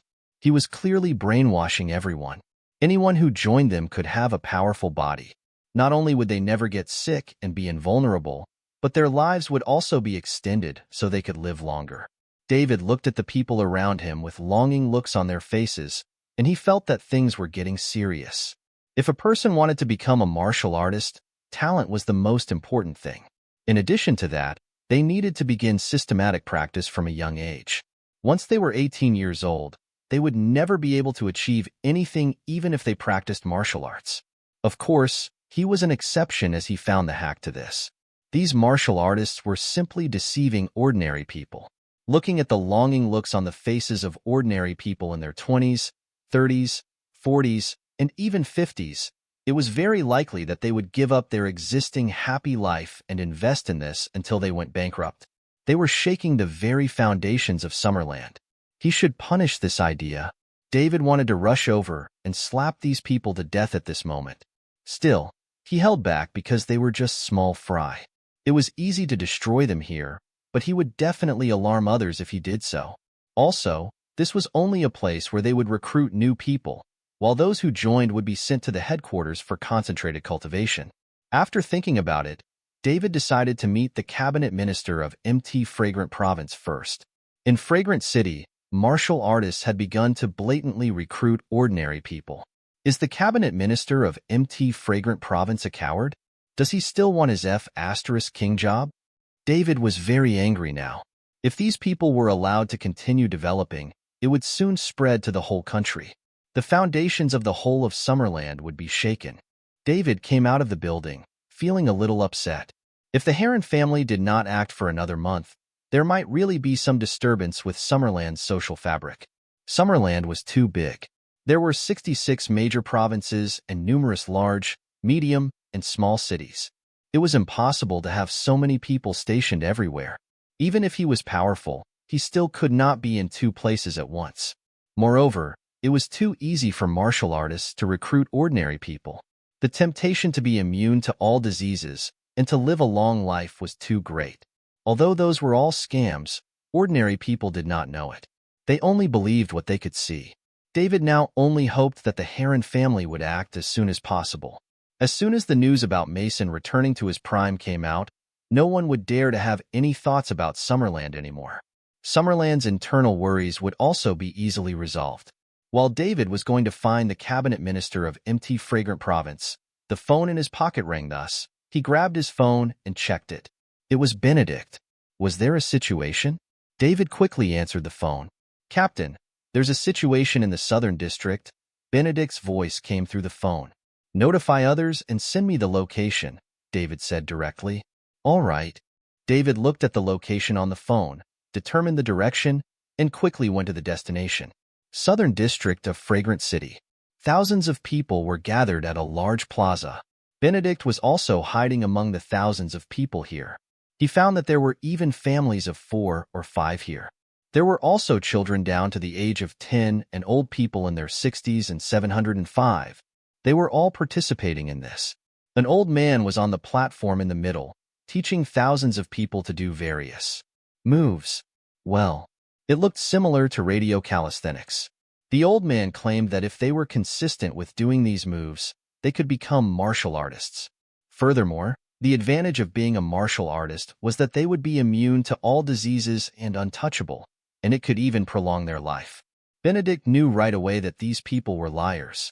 If being a martial artist was this simple, then things would be so easy. All of them had been systematically trained by the family elders since childhood, and they could only achieve what they had today thanks to their extraordinary talent.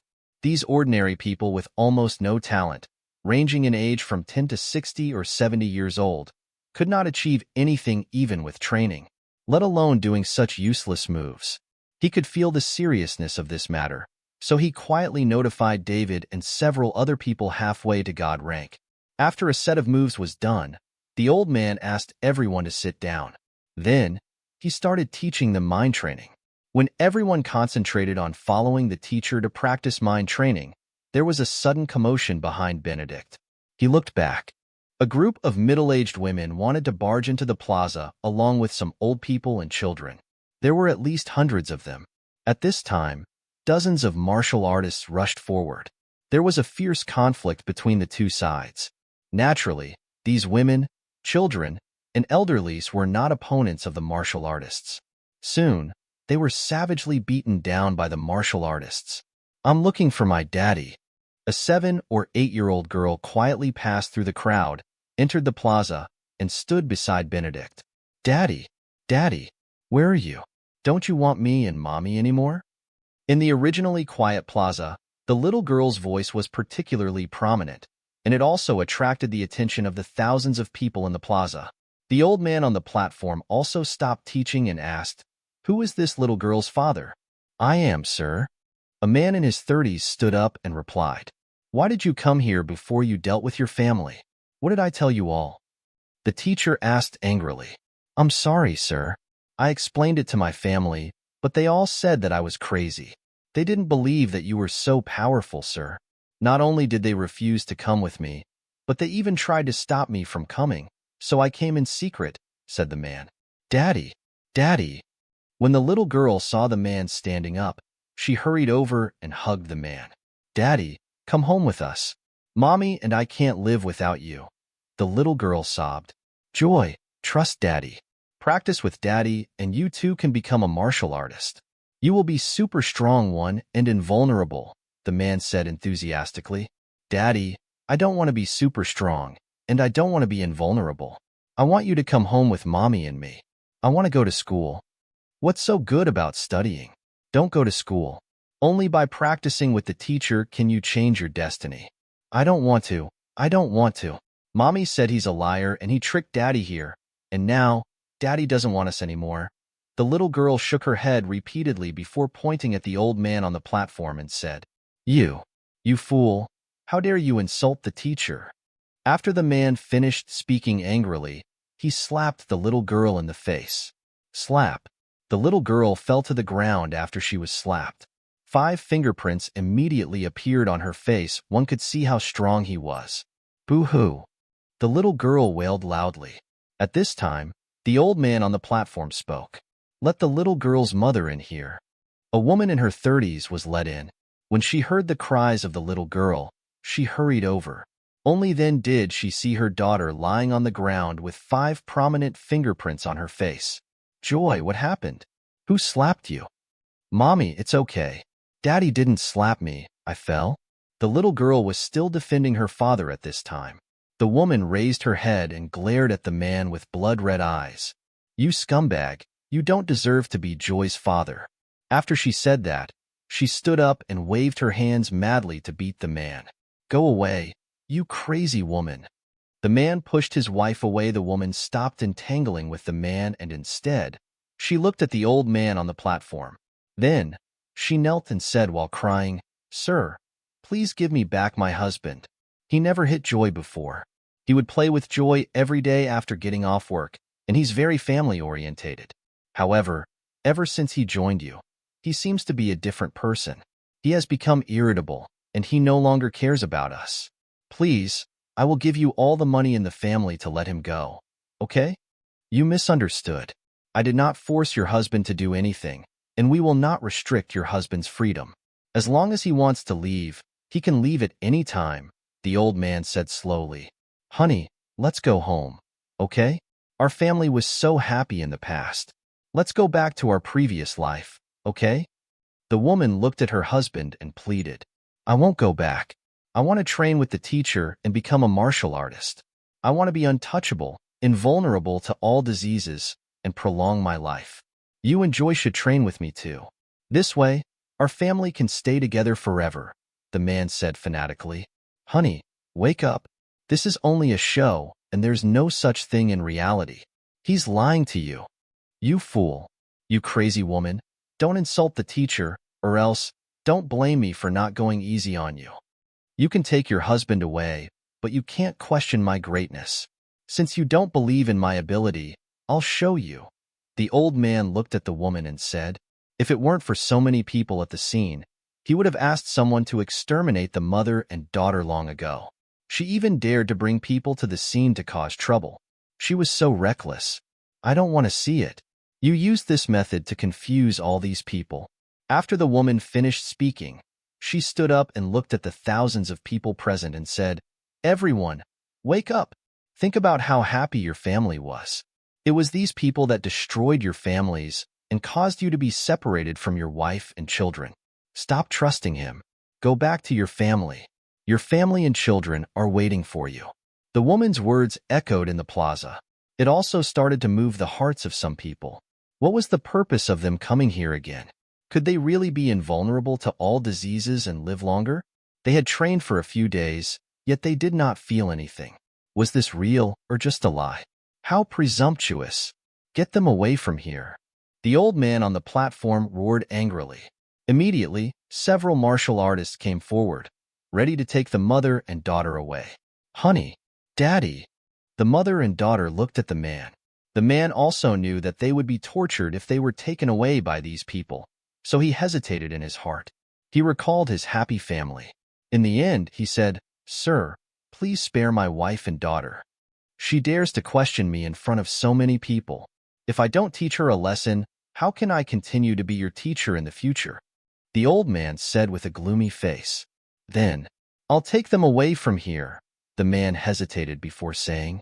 He still could not stand idly by and watch his beloved wife and daughter being taken away by the other party.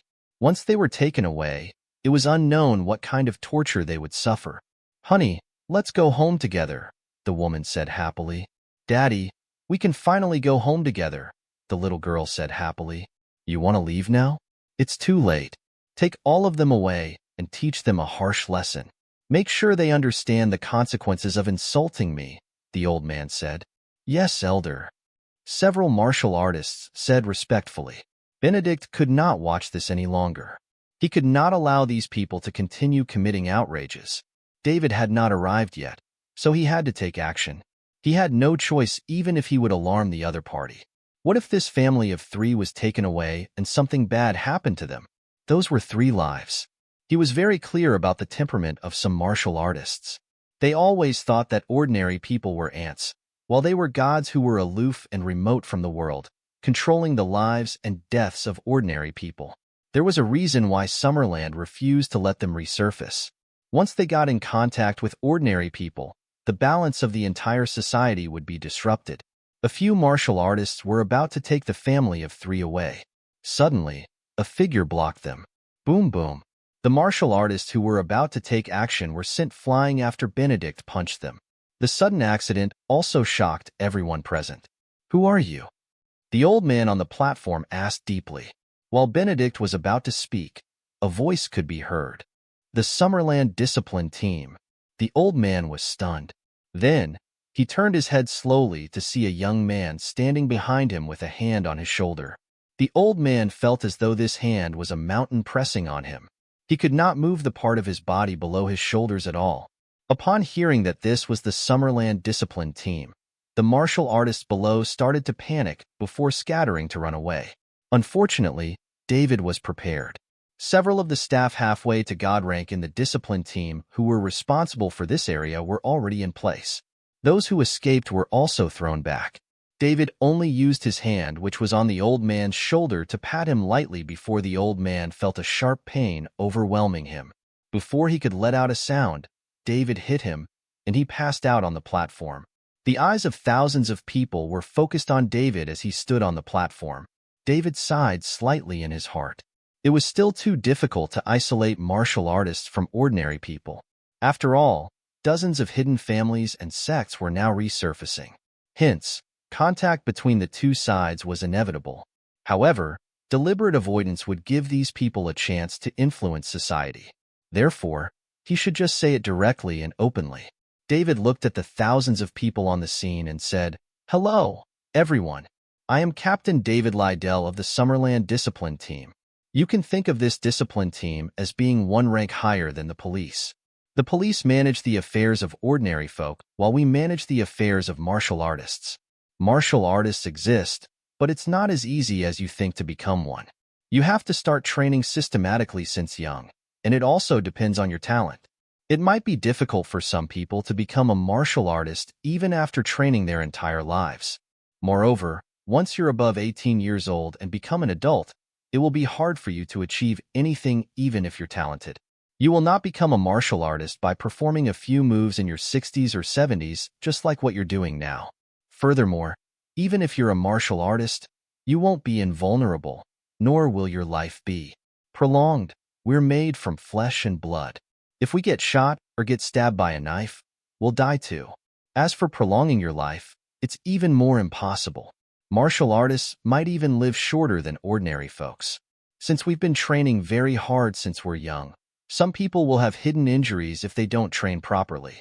These injuries can be very hard to cure, and it will reduce our lifespan. Thus, I can tell you with certainty that you've been lied to. The people who lied to you are people who harbor evil intentions, and they will commit any imaginable misdeed they want. Not only do they want you to be separated from your family and to destroy your family, but they also want to shake the very foundations of Summerland. You people are the foundation of Summerland, and you're the most important part of our country. Once you waver, the entire country will be on the verge of collapse. We've been after these evil martial artists for a long time, and we have finally captured them. Now, they will be facing severe punishment according to Summerland law. They might not even be released in this lifetime. Lastly, I want to tell you that the most important thing to a human is love, be it between family, friends, or romantic love. You will only find a place in this world if you have love. If you lose this, then what's the meaning of life? Go back to your original lives. Your wife, children, and parents are waiting for you, along with your friends. That's where you belong. When David said that, he laced his words with his strong mind power. It could penetrate these people's bodies and reach the deepest part of their hearts. Their brainwashed thoughts were slowly being replaced by what David said. With that, they gradually came back to their senses. A lot of them hugged their families and started crying. The man who just slapped his daughter also came back to his senses. As he looked at his daughter, whose face was red from his slap just now, he slapped himself a few times across the face. Then, he knelt in front of his wife and daughter to apologize to them. In the end, he got the forgiveness of his wife and daughter before the three of them held each other and cried. The words that were laced with mind power could be said to have penetrated the hearts of all these people. They jolted the people present back to their senses. Everyone in the plaza was crying. When they came back to their senses, they realized what they had been doing in recent days. They wanted to abandon their wives, children, and even parents. Furthermore, they even wanted to abandon their happy family. They came here every day to follow the so-called teacher and perform these movements that were similar to the radio calisthenics of elementary school students. Could they become martial artists who were untouchable, invulnerable to all diseases, and prolong their life by doing so? All normal people would know that it was impossible. It was a pity that they were already bewitched by the villains at that time, so they would not listen to anyone's persuasion. Fortunately, they were rescued by Summerland's law enforcement. Otherwise, they would definitely fall deeper into the scam, and it would be too late to feel regret when they had nothing left in the future. Thank you for your help. The man from the family of three who was almost taken away just now knelt on the ground and said sincerely to David, "Thank you for rescuing my daddy, sir, and reuniting us as a family once again." The little girl also knelt and said, "Thank you for your help. Thank you for your help. Thank you for your help." More and more people knelt to thank David on the platform. By the end, thousands of people at the scene were kneeling. David stood on the platform and looked down at these ordinary people. He was even more determined to eliminate these illegal martial artists and never let them do whatever they wanted in Summerland. He wanted to protect the pure land of Summerland. A martial artist had strength that seemed incredible to ordinary people. Coupled with some brainwashing techniques, it was really difficult for ordinary people to resist them. He was able to wake up these thousands of people with just a few words, but it was not because of how convincing his words were. Instead, it was because his words were laced with his powerful mind power, which was the most important thing. If someone else said these words, not only would they not wake up these people, they might even be insulted and attacked. Everyone, get up. Don't be so humble. You are the foundation of Summerland, so you will naturally be protected by our country. Go home and live your ordinary life well, as becoming a martial artist is not as simple as you think. Moreover, the world of martial artists is not as carefree as you think. After David finished speaking, he disappeared from the platform. Inside a luxurious villa on the outskirts of Fragrant City, David was sitting in the living room. Sitting next to him was the cabinet minister of MT Fragrant Province, Seamus Rogan. Benedict and the other halfway to God rankers were sent by David to continue the investigation. "Mr. Rogan, don't you think you should give me an explanation?" David said indignantly. He was furious. There were so many martial artists in Fragrant City confusing ordinary people. Seamus, the cabinet minister of MT Fragrant Province, not only did not go to investigate, but he also stayed at home and rested peacefully. This made him want to slap Seamus to death. The scene he just saw at the plaza in the Southern District just now definitely happened in other places throughout Fragrant City.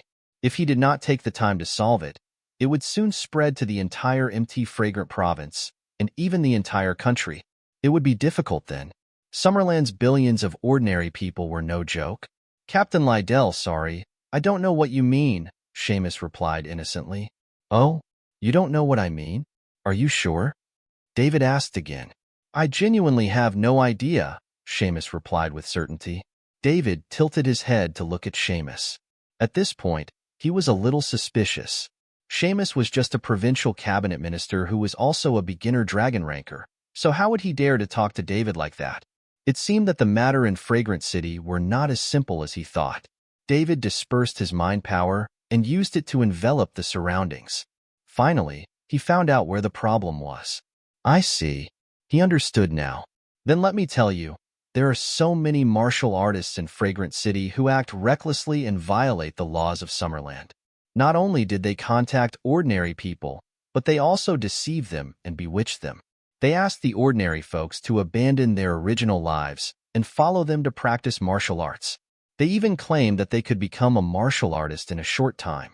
They claim that not only could they become untouchable, but they would also be invulnerable to all diseases and prolong their life. You don't know that? I don't know, Seamus said, taking a sip of tea. Then do you still want your job as the cabinet minister of MT Fragrant Province? Captain Lydell, whether I'm the cabinet minister of MT Fragrant Province or not has nothing to do with your discipline team, right? And I've been sick, so I've been at home recently, and it's only normal that I don't know what you're saying, Seamus laughed and said. Mr. Rogan, since you say so, then I will now announce as a member of the Summerland Parliament that you are no longer the cabinet minister of MT Fragrant Province. As a member of the Summerland Parliament, I have the right to dismiss a provincial cabinet minister, David also said with a smile. As Seamus heard David's words, the smile on his face gradually faded. Of course, he knew David's identity.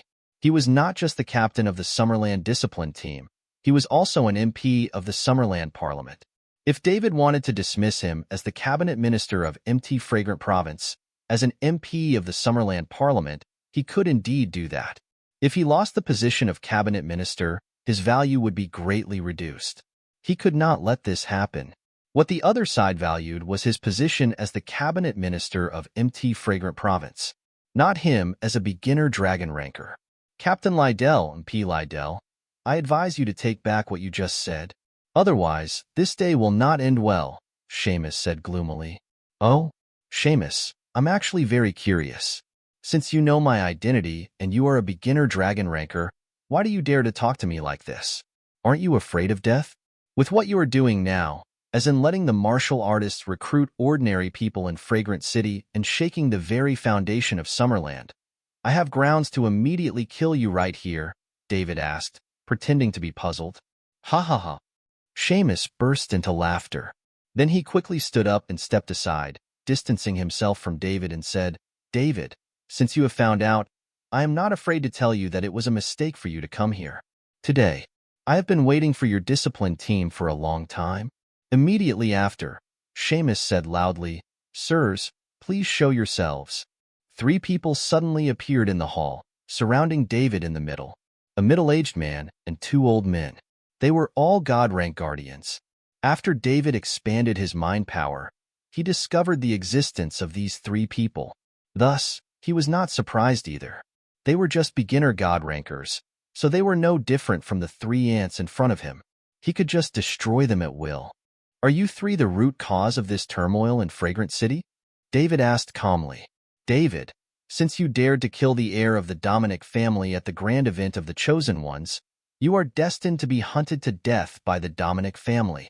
Now, do you have any regrets for the Dominic family? The middle-aged man said. You are from the Dominic family? Precisely. Your family are just stray dogs now. Who gave you the courage to jump out and shake the foundations of Summerland?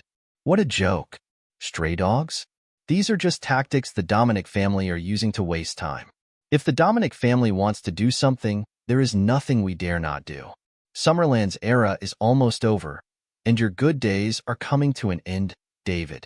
Today is your day of death, and this is what we want to tell the world.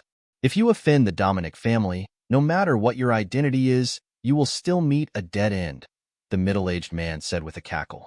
Are you sure you'll definitely kill me? David asked lightly. David, you don't need to brag anymore. We already know your strength clearly. Since you ran into the 3 of us today, you will surely die. Although I admit that you are indeed a genius, and that if we let you continue growing, you will be another Mason Stefani. Unfortunately, you have no chance to continue growing because there are too many people who want you to die. No wonder Seamus dares to side with the evildoers in such a way. It turns out that he's relying on the Dominic family. Seamus, you know the law, but you still chose to break it, so you're even more guilty. I will grant you the death penalty now. David ignored the people from the Dominic family and looked at Seamus, the cabinet minister of MT Fragrant Province. Haha, David, you should only say that if you can defeat those three. A talented person chooses a patron of integrity and should constantly strive to make progress. Summerland is finished, so I naturally want to find a strong backer, Seamus said with a laugh. In his opinion, David would definitely die today.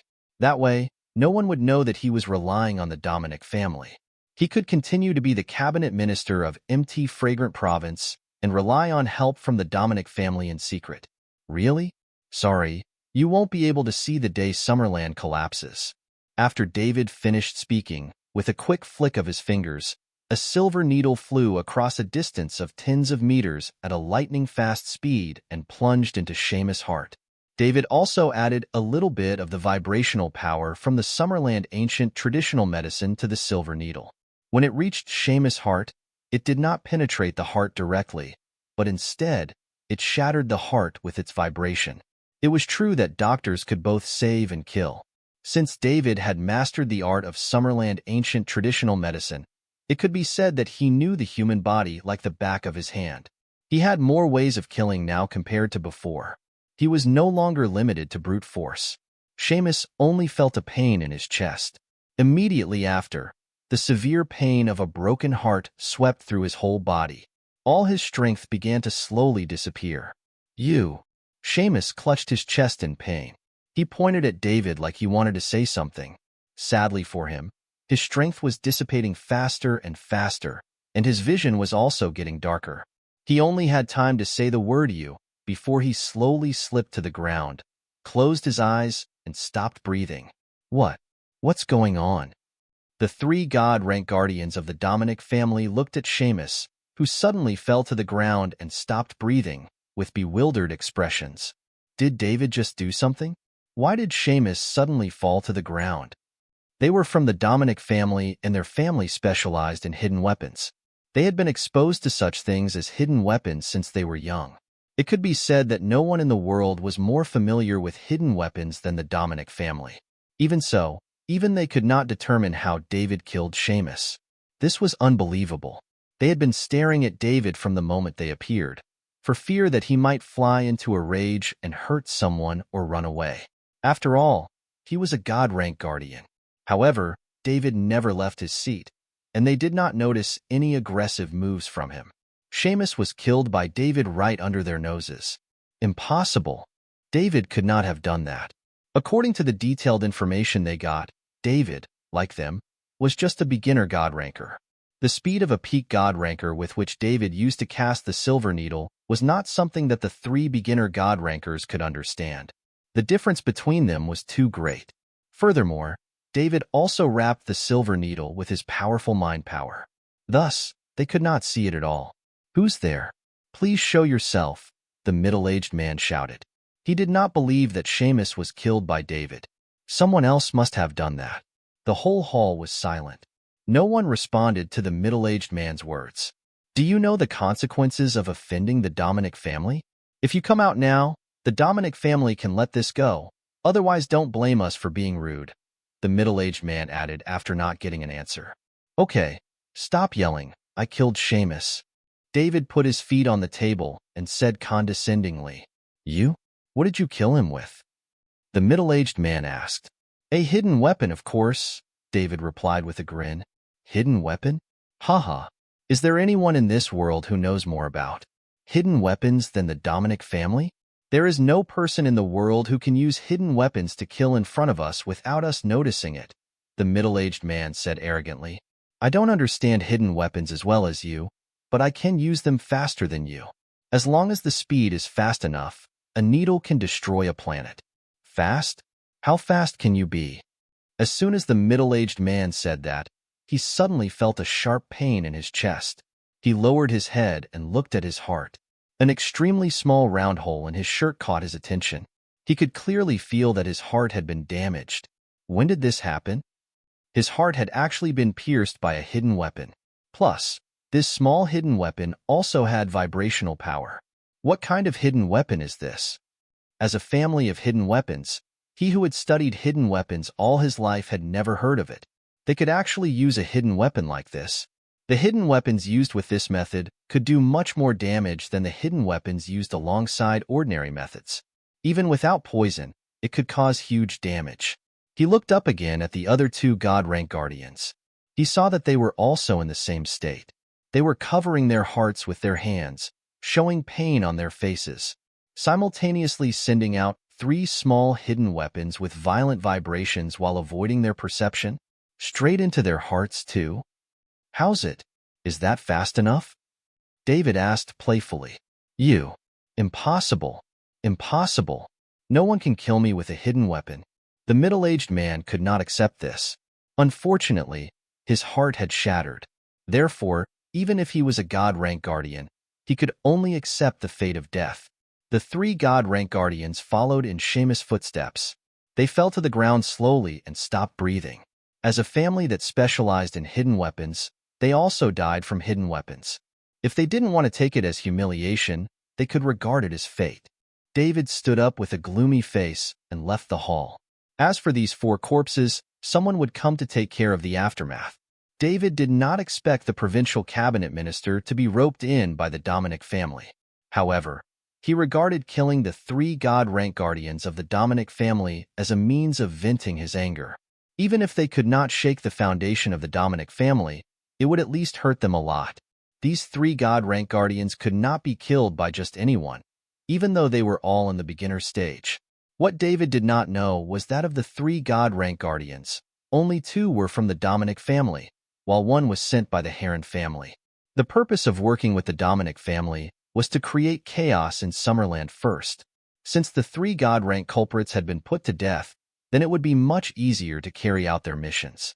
David continued to lead the discipline team to eradicate all the martial artists in Fragrant City who violated the law. In the end, a total of 3 God-rank guardians, 5 halfway to God-rankers, and more than 10 Dragon-rankers were killed. Under David's speech, which was laced with mind power, tens of thousands of ordinary people in Fragrant City came back to their senses and returned to their original lives. Although things in Fragrant City had been resolved, the situation across the country was not optimistic. Similar things started to happen in many places. David could not be at 2 places at once, so he eventually had to go back to Capital City and update Mason about Summerland.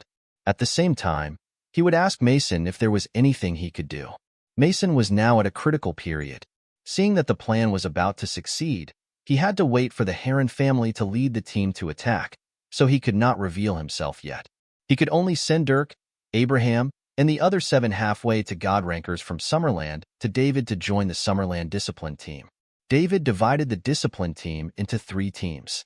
He, Abraham, and Dirk, the 3 God-rank guardians, would each lead a team to carry out a nationwide cleanup operation. However, after what happened in Fragrant City, the representative forces, the Dominic family and Star Alliance, became smarter too. They did not go head-on against the Summerland discipline team anymore. Once the Summerland discipline team showed up, they would give up immediately and look for somewhere else to go. Plus, they would not develop in provincial cities anymore, as they would go to some municipal cities or even counties. The entire Summerland consisted of 66 major provinces, 66 provincial-level cities, hundreds of municipal cities, and thousands of counties. Since this was the case, the Summerland discipline team had no clear direction to work toward. They followed them around the country, but the effect achieved was somewhat modest. David also felt troubled. Since he was lacking manpower, he could only borrow personnel from the major hidden families and sects.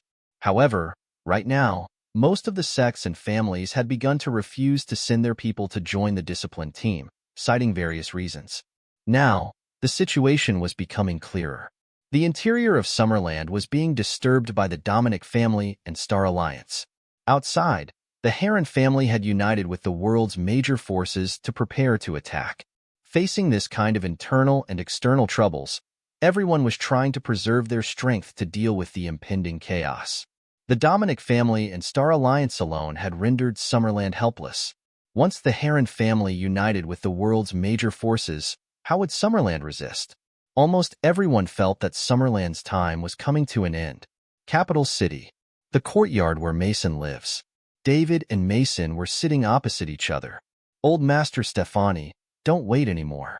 Let's just expose it. If you don't frighten these punks and continue to wait like this, Summerland will really be thrust into chaos, and it will be difficult to clean up then, David sighed and said. He now felt as if he had nowhere to showcase his strength. If he could find the Dominic family and Star Alliance, he wanted to go straight to them and destroy them all. It was a pity that these two forces were like two rats, and they could not pinpoint where their burrows were located. Moreover, doing so was bound to affect Mason's plans. The Dominic family and Star Alliance both had powerful late god rankers. If they could destroy them, the Heron family would not dare to come anymore. Sigh, I didn't expect the Heron family to be so tolerant. They really learned to be smart and know how to damage us from the inside first, Mason said. Old Master Stefani, now is not the time to care about the Heron family. The situation in the country is already very serious.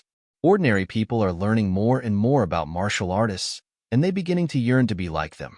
Even if the Heron family eventually shows up and you deter all the forces with your strength, you won't be able to hide the matter regarding the martial artists anymore, David said with some worry. David, if we can't hide it, just let it be. The catastrophe is coming. In the end, the world won't be able to hide the existence of martial artists.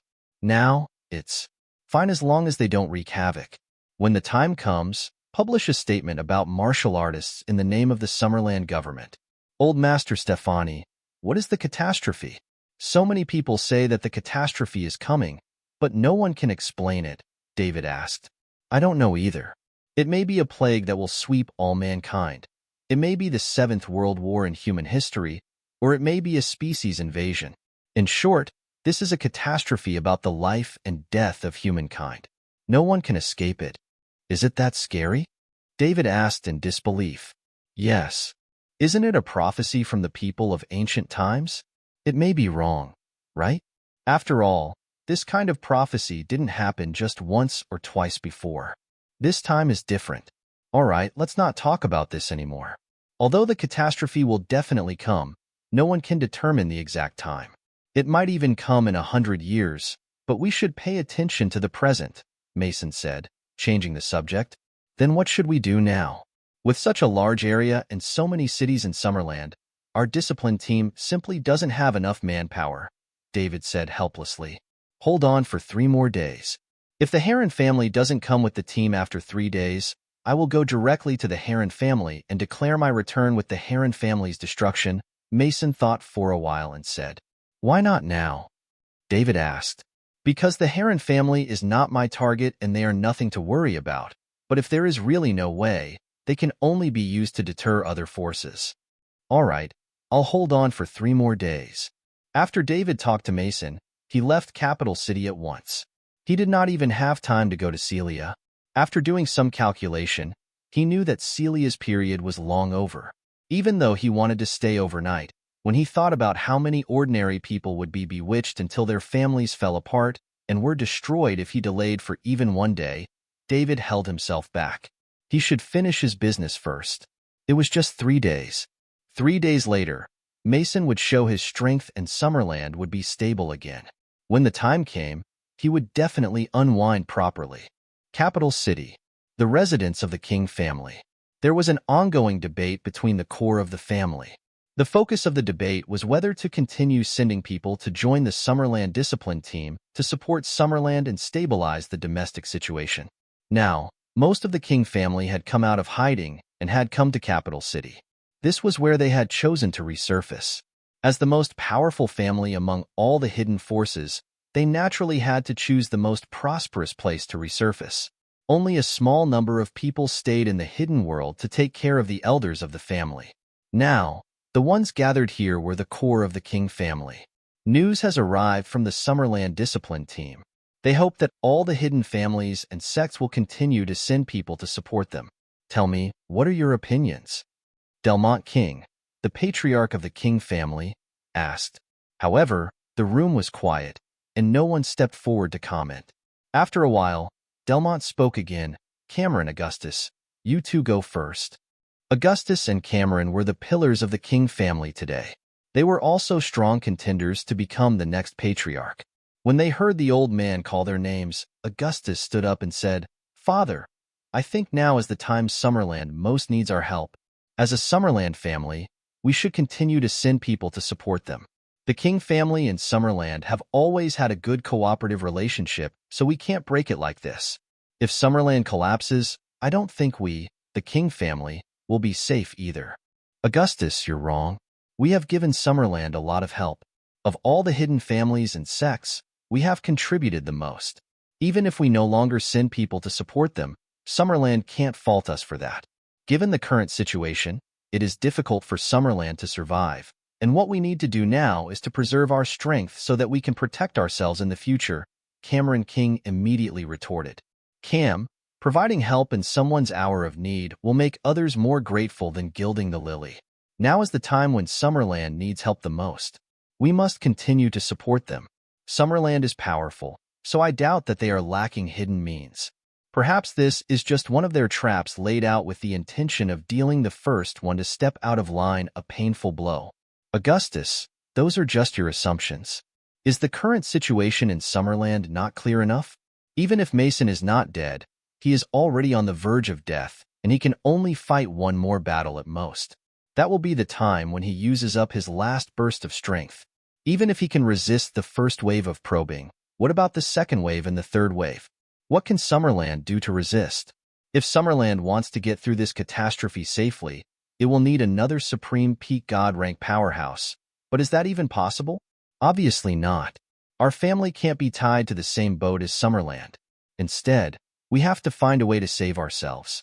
We have sent so many people, so we, the King family, can say we have done our best.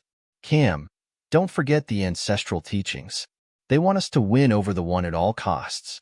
David, the captain of the Summerland discipline team, performed brilliantly at the grand event of the Chosen Ones and was also unanimously recognized as the #1 among the younger generation in Summerland. According to the news from our fifth brother, he has become a God-rank guardian at a young age, and he is very likely to be the one. Hence, now is the best time to win him over. We cannot miss it. Augustus, you said that it is just likely, and it is not certain that David is the one. I admit that his talent is indeed out of this world, but in the face of the current situation in Summerland, a beginner God ranker like him can't do anything much. The major forces in the world will no longer give him a chance to grow. Once we get David on our side, we will likely become the target of several major forces. You are pushing our entire family to the brink of death. Augustus and Cameron were arguing fiercely. They both expressed different opinions.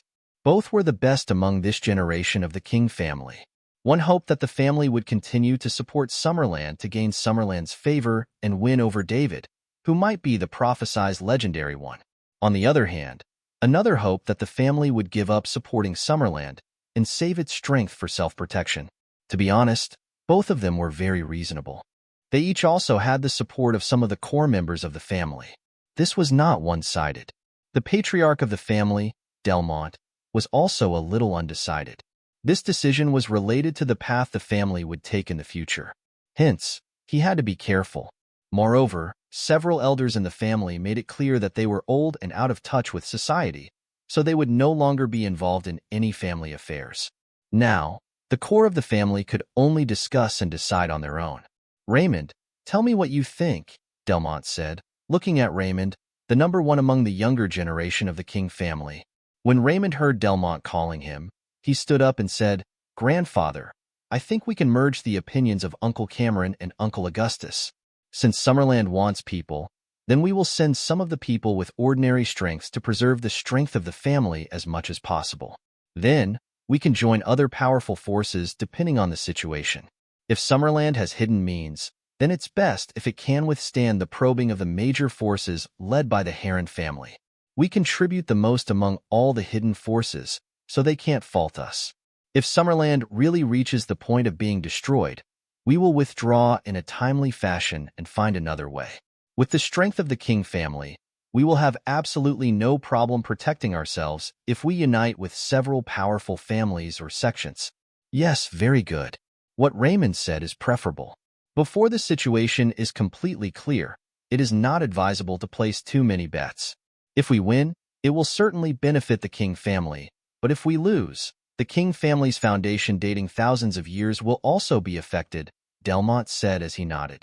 During this critical period, Delmont was reluctant to be too radical. With the idea of taking it easy and keeping his nose clean, he reckoned it would be fine as long as he protected the Millennium Foundation of the King family during this turbulent period. The core of the King family present all expressed their agreement. This was indeed a fair compromise. They would not offend Summerland completely, and they could even pull away depending on the situation. Neither Augustus nor Cameron objected. Apparently, they also felt that it was somewhat impossible for the family to go with their own opinion. Hence, they would accept a compromise that everyone could accept. Both were strong contenders to become the patriarch of this generation. Taking one's opinion would embarrass the other. At this critical time, the family obviously would not do this. The reason why Delmont was still the patriarch of the family was that he was afraid that a new patriarch would divide the family because both Augustus and Cameron each had supporters of their own. They could only wait until the situation was stable before considering another patriarch. Just as Delmont was about to make a decision, a crisp female voice suddenly sounded in the hall. "Grandfather, I have something to say." The core of the King family present looked at the source of the voice. The person who spoke was Selena, the daughter favored by God among the younger generation of the King family. She had won the love of the elders of the family. Selena was thinking about how to convince the family to fully support Summerland. She promised David that she would not expose David's strength. However, she did not want the family to miss this opportunity to befriend David. Whether or not David was the borderline mythical one, she did not know. However, she could be sure that David was definitely the key to dealing with the catastrophe in the future. He was a late god ranker in his early 20s. What concept was this? The strongest combat power of the King family was only a late god ranker, and the youngest among them was her grandfather Delmont. He was now over 80 years old. It was said that he broke through to the late god rank more than 10 years ago. He only broke through the late god rank at the age of 70, which was already very outstanding in the family history. David was only in his early 20s and had already reached the strength of a late god ranker. Selena felt that David was born to deal with the impending catastrophe. More importantly, David was now just showing the strength of the late god ranker. Who knew where the true limit of his strength lay? Based on Selena's intuition, she felt that David had something to hide, but at the same time, it felt so incredible. The reason was that if David's exposed strength was one level higher, then he would be the supreme peak god rank powerhouse. This was the ultimate combat power that only the 5 major forces in the world had. The King family, a family with thousands of years of history, did not have one to this day. She was almost certain that Summerland was playing a huge game. The weakness they were showing now was just to confuse the world. This was the perfect time to curry favors with Summerland and David. There was only one chance. Once missed, it would be too late to regret later. Therefore, Selena thought about it and said firmly, "Grandfather, I hope that the family will spare no effort to support the Summerland discipline team, support David, and help Summerland stabilize the situation in the country. Believe me, the benefits the family will get in the end will be beyond your imagination. This is an opportunity for our family to take off again, so it must not be missed." After Selena said this, all the cores of the King family at the scene were shocked, including her father, Augustus. Spare no effort to fully support Summerland. This would completely bind the King family and Summerland together. Once Summerland could not take it anymore, the King family would also be greatly implicated. It might even ruin the King family's foundation that lasted thousands of years. No matter how powerful the King family was, it could not be the opponent of any of the other 4 major forces in the world. It was because they all had peak god rankers who were their decision-makers, but the King family did not. This would be a huge gamble. Brothers Augustus and Cameron had been arguing despite their different views, but they did not dare to risk the whole family on a huge gamble as Selena did. It would be insane to do so. If they were careless, the entire King family would be doomed. Delmont stared blankly at Selena. Not only Delmont, but all the cores of the King family present were also looking at this blessed daughter of the King family. They found that she was not joking. On the contrary, there was a very serious expression on her face. Selena, take back what you just said. This kind of family matter is not something a girl like you can discuss, Augustus reminded. Father, trust me, I wouldn't joke around with the entire King family. This is our chance. If we miss it, we won't have another opportunity again, Selena said seriously. You! Augustus shook his head and said nothing. He knew his daughter's character. She would not say such unsure things recklessly. Since she dared to say so, she should have a basis for doing so. He knew his daughters had been in touch with David at the grand event of the Chosen Ones in Summerland. She had probably found something. Selena, if you want us to spare no effort to support Summerland and David, you have to give me a reason. You have to know that once we are tied to Summerland, it will be difficult to withdraw and we will have no way out. Delmont looked at Selena and said. Selena was also a little anxious at that moment. It was because she had not found a way to convince Delmont. She knew how strong David was. However, she could not tell them. What should I do? I can't convince grandfather if I don't say it. Everyone was waiting for Selena's answer. They wanted to see what reason she had to make the family risk everything. Grandfather, please believe me. Selena held back for a long time, only to say this. I believe you, but there are so many people in the King family. How can they believe you? This is not just about us, but the whole family. If you want us to support Summerland, you have to say something to convince everyone. If you can't, then I'm sorry. I can't promise you this, Delmont said. Selena panicked. As a member of the King family, she could not helplessly watch the family miss this opportunity to take off. Grandfather, it's because I'm already David's woman, Selena said with a blush on her face. What? The core members of the King family present all looked at Selena in astonishment. They never thought that Selena would give such a reason. Not even Augustus thought of it. The daughter whom he had raised for more than 20 years had quietly become someone else's. When did this happen? Could it have happened toward the end of the grand event of the Chosen Ones? No wonder she didn't leave with me and went straight to Dark Cape. But this development was a little too fast. No? That bastard David. He deceived my excellent daughter in secret. Even though Augustus had high opinions of David, he could not accept this right now. What did you say? Delmont asked, returning to his senses. Grandfather, I'm actually David's woman now, which means that David is now the son-in-law of the King family. Even if we don't help him now, with this relationship, the King family can't escape and we will also be implicated. We should do our best to help Summerland to get through this difficult time so that we won't be left in a catch-22 situation, Selena said loudly. Now that it has been decided, she decided to throw caution to the wind for the sake of her family. Although they might not understand her now, she believed that it would not be long before the whole family would be grateful toward her. You fool, Delmont said bitterly and hatefully. Grandfather, even if I'm a fool, we don't have any other choice.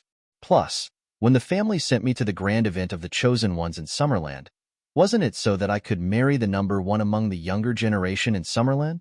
Plus, David is recognized as the number one among the younger generation in Summerland. So I struck first and gained the upper hand to become his woman in advance. I acted according to the family arrangement. When David was extremely busy, he received news from Julia. The King family sent dozens of masters to help out, and among them were even 2 God-rank guardians. This overjoyed David. He did not have much hope this time he sent news to the major hidden families and sects. After all, the situation in Summerland could be seen at a glance, and they had almost reached the end of the line. It was also understandable that the major hidden forces chose to protect themselves. However, the King family gave him a big surprise. There were very few families that were devoted to the people. After the situation stabilized, he would be sure to give the King family enough benefits. I can't disappoint such a conscientious family, David thought to himself. He did not know what was going on inside the King family. It was not that the family was devoted to the people. It was Selena who fabricated their relationship in exchange for the support of the King family. 1. Just like Selena said to them, she already had a relationship with David. Hence, David was the son-in-law of the king family. At the same time, David was also the captain of the Summerland discipline team. With this relationship, even if the king family did not want to help Summerland, they needed to help David.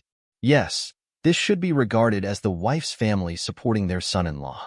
If David knew the inside story, he would jump in anger.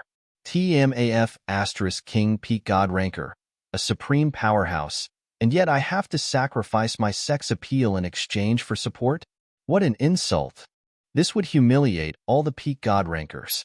The dozens of masters of the king family were divided into dozens of teams before being sent all over Summerland. Augustus was also among those sent to support him. He wanted to find David directly and teach this kid a lesson. David quietly stole his precious little girl from him. However, considering David was also the God Rank Guardian, and that a fight would cause a huge ruckus, eventually, Augustus decided to drop it. The point was that he might not win against David. David's medical skills were superb. If he was tricked at that time, he would be utterly humiliated. The father-in-law suffering a loss in front of his son-in-law. He could not embarrass himself like that. He would think about this in the future. In any case, he remembered this hatred toward David. When the situation stabilized, he would take Selena to see David. David should not dare to fight back then. All right, that's settled. The dispersal of the people from the king family immediately relieved David's pressure, and the situation in Summerland gradually stabilized. There was no more lack of manpower anymore. After all, the Dominic family and Star Alliance also had limited manpower, and they did not dare to blatantly show up, so they could only develop in secret. With the lesson from Fragrant City, they did not dare to dispatch God Rank Guardians anymore. They would only send some of their weaklings to wreak havoc. God Rank Guardians were the mainstays of a force, and the death of two people at once had greatly damaged the foundation of the Dominic family. There could be no more casualties, otherwise, the Dominic family would be doomed before the catastrophe even arrived. Without the threat of the Guardians, David sent the 5 halfway to God Rankers out. The whole of Summerland was slowly returning to normal. Although there were still some small tricks going on in the dark, they would not cause much damage. 2 days passed quickly. The third day came. It was also the last day of David and Mason 1's agreement. If the Heron family did not act today, Mason would personally go to them and destroy the family, shocking the major forces while stabilizing the shaky situation in Summerland. Meanwhile, David had a plan in mind. If Mason exposed his secret, he would act immediately. It was time to show his fangs. Otherwise, everyone would think that David was weak. They even dared to threaten Miss Pearl with their identity. The Mosley family was so brave. He could not even bear to make Miss Pearl cry, but the Mosley family dared to make Miss Pearl cry all night. Damn it. The reason why he did not kill Walt on the spot that day was that it would be too easy to kill him directly. David wanted to make Walt feel hopeless. He wanted him to die in despair and pain. Only this would quell the anger in his heart. It was nighttime of the last day. David quietly flew to Falconia overnight. This time, he did not fly on a private jet. Instead, he changed his identity and took a passenger plane. After arriving in Falconia, David recomposed himself. After he saw that he had 5,978 lavish points, a smile appeared on the corner of his mouth. He had a restful sleep. Early the next morning, a message bombarded the whole world. The Heron family formed a powerful and terrifying team with the world's major forces. After they went to Summerland to seek revenge, they suffered heavy casualties. There were 4 late God Rankers and 8 mid-God Rankers in the team. The final result of the probing of Summerland this time was the death of 2 late God Rankers and 5 mid-God Rankers. This price was not too big. However, according to those who came back alive, Mason was not dead at all. Not only was he not dead, but his strength was still at its peak. The battle between the two sides ended in a crushing defeat. Their team, which was looked up to by the world, had no chance to fight back at all. The reason they could come back alive was not that they won the battle. Instead, they fled when they saw the situation taking a turn for the worse. That was why they could come back alive. A tossed stone raised 1,000 ripples. All the forces in the world were shaken. Was this the strength of a supreme peak God rank powerhouse? It was so scary that it stunned countless people. This was also the first time that a peak God ranker fully demonstrated his strength in front of countless people. The 4 late God rankers and the 8 mid-God rankers could only be annihilated. Fear filled every force that was spying on Summerland. They were afraid of being targeted by a peerless master like Mason. Once this news broke, everyone behaved themselves. The Dominic family and Star Alliance could not wait to dig a hole for themselves to hide. Some forces eyeing Summerland quickly came forward to apologize. Those small and medium-sized countries that once left the control of Summerland began giving up everything to rely on Summerland again. Summerland still had such a heritage. There was no safer place in the world than to rely on Summerland. At this time, the world suddenly realized that Summerland was setting a trap and that they were waiting for the Heron family to fall into it. Moreover, the Heron family had fallen into it so obediently. Not only did they fall into the trap, but they also even led the other major forces into the trap as well. All forces were lamenting the fact that Mason was so good at trickery. He did not just announce his return, he also terrified countless people. The strength of the peak God ranker was so terrifying. David was still asleep when he was woken up by the phone. After he picked it up, he saw that it was a call from Julia. He answered the phone. Julia told David about the Heron family's attack on Summerland last night. In the end, Mason defeated them all by himself, and the record was amazing. The Heron family and its remaining forces suffered heavy losses. It shook the whole world in one fell swoop and made everyone's jaw drop. After he hung up the call with Julia, David was taken aback. After everything, the Heron family still could not hold themselves back from attacking on the last day of his appointment with Mason. Mason's plan was successfully completed. He killed 2 late God rankers and 5 mid-God rankers from the opposing forces. This was indeed enough to shock the world. However, David figured that it was still not enough. He should start another fire himself.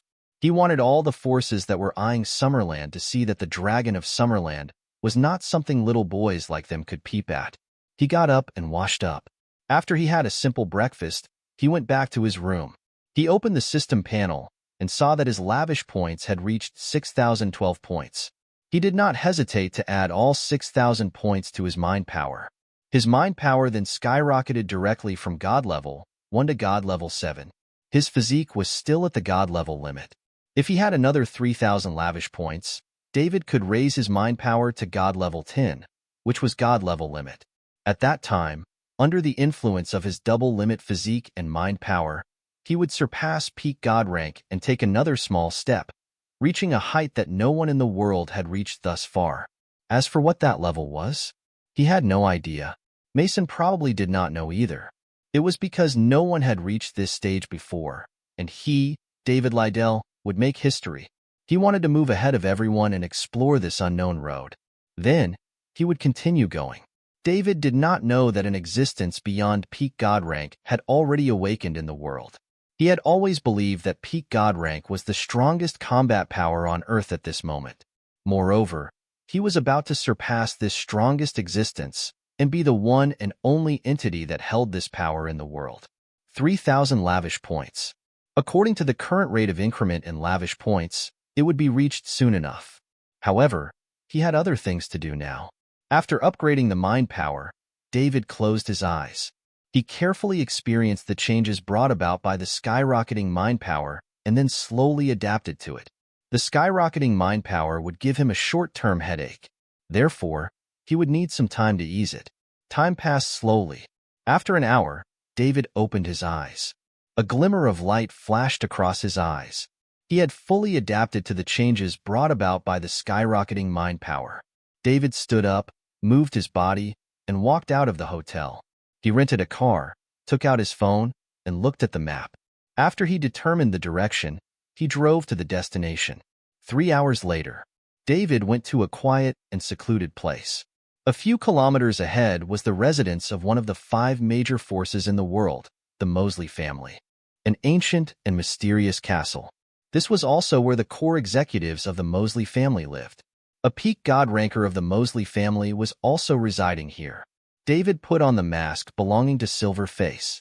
Today, as Silver Face, he was going to enter the Mosley family's residence, one of the world's 5 top major forces, to see if the place was as dangerous and powerful as legend claimed.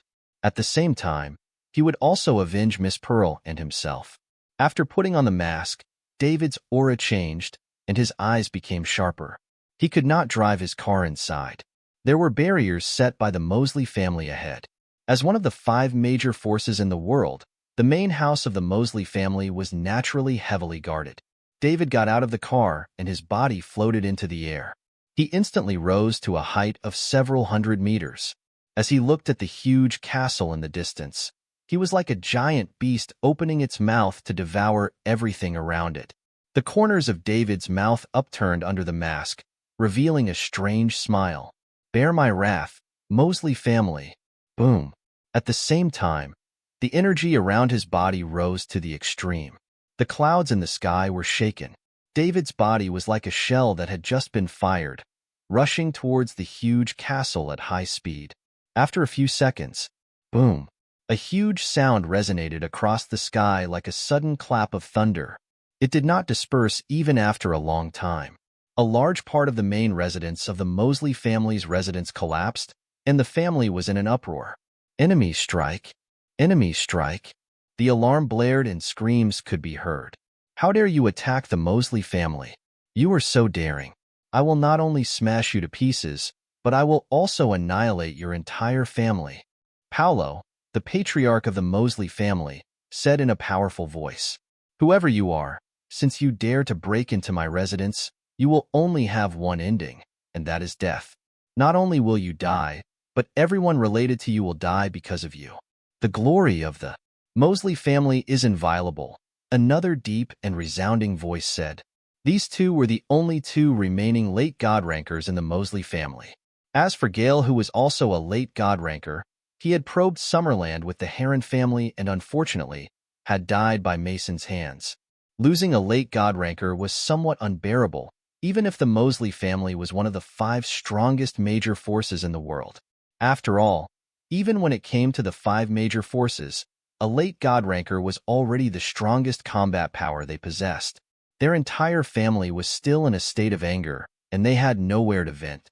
Now, there were people who were completely disrespecting the Mosley family and dared to attack the Mosley's main residence. They were simply courting death. "Haha, I thought this was a dangerous place, but your family is just oh-so. I am going to accomplish a magnificent feat today. What can you do about that?"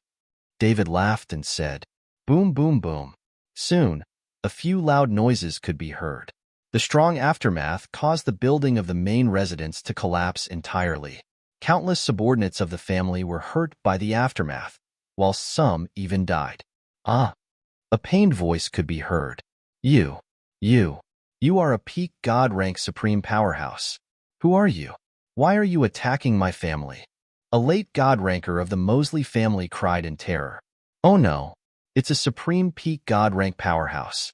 Everyone, run and don't fight him head-on. Ask the old master to come here.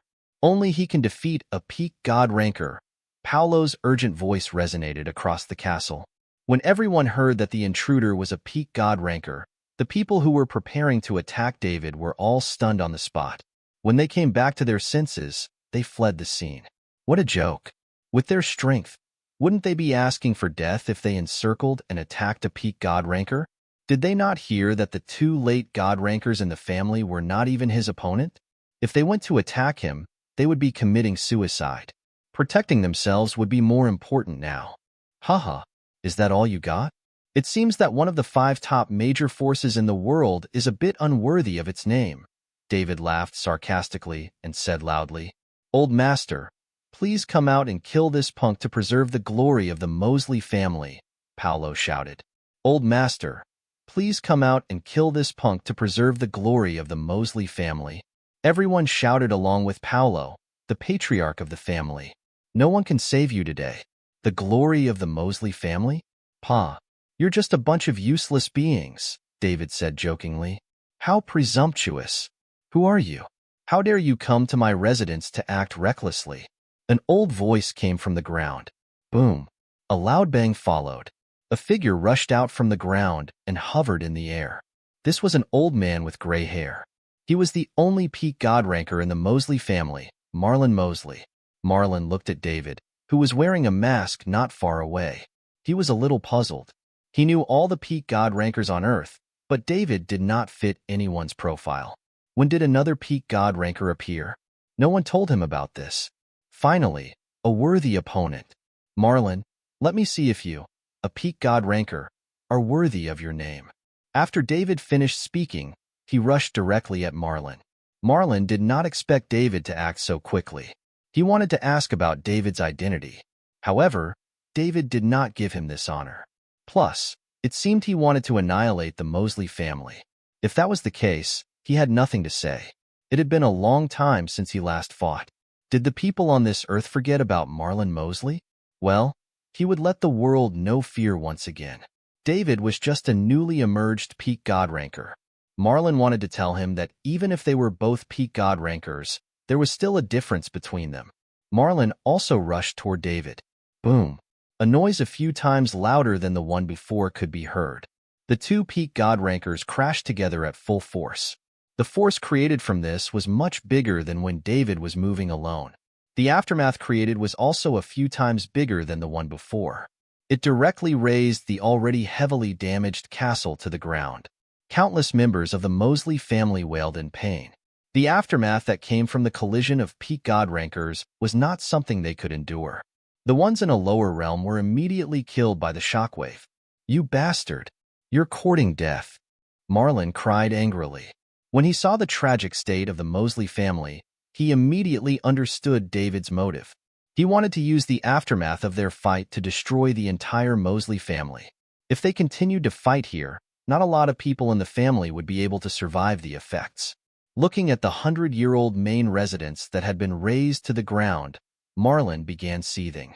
No matter the result of this fight, his family would surely be utterly humiliated. He had to make the other party pay. Haha, Marlin, you're just a so-so. The Mosley family is not worthy of being one of the world's 5 top major forces, David laughed and said. Boom. Marlin gave out a burst of energy and his body shot up into the clouds. If you have the guts, let's fight in the air.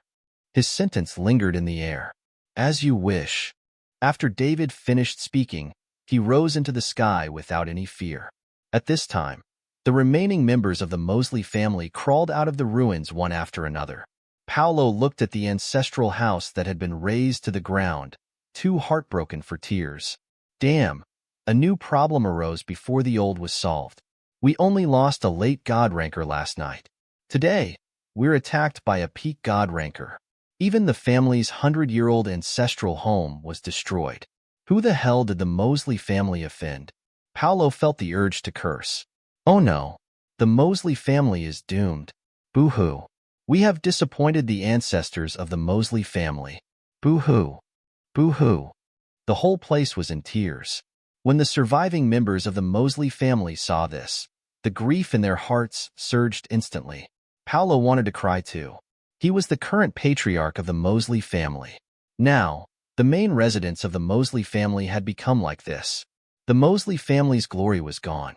He was the one who had let down the ancestors of the Mosley family. What are you crying for? We can rebuild the family after we lose it. If the old master is still here, the Mosley family will never collapse. We're still one of the 5 top major forces in the world, Paolo scolded loudly. Yes, Grandmaster is still around. We still have a chance. Paolo's words awakened the people present. Everyone looked up at the sky together. Boom. A loud voice came from the sky. Clearly, the 2 peak god rankers had started fighting. In the sky among the clouds, David and Marlin were standing opposite each other. Who the hell are you? You're not among the old-school peak god rankers, and your strength doesn't look like that of a newly emerged peak god ranker. Marlin stared at David and asked. You talk too much nonsense. David did not answer Marlin. He directly rushed over to fight Marlin. Boom boom. Thud thud. Smack smack smack. All kinds of loud crashing sounds resonated across the sky. Even the thick clouds dispersed from the vibrations. Marlin had been a peak god ranker for decades. He was considered pretty powerful among the peak god rankers. Meanwhile, after David upgraded his mind power to god level 7, he had arrived at the top of peak god rank and was about to move into the next realm. Based on their realms, David was superior to Marlon. Marlon had more combat experience, but David had powerful mind power and a keener line of thought. Both of them did not use any weapons. Therefore, David always had the upper hand. Marlon became increasingly horrified. This peak god ranker that he had never seen before was so strong. He had been in recluse for so many years, so had the world changed? However, every once in a while, Paulo would report to him all the major events that had happened in the world. He had never heard of such a powerful peak god ranker. David was getting merciless, and his courage grew as the battle progressed. Not only was he a peak god ranker, but he was also someone who knew Summerland ancient traditional medicine. He would always attack his opponent's weak spots, and then use the different strong points of his body to attack him. At the same time, Marlon was becoming increasingly unable to endure this fighting method, enduring major injuries in exchange for landing small blows. If this continued, he would surely die here. Marlon finally relied on his rich combat experience to find a flaw in David's style. He endured a heavy blow from David and pushed his palm against David's chest. David was sent flying. Marlon was also thrown to the ground by David, crashing into the ground with great speed. Boom! Marlon hit the ground.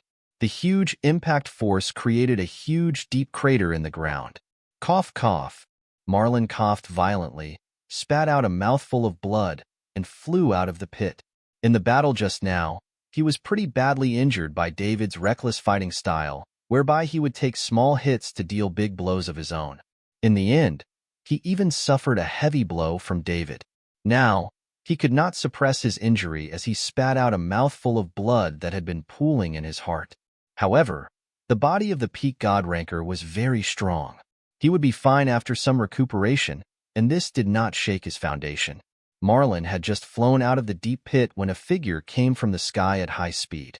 He also did not expect David to recover so quickly after he had slammed him in the chest. Moreover, it seemed that he would not give up and that he wanted to continue fighting.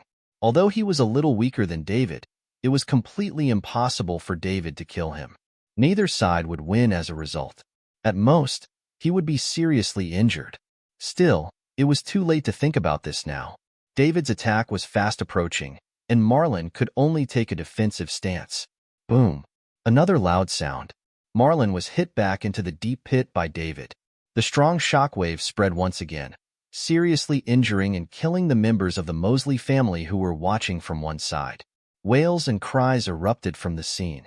David hit the target in one go and did not linger before leaving the scene quickly. Haha! The Mosley family is just so-so. Even the peak god ranker is us. Marlon, you better be prepared for the next time I come to take your damned life. We still have unsettled debts, Mosley family. David left, leaving his laugh resonating in the air. The Mosley family had been utterly humiliated. David broke into the Mosley residence, one of the 5 top forces in the world, by himself, causing countless casualties and razing the main residence to the ground. He even seriously injured Marlon, the long-established peak god ranker. This record was a lot better than Mason's record last night. If Mason's battle last night was equivalent to throwing a stone on a calm lake to cause countless ripples, then David's act of breaking into the Mosley residence alone today was equivalent to throwing a depth charge into the lake where the ripples had not yet dissipated. It caused the lake to be turbulent and caused a splash that was more than 10 meters high. The Mosley family's main residence was razed to the ground, and the news that Marlon was seriously injured soon spread throughout the world. If one could become one of the major forces, then naturally, they would not ignore any piece of information. Therefore, every major force in the world would have dedicated personnel to collect intelligence. The Mosley's main residence was razed to the ground. This huge event could not be concealed. The first to receive the news were naturally the other 4 major forces. Mason was sitting on his rattan chair, enjoying Julia's shoulder massage. His personal phone rang. When he answered his phone and heard this news, this old man who had gone through countless major events and had lived through so many worldly experiences was speechless. A peak god ranker in a mask broke into the Mosley residence alone and wreaked such huge havoc. According to the intelligence, this masked man was Captain Silverface of the Dark Cape Red Flame Mercenaries. Who was Silverface? Wasn't he David? David is actually a supreme powerhouse in peak god rank? How old is he? Is he even 25? This is really incredible. Plus, he can seriously hurt Marlon, a peak god ranker who has been famous for decades. David's strength is estimated to have almost reached the peak. In other words, David's strength has surpassed mine. Haha, God bless Summerland. God bless Summerland. Mason laughed heartily. David had such power. Thus, even if Mason died a few years later, Summerland would still be impregnable. No one would dare to target Summerland again. Furthermore, David was still young, very young. He could live a long, long time. Perhaps he could break the shackles and progress even further. Grandpa, what is making you so happy? Julia asked curiously. Julia, good news. It's such joyous news. Mason replied with a smile. What good news? Tell me so I can be happy too. The Mosley family, one of the world's 5 major forces, was razed to the ground, and Marlon, a peak god ranker, was also severely injured. What? Julia was extremely shocked inside. Of course, she knew the Mosley family. It could be said that she knew all of the popular forces in the world and had studied them in depth. How could such a terrifying force be razed to the ground? Who could seriously injure Marlon, who became a peak god ranker decades ago? Is this a joke? Great-grandpa, you're not joking, are you? Julia stopped the massage and asked in astonishment. Do you think I'd make this kind of joke? I just got the news, so it's definitely true. I see. Julia understood in her heart. No wonder her great-grandfather was laughing so happily. The Mosley family was also one of Summerland's opposing forces. If they suffered huge damages, then it was naturally something to be happy about. I'm laughing so happily not just because the Mosley family is suffering huge damage, Mason added. What else is there to be happy about? Julia continued asking. It's because of the person who inflicted the damage. Who? You know him too, and you've interacted with him quite a lot recently. Julia was stunned. I know him? I've also interacted with him quite a lot recently? Who? A young figure suddenly appeared in Julia's heart. No way. How old is he? But aside from him, there's no one else it could be. Is it David? Julia asked probingly. Precisely, Mason laughed and answered. How is that possible? How old is David? How could he hurt Marlon, someone who became a peak god ranker decades ago? Julia asked, losing her voice. This was too unbelievable. It was already very shocking that David had the strength of a god rank guardian.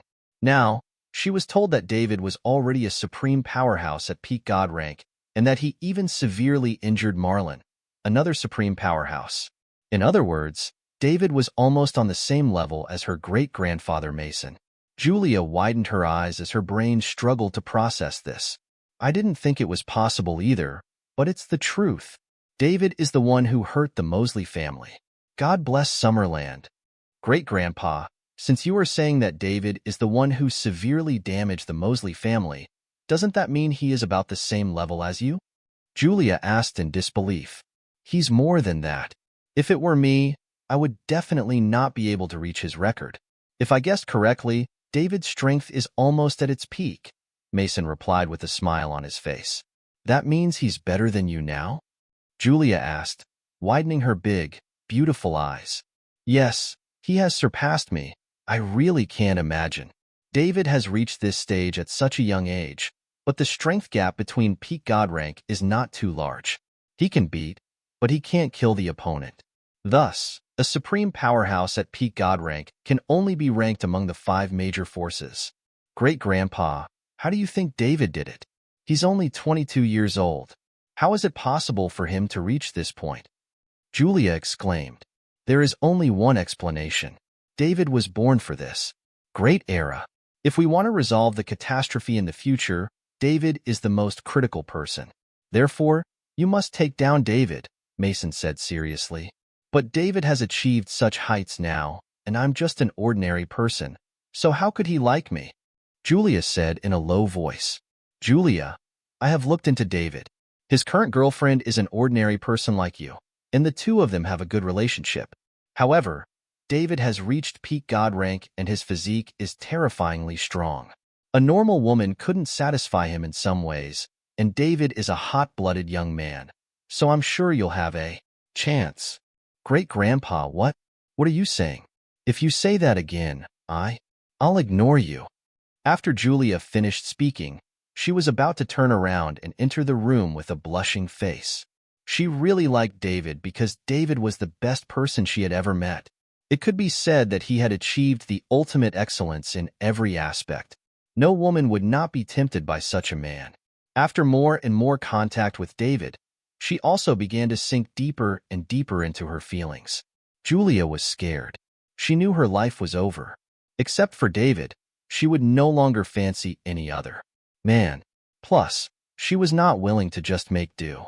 If she missed out on David, she might just be single for life. However, if she were to share David with another woman, then it'd be too unimaginable. Besides, even if she wanted to, would David be willing? Would his girlfriend be willing? No. What the hell am I thinking? Julia quickly stopped the thought. Julia, there are some things that you have to fight for yourself. Once you miss it, it will be too late to regret it. Great-grandpa can't help you with this kind of thing, Mason said with a sigh. What he regretted most right now was not being able to get Julia and David together. Otherwise, he would be in peace even if he died. Great-grandpa, I got it, Julia replied in a low voice. She knew that great-grandpa really wanted her to be with David. This was her great-grandpa's wish. However, what could she do? She also liked David, and she wanted to be with David too. However, David had made it clear that he had a girlfriend. Since he had said that, it meant that he had rejected her. She could not take the initiative to climb into David's bed, right? The other four major forces were the first to receive news regarding the Mosley family. Then, it was the forces who were a level below them, such as a powerful family like the King family. At this time, the King family had not even completely come back to their senses after how Mason damaged the Heron family heavily. 3 days ago, because of Selena's emergency, the King family had to rush to fully support David. Although they sent people to support him, they had also been trying to change Selena's mind. They were trying to get her to go and persuade David to stop working for Summerland. Now that the two had slept together, she should bring David back to the King family directly and have him be the son-in-law of the King family with complete peace of mind. With the talent that David was showing now, with a little training, he could do great things in the future. He could even help the King family become the 6th major force in the world in the future. This was also the reason why they did not berate Selena too much after learning that Selena and David had slept together. They could see David's talent. Such a person was not too bad for the daughter of the King family. However, judging from the current situation in Summerland right now, they should bring David back and try to get him to distance himself from Summerland. Otherwise, once Summerland could no longer resist the probing from the Heron family, or they were sure that Mason was dead, many forces would go after Summerland, and it would become the target of countless hostile forces abroad. At that time, they would also be implicated. Selena understood what the elders in the family were saying. However, she had no choice now. At this time, she could not tell them the actual situation. She could only promise them and try to delay for a little longer. She hoped things would turn around soon. She was 100% sure that Summerland would not just collapse. She just did not know how long it would take. She just hoped that it would be soon. In the past 2 days, the elders in the family had talked to her several times, and she did not know how long she could withstand it. Unexpectedly, a piece of news that shocked everyone was released after only 3 days. Not only was Mason not dead, but he was still alive and well at his peak. In one fell swoop, he inflicted serious damage to the probing team headed by the Heron family. He killed 2 late God rankers and 5 mid-God rankers. This record was simply unbelievable. With Mason's strength, the entire King family was not his opponent. The supreme powerhouse at peak God rank had such terrifying strength. It was really shocking. As long as Mason the stabilizing force did not collapse, no one would dare to eye Summerland. This time, the entire King family had to thank Selena. Because of her relationship with David, the King family had to do their utmost to support Summerland during the time of Summerland's distress. Although they just wanted to support David, the son-in-law of the King family, it was the difference? Of the dozens of hidden families and sects in Summerland, only they, the King family, fully supported Summerland. This was enough. The combined effort of the dozens of other forces was also miles short of the King family. Now that Summerland had stabilized, they, the King family, would naturally get the most benefit. At this point, they could not have Selena bring David back and cut ties with Summerland. The higher David's status was in Summerland, the closer the relationship between the King family and Summerland. In the end, the more benefits the King family would reap. With a powerful figure like Mason protecting Summerland, the King family would live peacefully and leisurely in Summerland. Selena was also relieved to hear the news. She could finally give the King family an explanation. However, while the King family was still excited, they got a piece of even more jaw-dropping news. The Mosley families, one of the world's 5 major powers, ancestral home was razed to the ground by a man wearing a mask. Not only did the family members suffer heavy casualties, but even the peak god ranker of the Mosley family, Marlon, was seriously injured by the masked man. This news was even more incredible than the news of Mason still being alive. The Mosley family was one of the 5 major forces in the world, and they had a peak god ranker.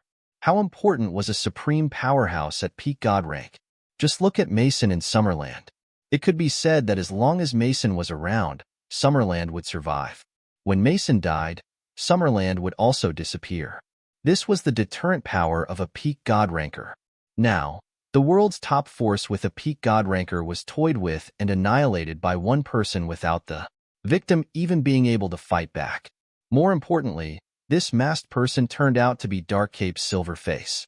One must know that according to the news from the grand event of the Chosen Ones in Summerland not long ago, Silverface was very likely to be from Summerland based on his actions. That was to say, Summerland now had 2 supreme powerhouses at peak god rank? Well, all the forces in the world who received this news were stunned. A force with 2 peak god rankers? It could only be said that Summerland was so good at hiding. Just now, it looked so weak, and it looked as if the country was about to be destroyed. However, in the blink of an eye, it became a beast and bared its fangs. It really caught all the forces a little off guard and shook them to their cores. Delmont held another family meeting just hours later. The core of the King family was very curious. A family meeting was just held this morning to announce the news that Mason had inflicted serious damage to the Heron family, and they were still excited. Why was he asking for a meeting again? Did something big happen again? Seeing that everyone was there, Delmont said, "Howard, Selena, both of you attended the grand event of the Chosen Ones in Summerland, and both of you have met Silverface. Tell us what you think of Silverface." Although Howard did not understand why his grandpa had suddenly mentioned Silverface, he still stood up and said, "Grandpa, we don't know Silverface that well. He wears a mask all the time, and we have never seen his true face, but he is very powerful." Delmont nodded. "What about you, Selena? Do you have any ideas?" "No. Grandpa, did you bring all of us together because something happened to Silverface?" Selena asked. "I did call all of you here again because of Silverface," Delmont said with a nod. What? What happened to Silverface?" "Grandpa, tell me what happened to Silverface," Selena immediately asked nervously. She knew the identity of Silverface. Silverface was David, and she regarded David as her future husband. So, when she heard Grandpa say that something had happened to Silverface, Selena immediately got nervous. She was afraid that something bad had happened to David. Delmont was taken aback by Selena's nervous reaction. Immediately afterward, he looked at Selena with some shortness of breath and asked, "Selena, tell me, do you know Silverface?" I don't. Grandpa, please, tell me what happened to Silverface. Since you don't know Silverface, why are you so concerned about him?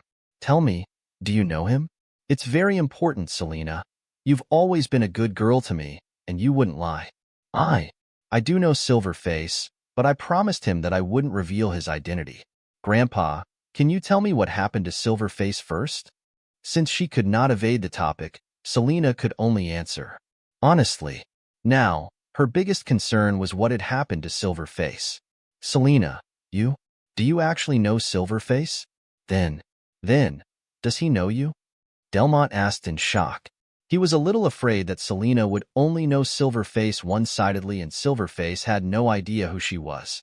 So, he asked again. Yeah, Selena replied. Then, how is your relationship with him? Delmont asked nervously again. It's okay. Grandpa, can you tell me what happened to Silverface first? Selena asked anxiously. Delmont came to his senses. The more he looked at Selena, the more elated and overjoyed he got. This granddaughter not only roped in David, the peerless talent, she even knew Silverface, the supreme powerhouse at peak god rank. Judging from her reaction, she had a pretty good relationship with both of them. Delmont might even start forming a relationship with the two. With the current strength of the King family, if there was a peak god ranker behind them, their strength would increase by leaps and bounds, and they would become an existence second only to the 5 major forces. When he thought about this, Delmont, an old man who was accustomed to the changes in the world, also felt his heart beating faster at this moment. Next, Delmont told everyone how Silverface had won against the Mosley family alone. After listening to what Delmont said, the entire hall was silent. This was even more shocking than the news that Mason was alive. Then, everyone looked at Selena. Since she just said that she knew Silverface and she had a pretty alright relationship with this supreme powerhouse at peak god rank, what would that mean? All the core members of the King family understood. Selena was stunned when she heard the news. The shock in her heart was stronger than anyone else's. It was because she knew the true identity of Silverface. Silverface was David. Did this mean that David was now a supreme powerhouse at peak god rank? He was standing at the top of the world's ecosystem. Selena showed a bitter smile. The two were not that different in terms of age, right? However, this gap in power was too large. As for the other number, one among the younger generation in different fields, they could not compare to David at all. They were worlds apart. However, at that moment, Selena felt pride in her heart. This was her future husband, a person to whom she was willing to show everything, including her soul and body. The more excellent David was, the more it proved that Selena had good taste. All right, she should quickly establish a relationship between the two of them. Selena was pretty confident in herself. She was confident that she was not inferior to anyone in any aspect. Plus, she knew David had feelings for her. However, the only trouble was that David already had a girlfriend. He should like his girlfriend very much. Therefore, it seemed that she should start with David's girlfriend. Selena, can you invite Silverface to the house as a guest? Delmont asked expectantly. As long as Silverface, the peak god ranker, came to the King family as a guest, the status of the King family would instantly rise. All the core members of the King family in the hall stared at Selena, waiting for her answer. Grandpa, I'm afraid this won't work. I promised Silverface that I wouldn't reveal his identity. You know the consequences of making such a powerful man angry, so let's forget it for now, Selena replied. Then, let's forget it. Don't make Silverface angry. You must maintain a good relationship with him, as this will be of great benefit to the King family, Delmont said in disappointment. It was not just him who was disappointed. The core of the King family in the hall showed disappointed expressions as well. Now, who would not want to meet this supreme powerhouse at peak god rank? Selena noticed too. She said again, but don't worry, Grandpa. I have a very good relationship with Silverface. He doesn't want to reveal his identity now, so he always wears a mask. If he reveals his identity one day, I promise I will invite him over as a guest. Delmont's eyes lit up when he heard Selena's reassurance. He hurriedly said, That's great. Selena, your relationship with Silverface must continue. It'll be better if you can get even closer to him. The King family will fully support you with whatever you need. Okay, Grandpa, Selena replied. Also, Selena, since you have a relationship with David, Summerland is stable now and David will be back soon. He's still young, and I'm sure he's very vigorous now. You should move out and live with him, Delmont added. His idea was simple. Even though Silverface knew Selena, it was impossible to rope him into the King family. It would be enough to keep a good relationship with him. However, David was the King family's son-in-law. He had a pretty good chance of becoming a peak god ranker in the future, and the King family would be the biggest benefactor in this case. Grandpa, isn't this too fast? Selena said, while blushing. Fast? Is it as fast as you two? Delmont countered. He was not very suspicious of Selena's relationship with David. The last time Selena was sent to the grand event of the Chosen Ones in Summerland, she was sent with the goal of marrying the number one among the younger generation in Summerland. David was indeed the most outstanding one among everyone. However, at the same time, he was also a young man full of vigor. As long as Selena took the initiative, Delmont genuinely did not think David could resist. Or at least no young man could resist. Okay, I understand. All right, everyone. Dismissed. Within a day, 2 consecutive shocking events swept the world like a storm. However, the speed at which everyone received the news was different. It started with the big forces first and then slowly spread to the ears of some small forces. Of course, the reaction was the same within the small forces. In the eyes of ordinary people, this kind of news was beyond their reach. All the hidden families and sects in Summerland, except the King family, were beating their chests and stamping their feet. They regretted it so much. Why did they not offer help when the Summerland discipline team asked for support? Summerland had 2 supreme powerhouses at peak god rank, and they were already one of the 5 major forces. All the other forces showed only 1 peak god ranker. When the King family were fully supporting Summerland, they were waiting to watch the King family make a fool of themselves. Great. The King family was originally the number 1 hidden family. Now they bet heavily on Summerland and won. Who could shake this position in the future? The gap between them would only get wider. The King family would surely stand out. No wonder the King family had been the number 1 hidden family for so many years. They had very good eyes, and this made the other forces feel ashamed. As for the Dominic family and the Star Alliance, it seemed that they had completely disappeared in the land of Summerland. There was no news about them at all. At this time, they just wanted to find a place to hide well and not get spotted by Summerland. Otherwise, it would be the day that their entire family would be wiped out. After what they did in Summerland, they were destined to spend the rest of their lives in fear. They might be discovered one day and get wiped from the face of the earth. The next day, Springfield in Summerland. Inside the headquarters of East League Capitals, Pearl was working in the general manager's office. After returning to Summerland and experiencing that event with Walt, she only rested for 2 days before coming back to Springfield to start work. Although David asked her to take more days off, David was busy and she got bored staying by herself. Thus, she came to Springfield and started to work. Ring, ring, ring. Pearl, who was buried in her work, heard her phone ring. Then, she picked up the phone and took a look. It was from a subordinate who had gone abroad with her. Before she left, she also handed over all her work abroad to the subordinate. Hello? Pearl answered the phone. Hello? Ms. Warner? A female voice came from the phone. Is something wrong? Pearl asked. Ms. Warner, you asked me to secretly inquire about the Mosley family, and I just paid a huge price to get some news about the Mosley family from a partner. Oh? Tell me now. Has the Mosley family done anything big recently? Pearl asked eagerly. When she heard that it was about the Mosley family, she immediately became nervous. The direct descendant of the Mosley family, Walt, was still being held in Summerland. With the power of the Mosley family, they would not just let this go so easily. Once the other party got serious, she was really afraid that David might get hurt. David was everything to Pearl now. Even if David told her not to worry, how could she not? She had been abroad for a long time, so she had a deep understanding of the power of the Mosley family. As soon as people heard that surname, everyone whom she got into contact with would run to hide like rats encountering a cat. There were even several big conglomerates stronger than East League Capitals who were so scared they did not dare to make a peep. They were terrified by just a surname, which showed how powerful the Mosley family was.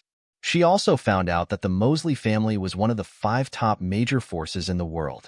Meanwhile, Summerland was also among these 5 powers. That was to say, only the entire country of Summerland could compete with the Mosley family. Even if David had a powerful background, he could not match the whole of Summerland. Once the Mosley family negotiated with Summerland under their family name, David might become an outcast. What should she do then? How would she save David? Ms. Warner, according to the news I just got, the Mosley family has indeed made a big move. It's unknown who they offended, but the person went to their house. What? The person went to their house? What happened? Please tell me clearly. I'm really anxious, Pearl asked quickly. Someone barged into the ancestral house of the Mosley family yesterday, and the castle they owned, which had existed for hundreds of years, was razed to the ground. It seems that many members of the Mosley family were also killed and injured. This time, it can be said that the Mosley family has suffered heavy losses. I heard that the Mosley family is very domineering, and they are always the bully, so I didn't expect this to happen to them today. Pearl was stunned when she heard the news. The Mosley family's ancestral home was razed to the ground? The family suffered heavy casualties? Who would have such intense hatred for the Mosley family? This was an extermination of the entire family. Who was the person who despised the Mosley family so much? Pearl suddenly thought of a figure. Was it David? He said he's not afraid of the Mosley family and that he'll even surprise me. Could this be it? Is he avenging me with the downfall of the Mosley family? Is it possible? Very. There was no such coincidence in the world. The Mosley family had existed for hundreds of years. They were very powerful, and they terrified countless people. Yet, they were attacked at this moment, and their ancestral home, which had existed for more than 100 years, was also destroyed. Aside from David, Pearl could not think of anyone who would take such a huge risk to do this. Even if other forces wanted to attack the Mosley family, they would never choose to do so in this way. However, at this moment, Pearl still had countless question marks in her mind. She desperately wanted to know the ins and outs of this matter. If the Mosley family could be ranked among the 5 top major forces in the world, then their strength must not be underestimated. If David really was the man who did this to the Mosley family, then how is he now? Where is he? Did he suffer any injuries? Were his injuries serious? Will he recuperate in a place where there's no one around? When Pearl thought of this, her heart trembled. Do you know who was the one who caused the Mosley family to suffer such heavy damage? Was it a man or a woman? How old are they? How tall are they? How heavy are they? Pearl asked in a nearly trembling voice. Ms. Warner, I don't know all of those details. I only know that this person wears a mask. I don't think anyone knows who they are. Oh, all right. Thank you.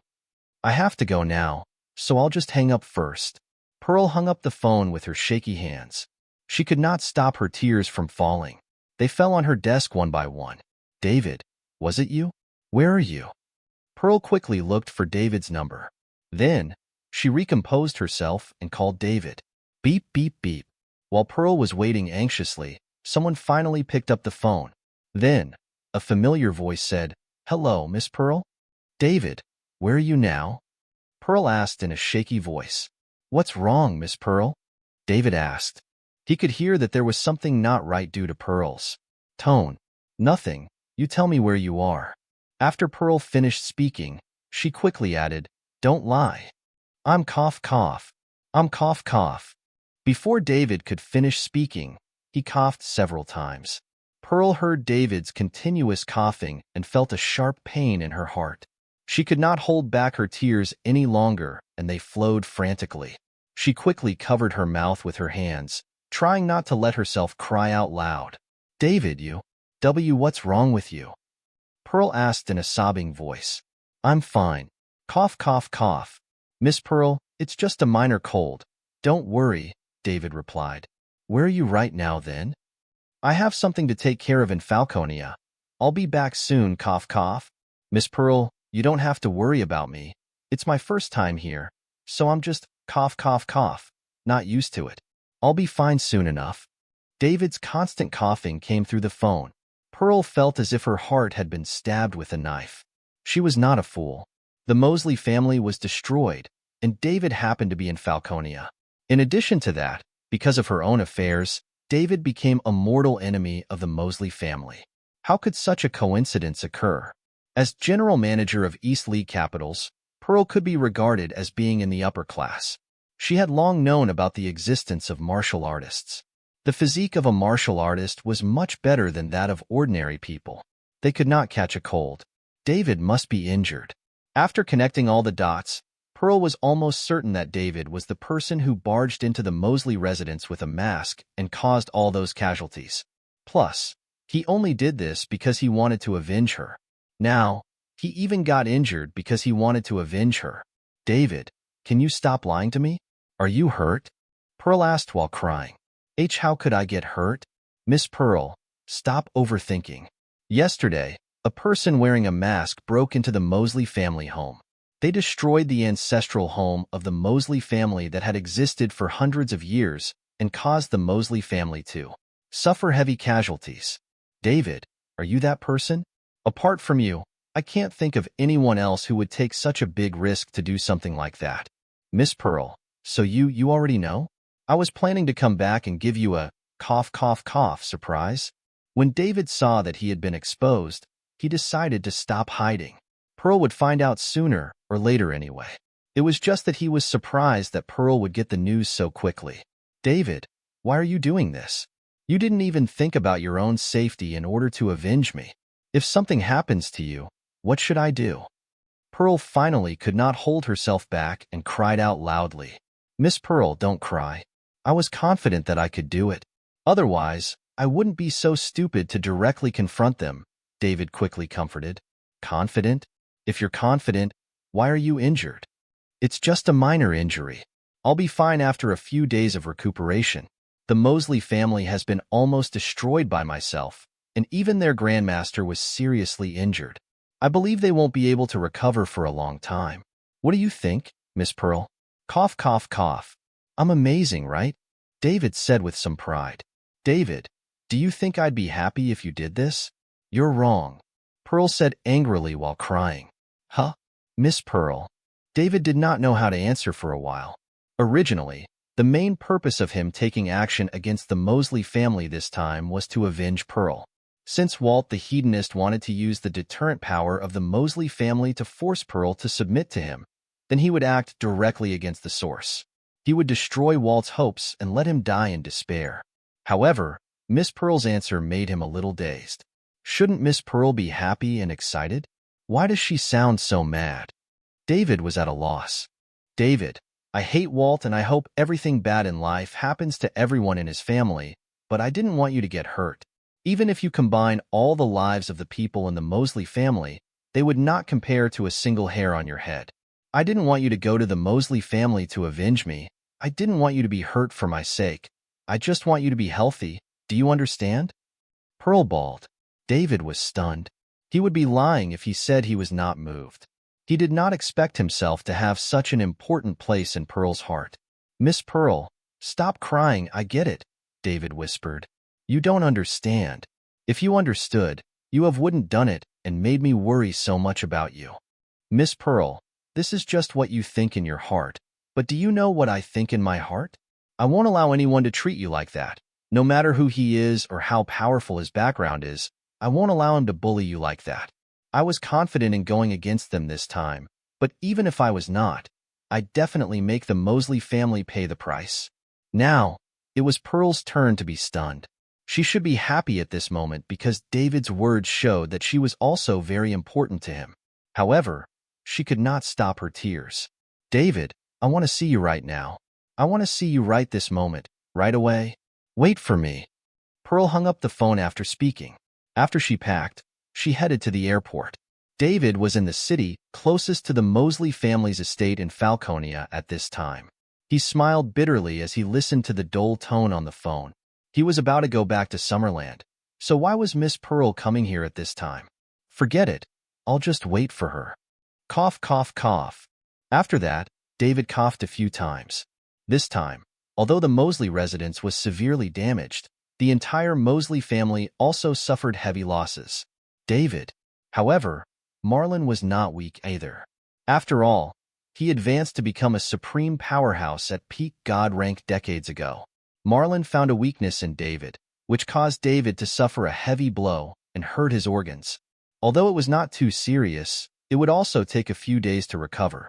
That was why he did not return home yesterday. David was a master in traditional medicine, so he knew his condition well. He should not move too much after he got hurt yesterday, and he needed to stay for another day. After treatment last night, he felt much better, and he was ready to go back today. However, Pearl learned what had happened and was coming. Thus, David could only wait for Pearl to come. In the afternoon, knock, knock, knock. There was a knock on the door of the hotel room where David was staying. He got up and went to open the door. The moment he opened the door, David saw a pretty crying face. Before he could respond, he smelled a sweet fragrance and his body was held tightly by Pearl. David passively took a few steps back. Then, he gently closed the door. Pearl only hugged David tightly and did not speak. Meanwhile, David also stayed silent tactfully.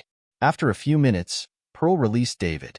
Then, she just looked at him quietly while David also looked back at the pretty face in front of him. Her eyes were a little red and swollen.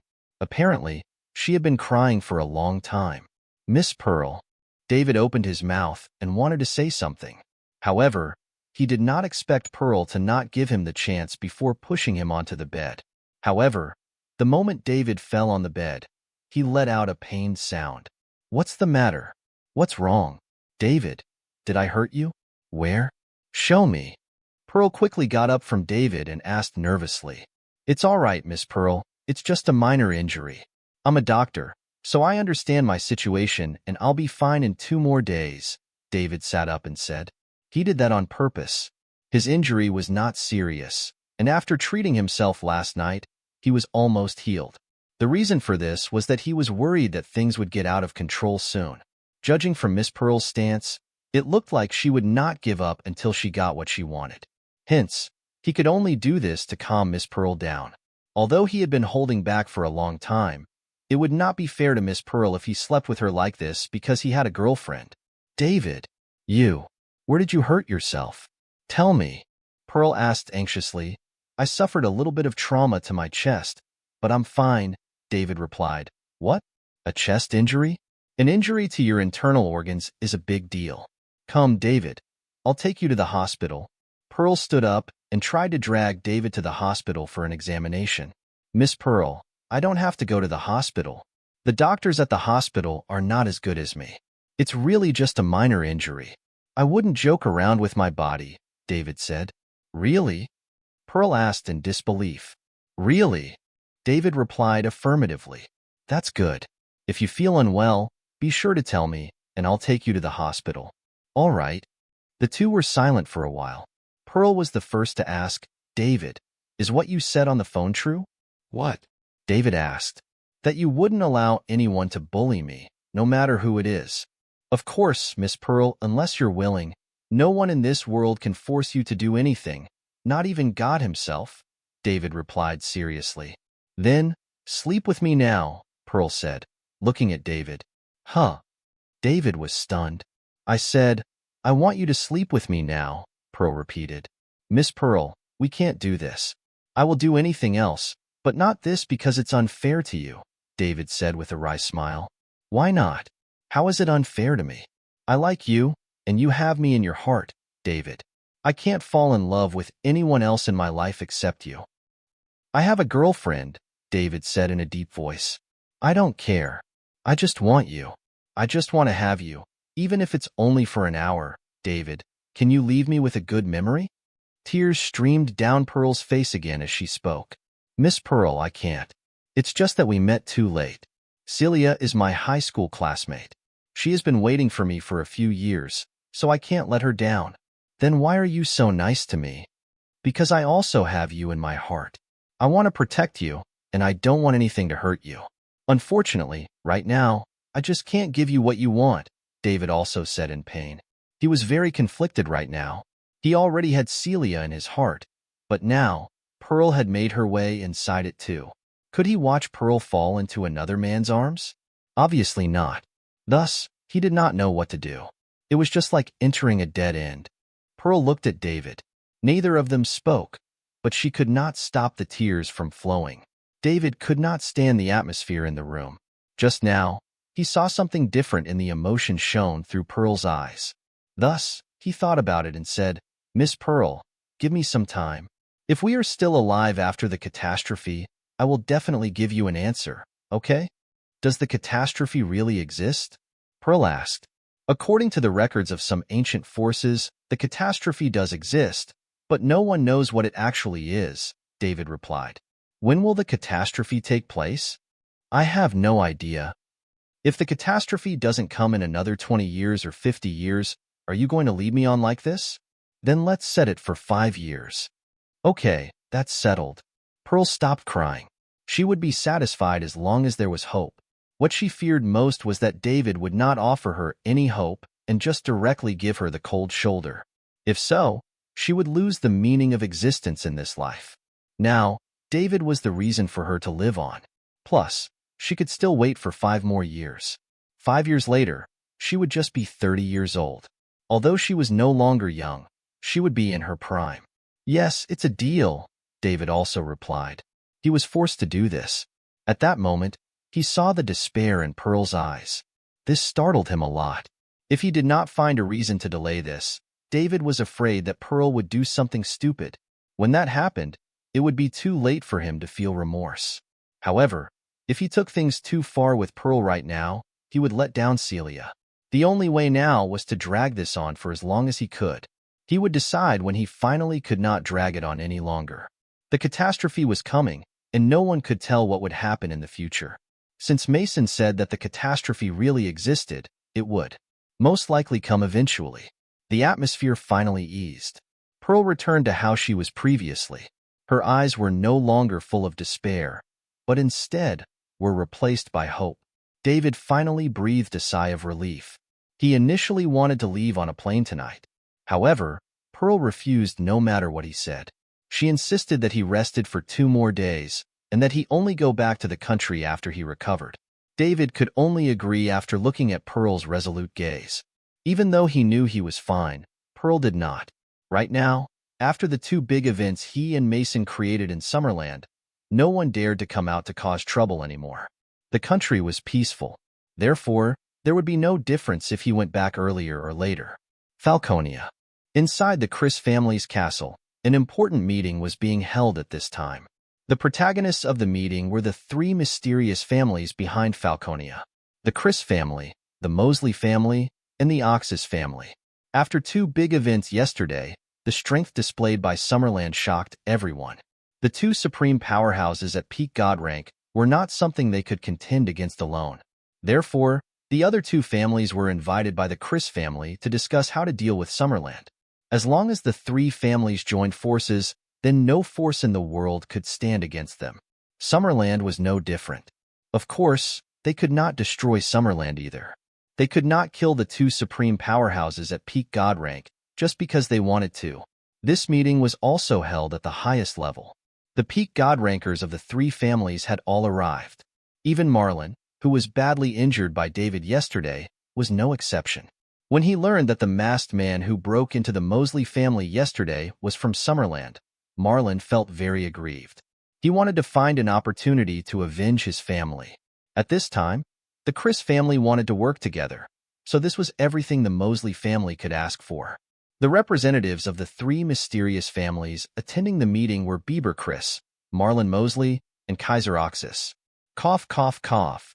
Marlon sat in the chair, looking sick and coughing constantly. Marlon, you seem to be seriously injured, Kaiser asked. It's indeed pretty serious, and I will need some time to recover, Marlon replied. Tell me about the silver-faced person that you fought against. Since he could injure you like this, he must not be an ordinary person, Bieber also said. He's very strong, and he should be close to the peak.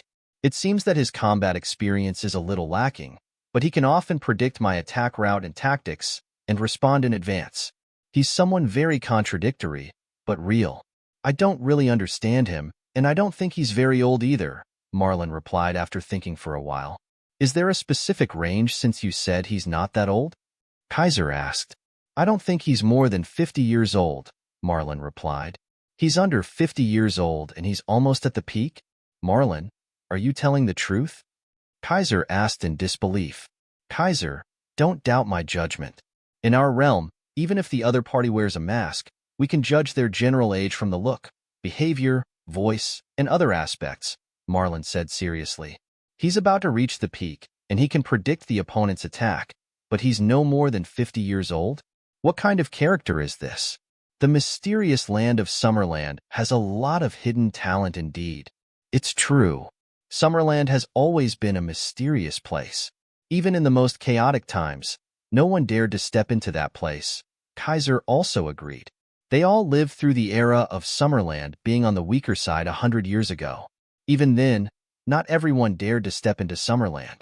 Bieber, you didn't just invite us here to talk about these boring things, right? Be more practical. How should we work together?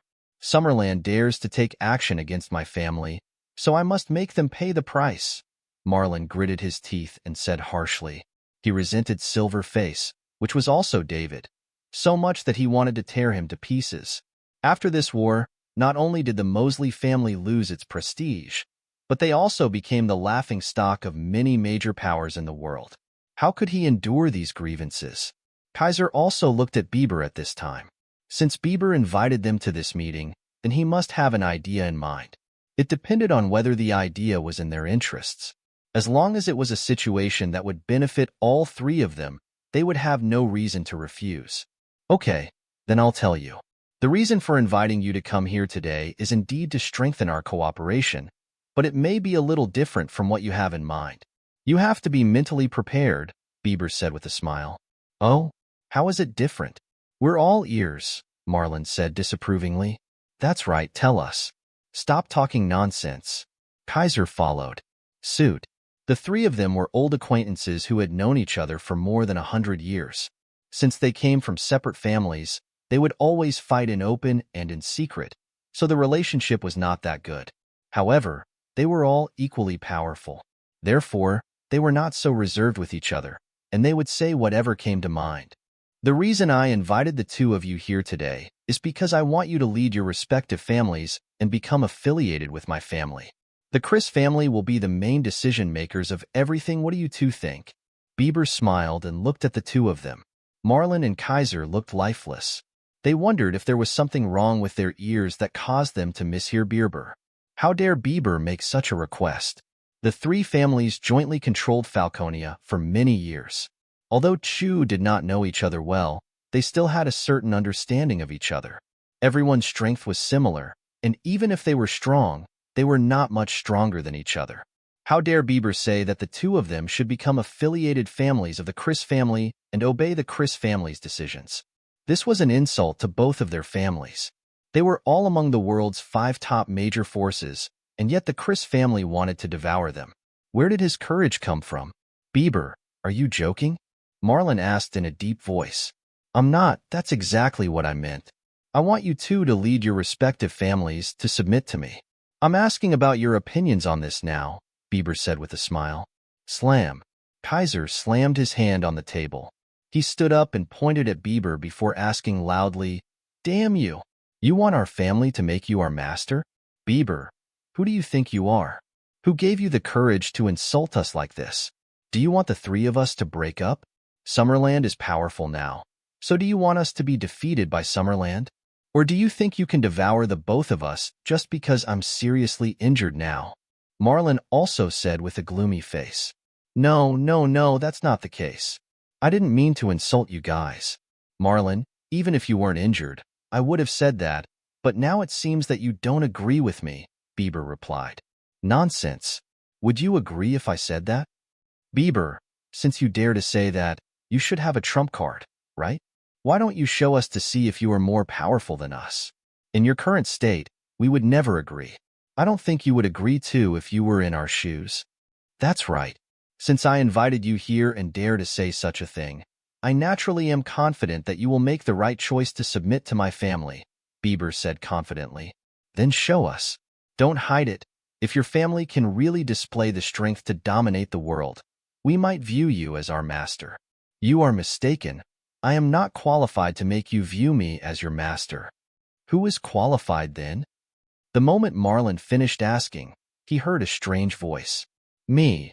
Then, a thin old man walked in. Bieber quickly got up and greeted respectfully. Welcome, Grandmaster. Grandmaster? Marlin and Kaiser were taken aback. As far as they knew, the member with the highest status in the Chris family was Bieber. Who was this old man whom he just called Grandmaster? How did they not know that the Chris family had such a person that would make the supreme powerhouse at peak god rank behave so respectfully toward him? Who is this? Marlin asked, looking at the old man. Let me introduce you guys. This is the Grandmaster of the Chris family, Lord Born Chris, who is also the greatest person in the history of my family. 400 years ago, he brought glory to the Chris family, and now he's awake. So he will lead the Chris family to shock the whole world and make the Chris family the overlords of the world again. If you submit to my family at this time, you can also occupy a place in the world in the future. Otherwise, you can just wait to be destroyed, Bieber said excitedly. What? He's from 400 years ago? How is this possible? Even if the strength of the magnetic field is increasing, the average person has a lifespan of about 100 years. Plus, if these peak god rankers control their consumption and make their organs slow down the aging process, they can only live to about 200 years old at most. How could someone from 400 years ago be alive today? Are you kidding? Bieber, are you kidding? How could someone from 400 years ago live until now? You and I are both peak god rankers. No matter how we limit our own consumption, our lifespan cannot exceed 200 years. Where did you get this old man from? Moreover, you're actually addressing him as Grandmaster? I think you are regressing. Your so-called confidence is him? This is hilarious, Kaiser said sarcastically. He would never believe that the old man was someone from 400 years ago because no one could survive for that long. Bieber was totally insulting their intelligence. The skinny old man turned his head and glanced at Kaiser. It was just a glance, but it made the supreme powerhouse at peak god rank feel as if he had fallen into an ice cave. Even Marlin, who was not far from him, felt a terrifying energy spreading. The two looked at Born in shock. How could this skinny old man put so much pressure on them? They were supreme powerhouses at peak god rank, and they were the strongest combat force in the world. Even the powerhouses at the top would not be able to put so much pressure on them. Could it be? Kaiser and Marlin thought of one possibility, but they could not believe it. The two looked at each other when Bieber spoke.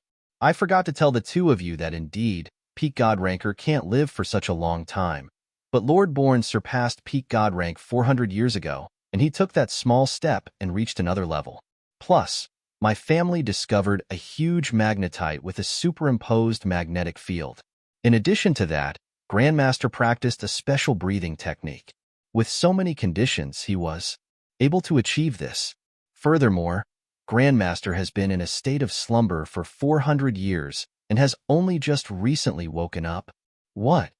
Kaiser and Marlin were shocked when they heard this. They could not hear anything other than Lord Born surpassed peak god rank 400 years ago, and he took that small step and reached another level. They had thought of this possibility, but they did not dare to believe it. Now that they had heard Bieber say it himself, the shock in their hearts could not possibly grow anymore.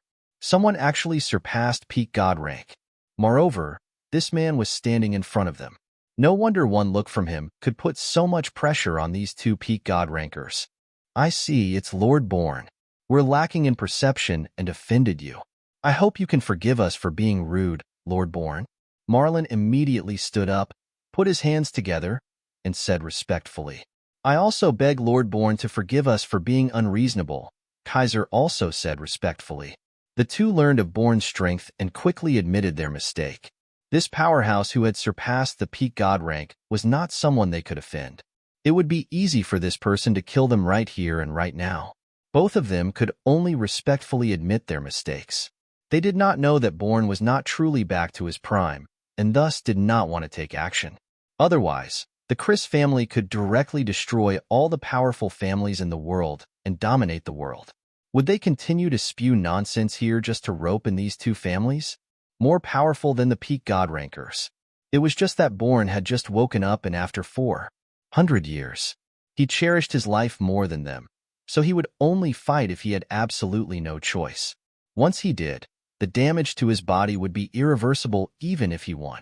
It would also reduce his lifespan. For Born, who had just woken up, nothing was more important than his life. During this time, he was also collecting various supplements every day to nurse his health. All right, you two will follow me from now on. Since I have awakened, I will rewrite the world. As long as you follow in the footsteps of the Chris family, I will naturally not treat you badly, Bourne said. His voice seemed to have a kind of magic, and it excited the two of them. Yes, Lord Bourne, I will definitely lead all the members of the Mosley family to follow in the footsteps of the Chris family in the future. We will take the Chris family as our only guide, Marlin replied with a bow. Me too. I will definitely lead the Oxus family to follow in the footsteps of the Chris family and take the Chris family as our only guide, Kaiser also said. Good. That's all for today. You two can leave. Integrate the families. Our first goal is the Underworld Alliance. After we incorporate this force, we will go to Summerland to see how mysterious and powerful this country actually is. 3 days later, David had completely recovered. Hence, he went back to Summerland along with Pearl. Pearl continued to head to Springfield to handle all the matters of East League Capitals. Meanwhile, David returned to Capital City and immediately went to see Mason. This was because Mason had called David and told David to go and see him once he came back to Capital City. It just so happened that David also wanted to ask Mason about something. Inside the residence where Mason lived, David sat in place while Mason kept staring at him. Old Master Stefani, please don't stare at me like that. It's not the first time you've seen me, David said with a wry smile. I'd never imagined this. I'd never imagined this in 100 years, David. You are only 22 years old and you've reached this level. It's really incredible. As a person who has lived for more than 100 years, I can't find any words to describe you, Mason lamented. Old Master Stefani, I don't deserve these compliments. I don't think I am that amazing. On the contrary, I still have a lot to learn from you, David said modestly. What do you have to learn from me? Your strength has surpassed mine now. You should be almost at the peak, right? Mason asked. Yes, I should be at the limit of a peak god ranker soon, David replied. How incredible. I don't know how you did it, kid. What a freak.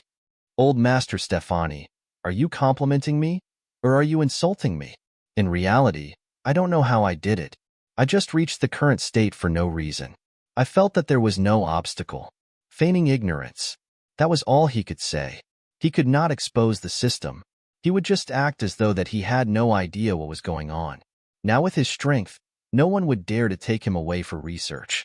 Even if someone dared to, they needed to have the same strength as David.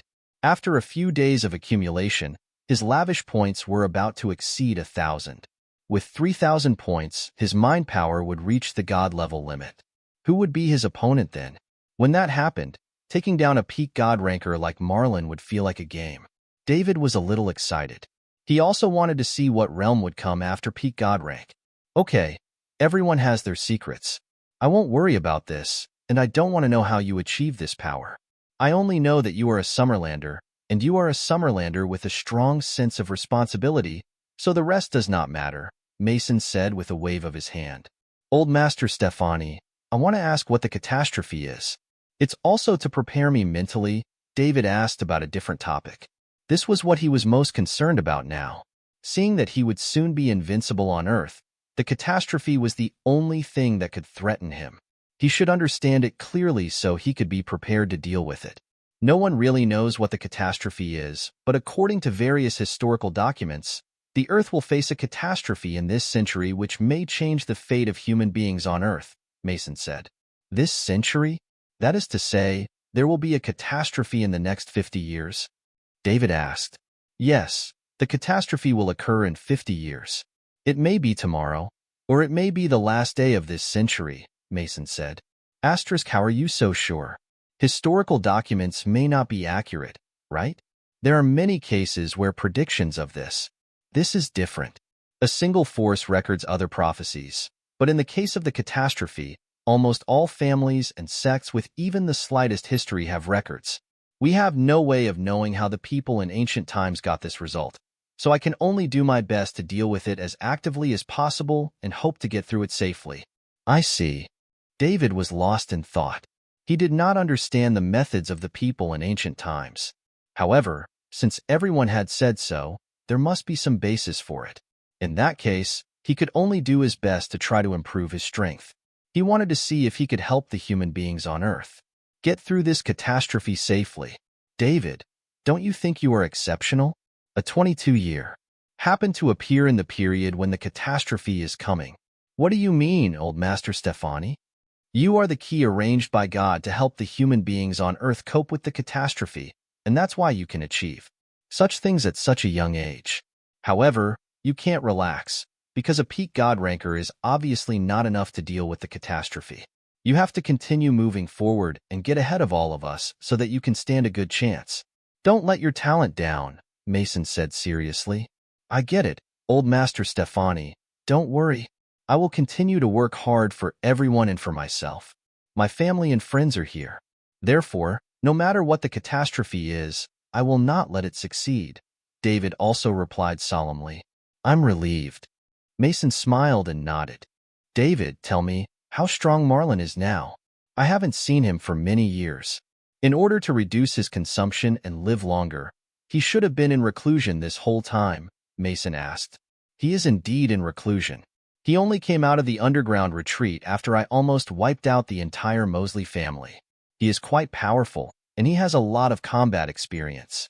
If I wasn't almost at the limit of peak God rank, I might not be his opponent, David replied. He hasn't fought for decades. He accumulated it step by step. Unlike you, whose realm improved so quickly. What you lack now is combat experience, so you should look for opportunities to hone yourself. Otherwise, you will easily suffer losses when encountering opponents of the same level. Old Master Stefani, I understand what you said, but how can I practice without an opponent? Experience can only be learned in actual combat, David said with a wry smile. He had only fought a handful of times so far. Meanwhile, he would suppress his real strength in most of these occasions and still kill his opponent instantly. There had been no chance for him to accumulate combat experience. Although he could accumulate a little experience through instant kills, compared with the experience accumulated in evenly matched combat, it was lacking. David felt that the experience accumulated in all the previous battles was not as much as the experience accumulated in the battle with Marlon this time. He was now thinking about whether he should just go find a peak God ranker every once in a while to have a friendly duel with them. He still had not fought with several of the peak God rankers in foreign countries. However, after he thought about it, he realized it might not work. He was about to surpass peak God rank. Wouldn't he give them a crushing defeat if he fought them? Forget it then. He would be invincible soon. Even if he wanted to find someone on the same level as him, he could not. Would you like me to practice with you? An old fart like me can know. Old Master, if you start now, it will consume a lot of your life expectancy. I finally helped you to extend a little bit, so don't waste it. If it runs out, I can't help you add more to it anymore, David quickly refused. It's nothing. With you here, I will have no regrets even if I die now. Plus, nothing will happen to Summerland either. So this can be regarded as me using a little bit of my capacity to fight. Mason did not care. He already took life and death very lightly. In the past, he was always worried about Summerland. Dire straits. Now David had surpassed him, and he could still protect Summerland even if he was gone. I don't dare. Moreover, I'm improving so fast now, and it's very difficult to meet people of the same level, so there's no need for that. Don't worry about it. It's more important to live happily for a few years than anything else. David still refused. Was Mason joking? He was the backbone of the entire Summerland. If someone knew he was using Mason's life expectancy to accumulate combat experience, they would scold him to death. The saliva of everyone in Summerland was enough to drown him. Plus, he would not be able to live with himself either. Why would he need any combat experience? He could just directly kill them. Sigh. Then an old fart like me is already useless, Mason sighed. In this life, it could be said that he had done everything he could to support the rise of Summerland. He did not even dare to die. Now that David was suddenly on the rise, even though he was pleased, he was a little bit disappointed as well. Don't say that. You have dedicated your whole life to Summerland and it's time to rest. You can walk the dogs, spend time with your children and grandchildren, and enjoy being around your family. Besides, as long as you are here, Summerland will be very stable. Although I have the strength, my prestige is far worse than yours, and besides, I don't like appearing on TV every day. Mason's eyes suddenly lit up and said, David, I also want to enjoy being around my family, but I only have one great-granddaughter. Since she is very fond of you, why don't you hurry up and have a baby with her? It will also fulfill my wish." When David heard that, "Oh no, aren't I shooting myself in the foot right now? Speak before thinking again." David replied with a wry smile, "Old Master Stefani, why are you mentioning this again? I have a girlfriend, and since the harming a new life? So, working hard to improve my strength is the most important thing for me right now. Please spare me.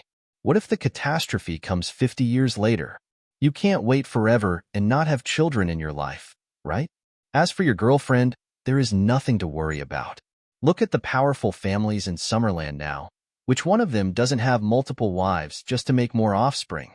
With your current strength, the Liddell family will be the #1 family in Summerland sooner or later. So how can you not have any descendants to support your family?" Mason persuaded. David was taken aback by what Mason said. The figures of several women around him appeared in his mind. If only they all agreed. It seems that I can't refuse either. Forget it. Forget it. Now is not the time to think about such things. The catastrophe is like a sword hanging over our heads that might fall at any time. We have to get through the catastrophe safely first. Old Master, but I can't think like that.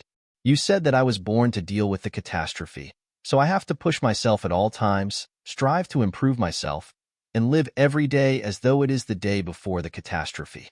Only like that can I have the confidence to face the catastrophe, don't you think so? Mason was about to speak when the door to the residence was pushed open. Julia came in from outside. When she saw David, she was overjoyed. Then, she came over quickly. "David is also here." "Great. I happened to be looking for you guys. I didn't expect you all to be here," Julia said happily. "Why? Are you so happy that David is here so you forgot about your great-grandpa?" Mason teased with a smile. "Great-grandpa, what are you talking about? I really need to talk to you about something. Since David is back, then we can talk about it here, and you don't have to risk your life taking action," Julia said with a blush. "I've just arrived. What did you need Old Master Stefani to do?" David asked. "According to the information, we found traces of the Dominic family and Star Alliance. They are now united and are preparing to escape Summerland. They have reached the border of Summerland and are preparing to cross the old-growth forest to leave Summerland. Do you think we should make them stay, or should we just let them go?" Julia asked. David did not answer immediately. Instead, he looked at Mason and asked, "What do you think, Old Master Stefani?" "Sigh, keep them here. If we let them leave, I'm afraid I will be letting them back into their den again. I was kind and let the Heron family go, but you can see that not only did they not appreciate it, but they also united with other forces to harm Summerland. These people will always be selfish, they never have a grateful heart, and their ideas are not compatible with ours, so we will never be friends." "Old Master Stefani, that's exactly what I was thinking. I also think that we should kill all of them. If we had revealed ourselves a few days later this time, they would have shaken the very foundation of Summerland. How can ordinary people withstand the brainwashing temptation of martial artists? In this short period, countless families have been shattered and people have been killed. In my opinion, those people deserve to die," David said seriously. "That's fine. I'll leave this matter to you. Just take down the powerful masterminds. There's no need to kill them all. The rest of those scoundrels won't make too much trouble. You should give them a chance to reform." Mason was still a little merciful as he ordered David. "Okay, I see, but Old Master Stefani, I have another proposal. Let's hear it." After this incident regarding the Dominic family and the Star Alliance, martial artists have gradually surfaced among ordinary people. I don't think we need to hide anymore. We should simply publish a notice about martial artists in the official name of Summerland to quell their curiosity. Okay, you and Julia can figure it out. Summerland belongs to the youngsters now, and our old ideas should be abolished. David then chatted with Mason for a while before he bade farewell and left. He had to rush to intercept the Dominic family and the Star Alliance. Right now in Summerland, only he and Mason had the ability to do so. Mason could not go, so he could only go by himself. After he left Mason's residence, David did not have time to visit Celia. Instead, he flew directly to a city on the border of Summerland. After getting off the plane, David rushed to the border without stopping. The Dominic family and the Star Alliance were not weak.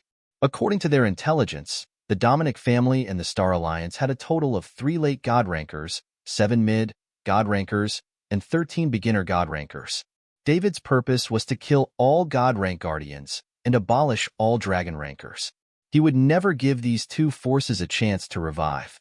They could not let what happened with the Heron family to repeat itself. It was getting dark when he approached the border.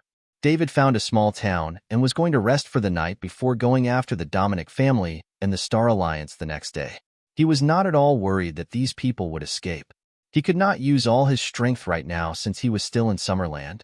However, when he got to the old-growth forest at the border tomorrow, he would be able to give it his all. With the help of his mind power, he would catch up with these people soon. The people of the Dominic family and the Star Alliance could not escape from his grasp. It would be shameful if a supreme powerhouse at peak God rank failed to take care of these people. At dusk, David walked into a fairly lively town. The streets were brightly lit. David was walking on the street looking at the people coming and going. The place was full of laughter and joy. David did not expect such a remote town to be so prosperous. At the same time, his heart was getting heavier. Summerland's crisis had passed for the time being, but the catastrophe that would come in 50 years was like a mountain pressing down on David's heart. He wanted to protect everything he had right now, but he did not know what the catastrophe was. So, where would he start? Sometimes, David thought that it would be good to be a normal person. He would not have to worry about this mess, and he could live however he wanted to. Now that he was getting more and more powerful, his relative responsibility was also increasing. I should increase my strength first. No matter what, I should give my all to face it. David found a local restaurant and had a simple meal. Then, he found a small motel and rested there for one night. There were no hotels in such a small place. Early the next morning, David left the town while the sky was only just lighting up and headed straight to the border. However, he still did not choose to fly directly over. After all, he was still in Summerland.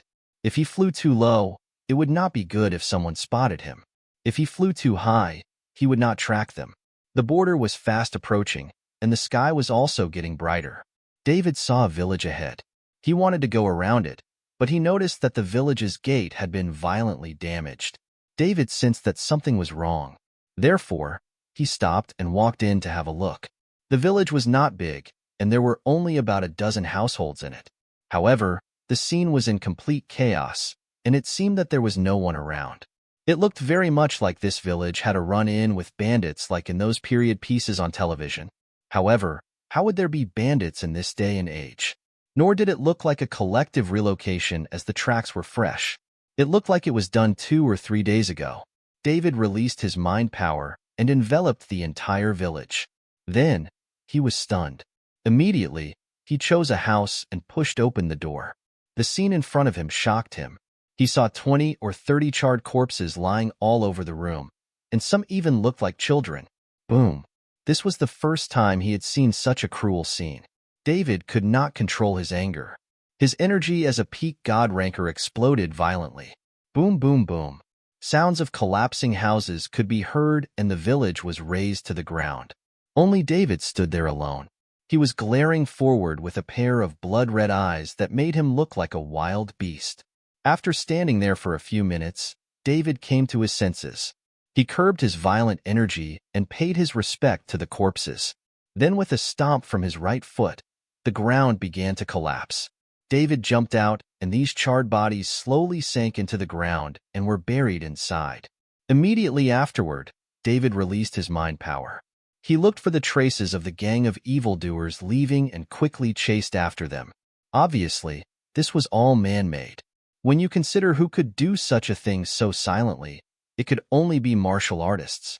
Besides the Dominic family and the Star Alliance, no one else was likely to do such a thing. This was because this was exactly the direction in which the two forces were preparing to escape from Summerland in. David wondered why these people would do this.